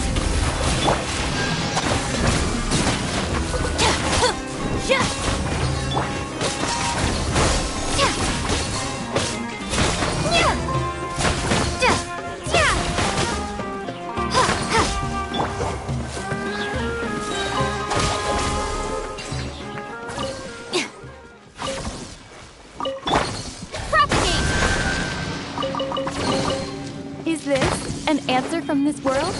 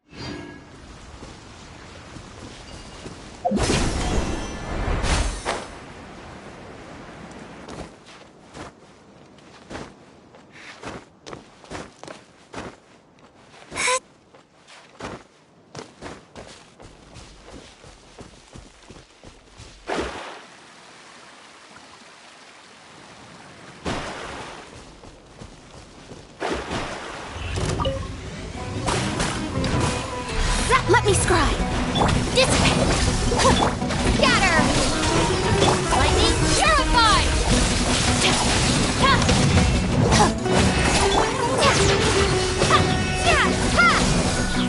No one escapes my sight! Written in the stars! Delve into destiny! Propagate! Spring forth! Stand with me!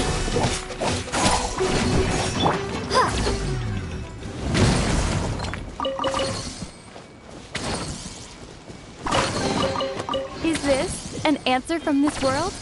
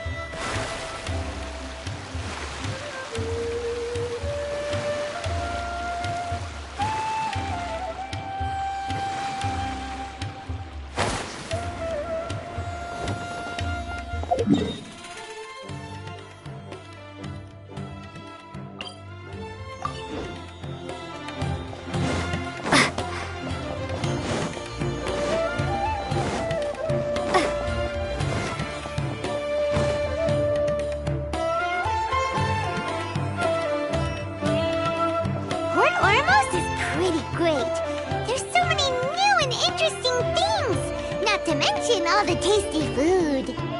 Sumeru's largest commercial port sure lives up to its name. Look at all the merchants, and everyone seems excited just to be here.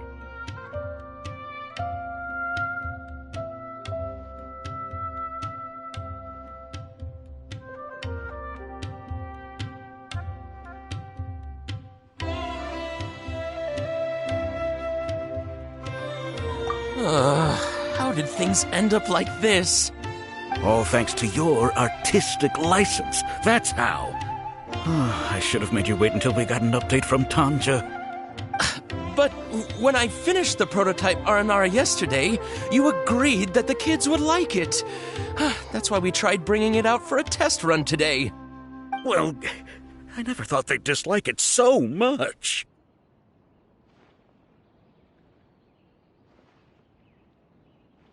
Oh, what should we do?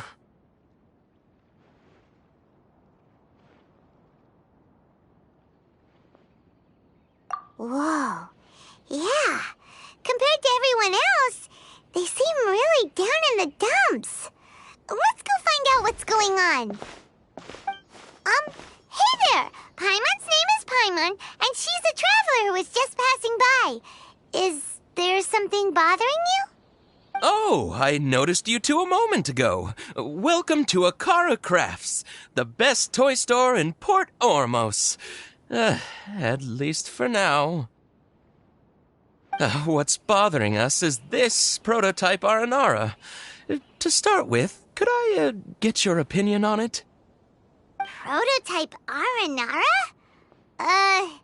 You mean this wood carving here? It looks like a mushroom monster to Paimon. Oh, there we have it. The verdict is in. What a headache. Not the first negative feedback we've had. So, what exactly is a prototype Aranara? So for context, Aranara are magical creatures in Sumeru fairy tales that live in the forest. For the store's 20th anniversary, we plan to release a series of hand-carved toys based on the Aranara stories that kids know and love. This is a prototype we made to get an idea of how they would react. But when we put it out there, the reaction was not quite what we'd anticipated. They thought it looked like a mushroom too, huh? No, worse than that, actually. I can't quite describe it, though. And I'm also not very good with kids. Maybe you could ask them for yourselves.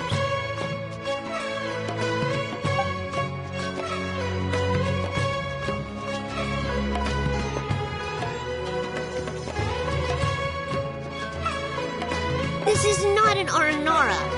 No way. I've read Uncle Tanja's Aranara and the Ill Little Fungus. It says that Aranara are supposed to be chubby and squishy. The carving looks nothing like that. Toys do look better when they're round and chubby. Uncle Tonder said in Aranara's vow that you can deceive the eyes, but you can't deceive the heart. This carving makes me feel lost and confused inside. I don't think the creator put his heart into it at all. It's nothing like an Aranara. Ooh, didn't put his heart into it, huh? Oh, sounds like one of those things that's easier said than understood. Kassid and Alia didn't like this carving, but I think it's okay. It doesn't look too happy, so it's kind of pitiful in a cute way. Oh, a positive review! Yeah, so I would totally ask my dad to get it for me, if it wasn't meant to be an Aranara. Oh, well, that took a sudden turn for the worse. We asked the children for their opinions. Oh, how did it go? Has it maybe, grown on them at all?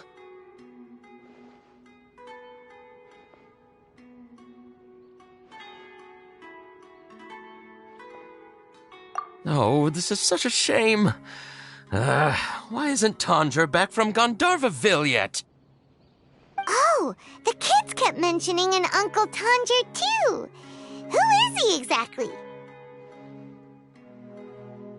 Uncle Tondra is a famous children's author here in Port Ormos. He wrote quite a few stories in the past, but none of them were popular among children. Just like our prototype Aranara. But around a year or so ago, he suddenly had a eureka moment or something, and suddenly the children loved every one of his stories. That's right. My little Ghaffari loves his stories too. The whole reason we decided to make these carvings was because we saw just how popular the Aranara are among children. We asked Tanja for guidance, but right after he agreed, he went off to Gandharvaville with his son to look for inspiration. They haven't returned yet. We were running out of time, so we had no choice but to carve an Aranara based on our own imaginations. As you can see, this was the result. Oh, we have to do something. Hey, Since you're the famous traveler, could you do us a favor and look for Tom? Have to come in person if he's too busy. Just ask him to write down his suggestions and bring his notes back to us, if you could. Please, if only to put a smile on the children's faces. And, of course, you'll be well compensated for doing us the favor. They seem pretty desperate. Let's help them out. To see the kids smile. And also for our reward.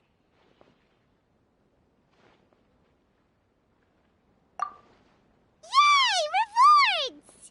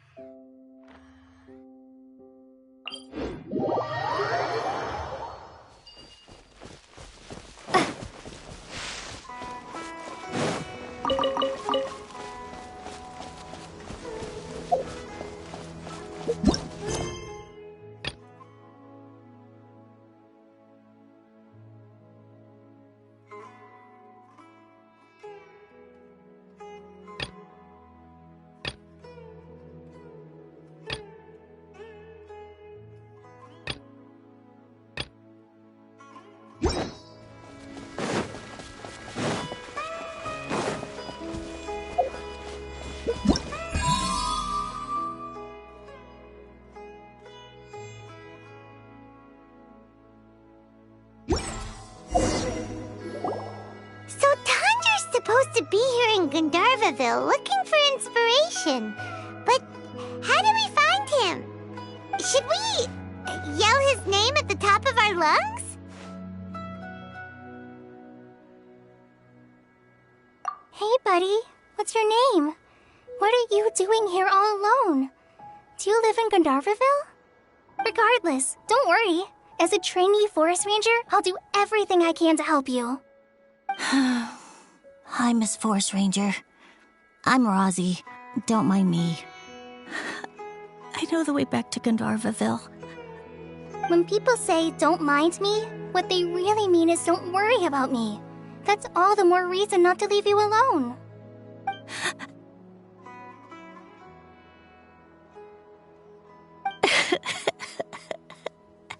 Hey, don't cry. What's wrong? Take your time. You can tell me all about it. Huh. That voice sounds familiar. Paimon's heard it somewhere before. Oh, it's Kale! And a child who seems to be upset. Oh, let's go.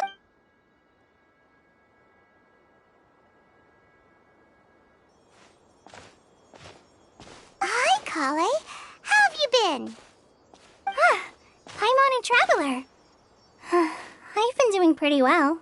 Thanks for asking. I'm helping Master Tainari patrol the forest. What brings you here? We're here on an errand. We heard your voice, so we thought we'd come ask you for help. You seem kinda busy, though. I'll be fine.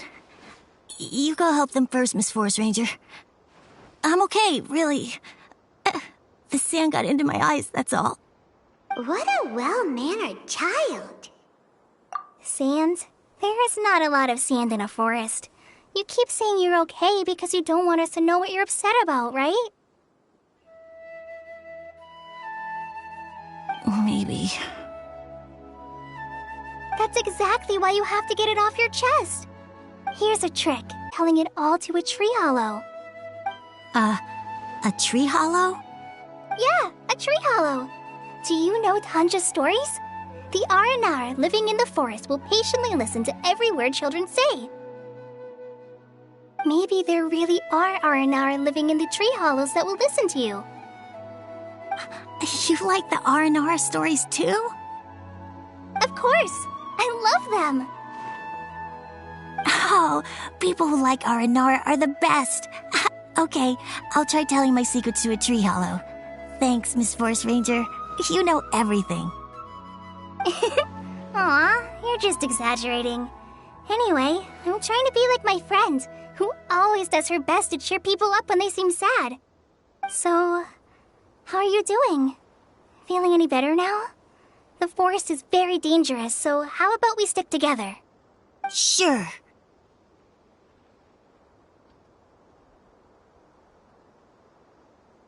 Wow, Kale's so good with kids. Well, helping children who are lost in the rainforest is all part of a forest ranger's duty. So, what was it you wanted help with? You're not lost too, are you?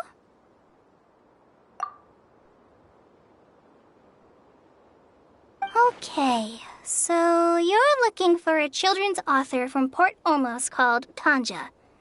And he's here in Gandharvaville, looking for inspiration. Wait. When you say Tanja, do you mean the Tanja?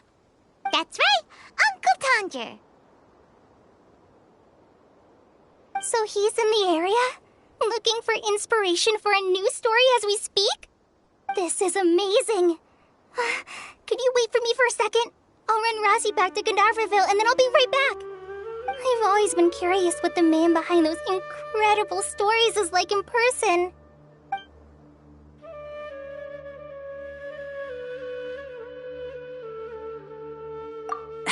Tanja's just a normal guy. Even so, he must be more creative than most people. Wait, hold on. Razi, do you mean you've met Tanja before? Mm-hmm. He's my dad.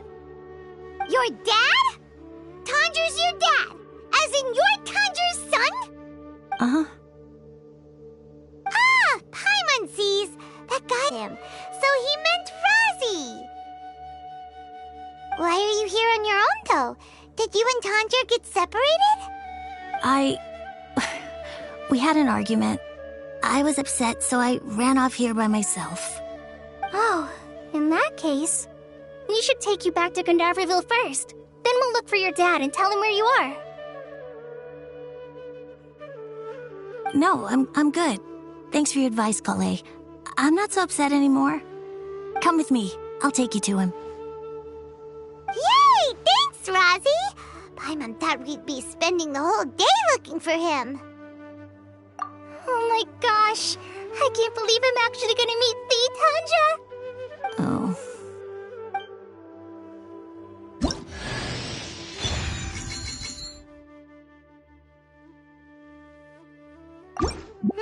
So Tanja headed this way. Huh?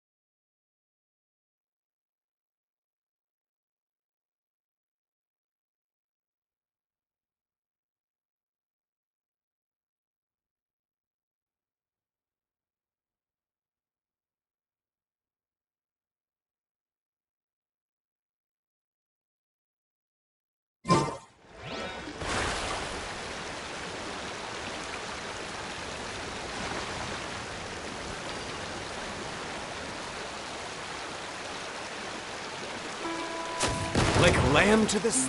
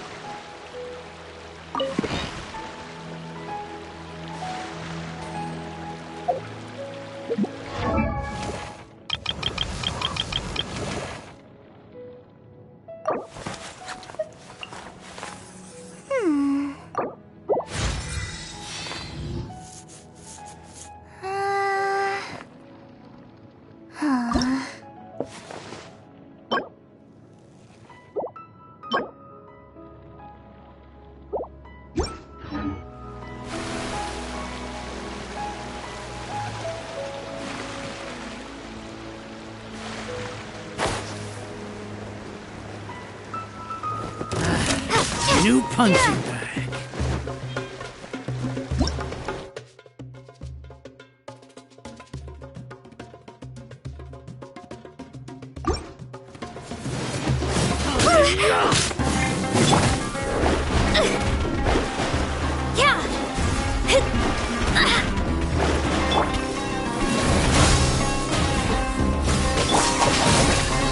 No more tricks up your sleeve!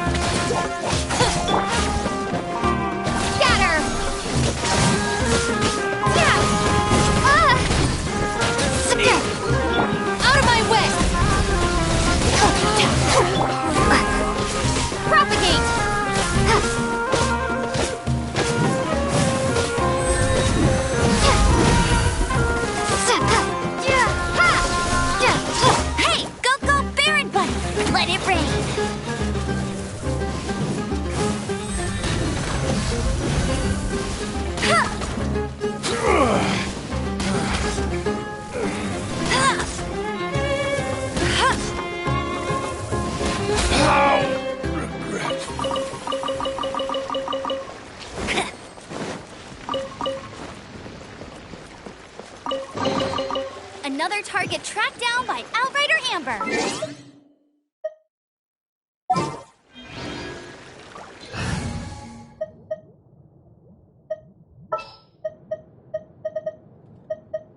Trainee Forest Ranger Kale, reporting.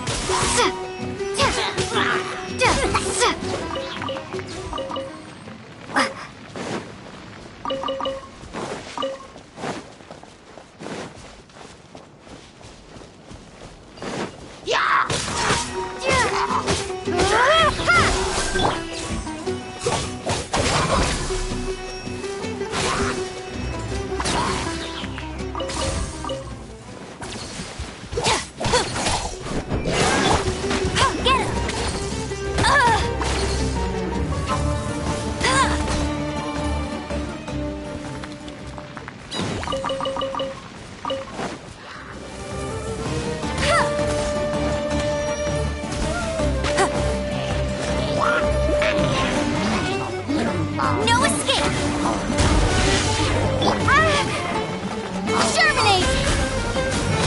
Propagate!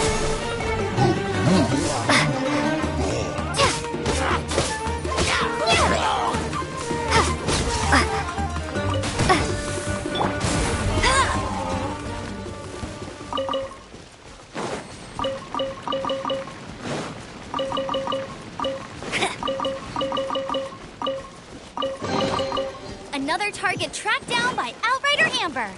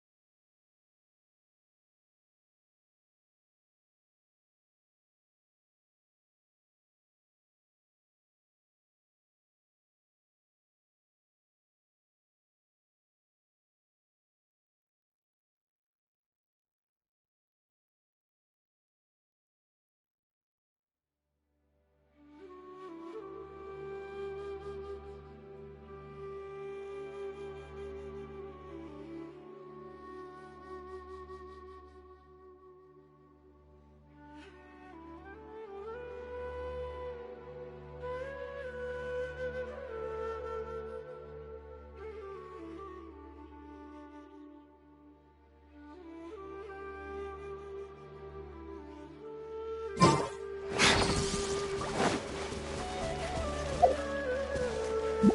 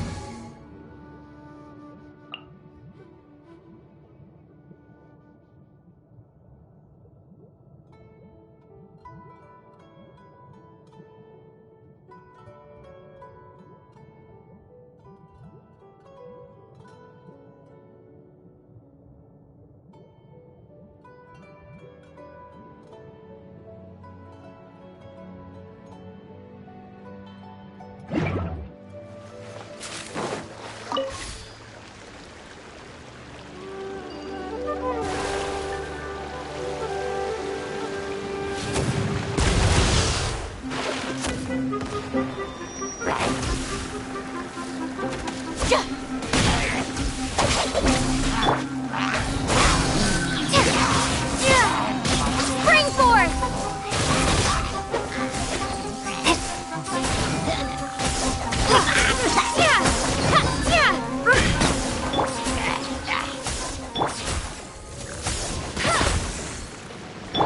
Our bond is strong!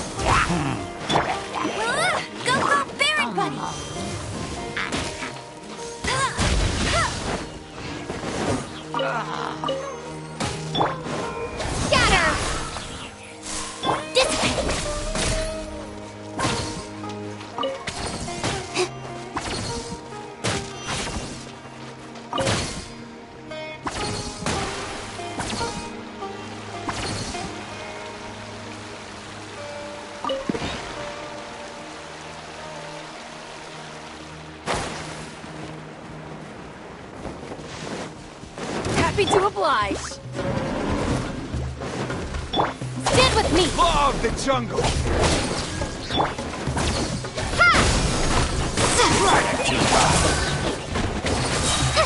Just like we rehearsed! Your sleeve! Lightning terrified!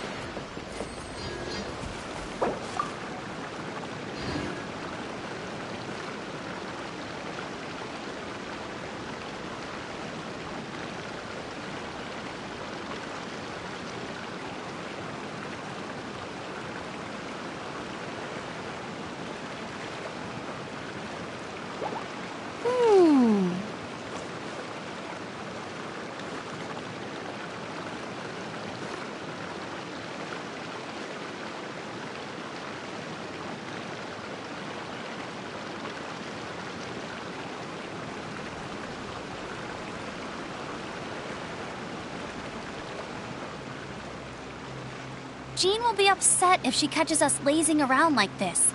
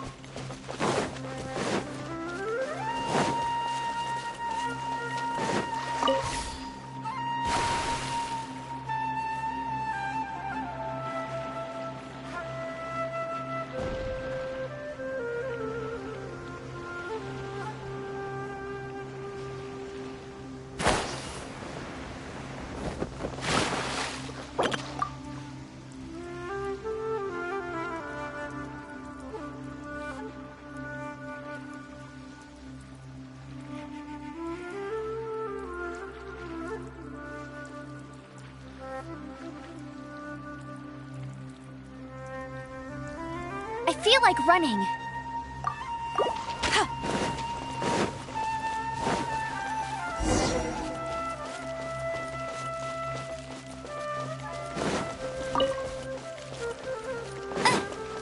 A fellow amateur. Bet you can't keep up with me.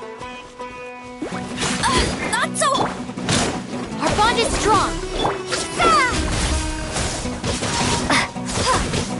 Propagate.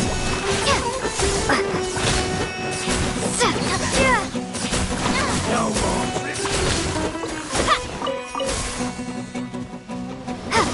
Scatter. Stand with me. Hi! Go, go, Baron Button! No one is... Ha!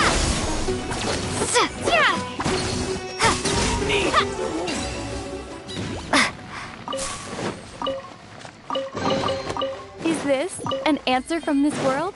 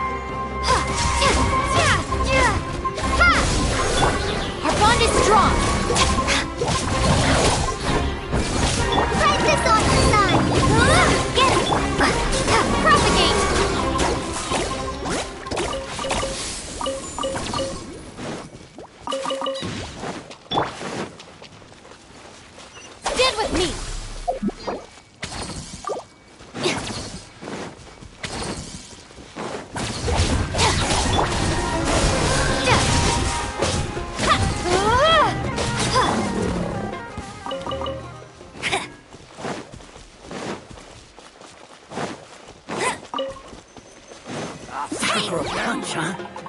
Go, go, Barret Bunny! Try to keep up. Scatter! Germinate! So fast! I'll settle this. Our bond is strong.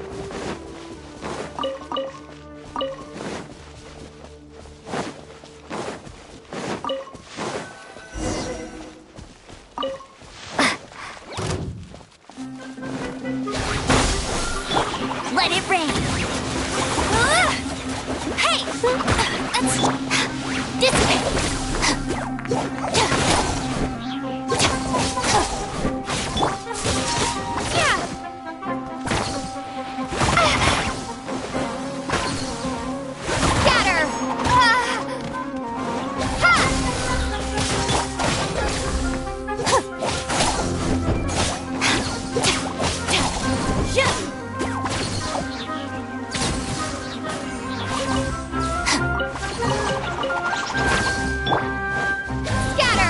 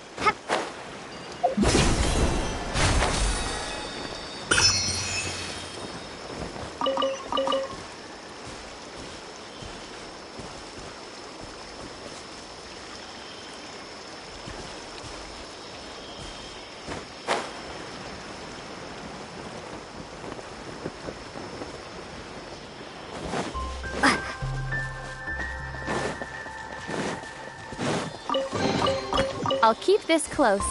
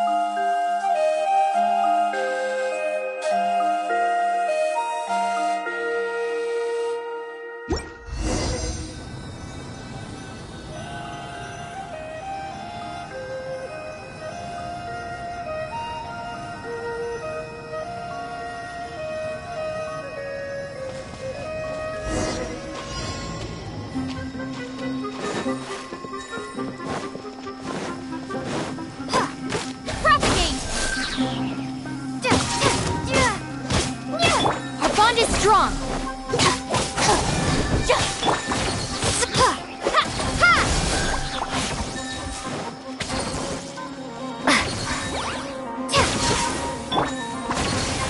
Just like we rehearsed!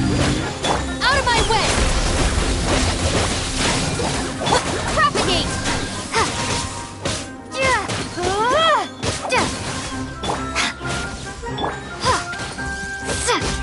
Scatter!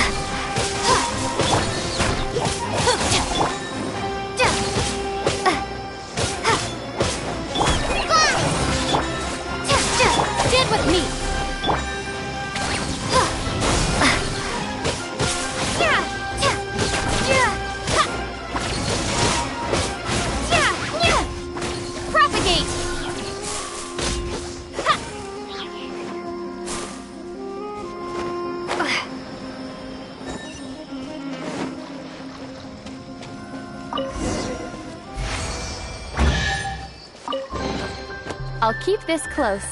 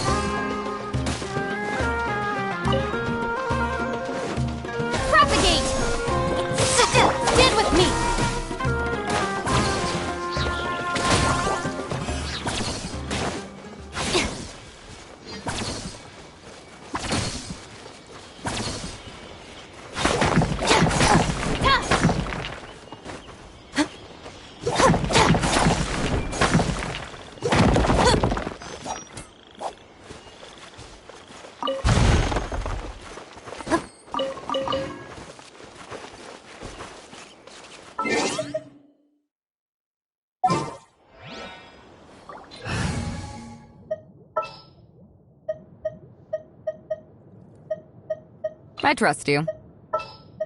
Something's come up? Just what will we come across this time? All right, let's go.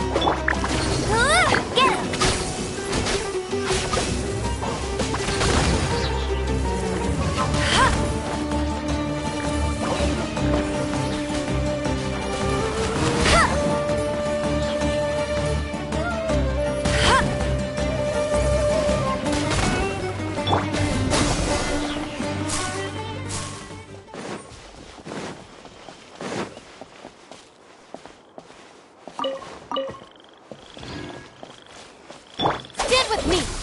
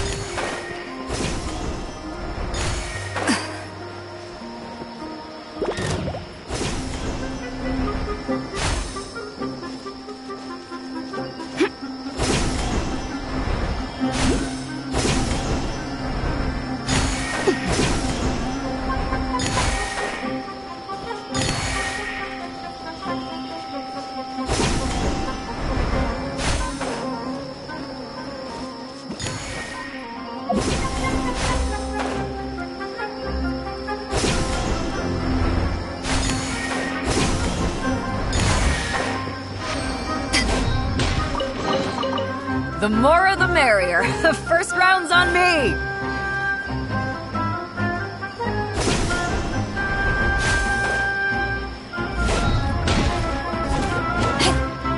Scatter!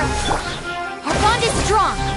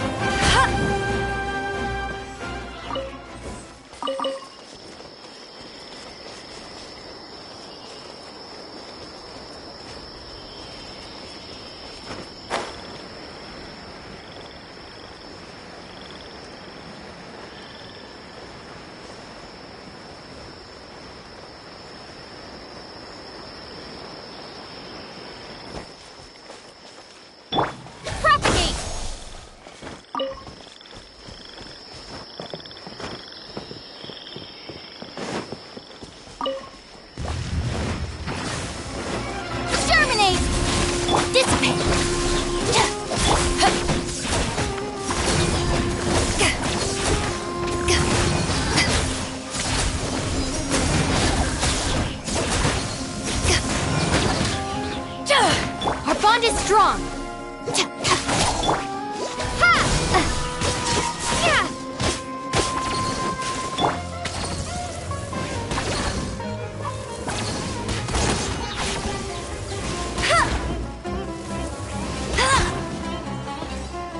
I'll race you there!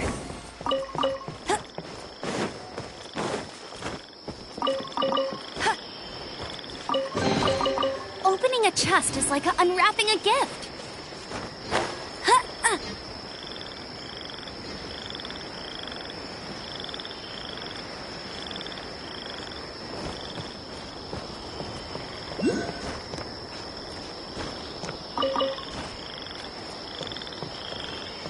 I won't get ready for the gliding champion of Mondstadt.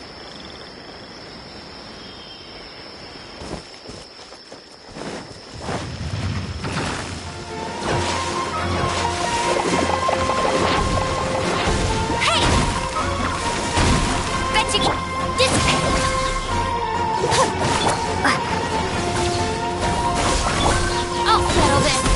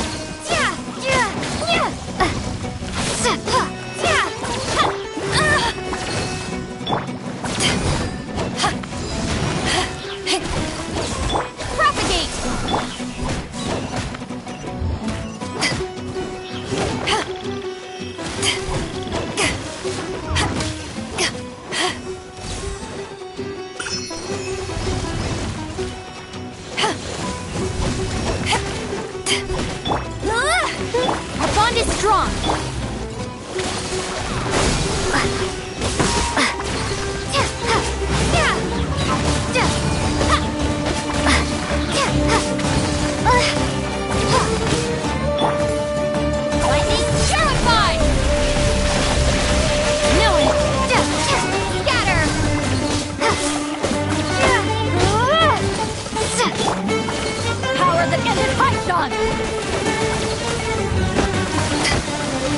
Germinate!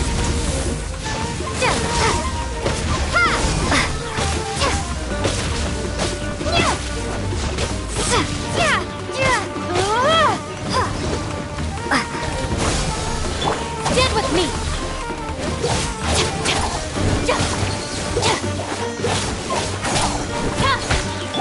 Scatter!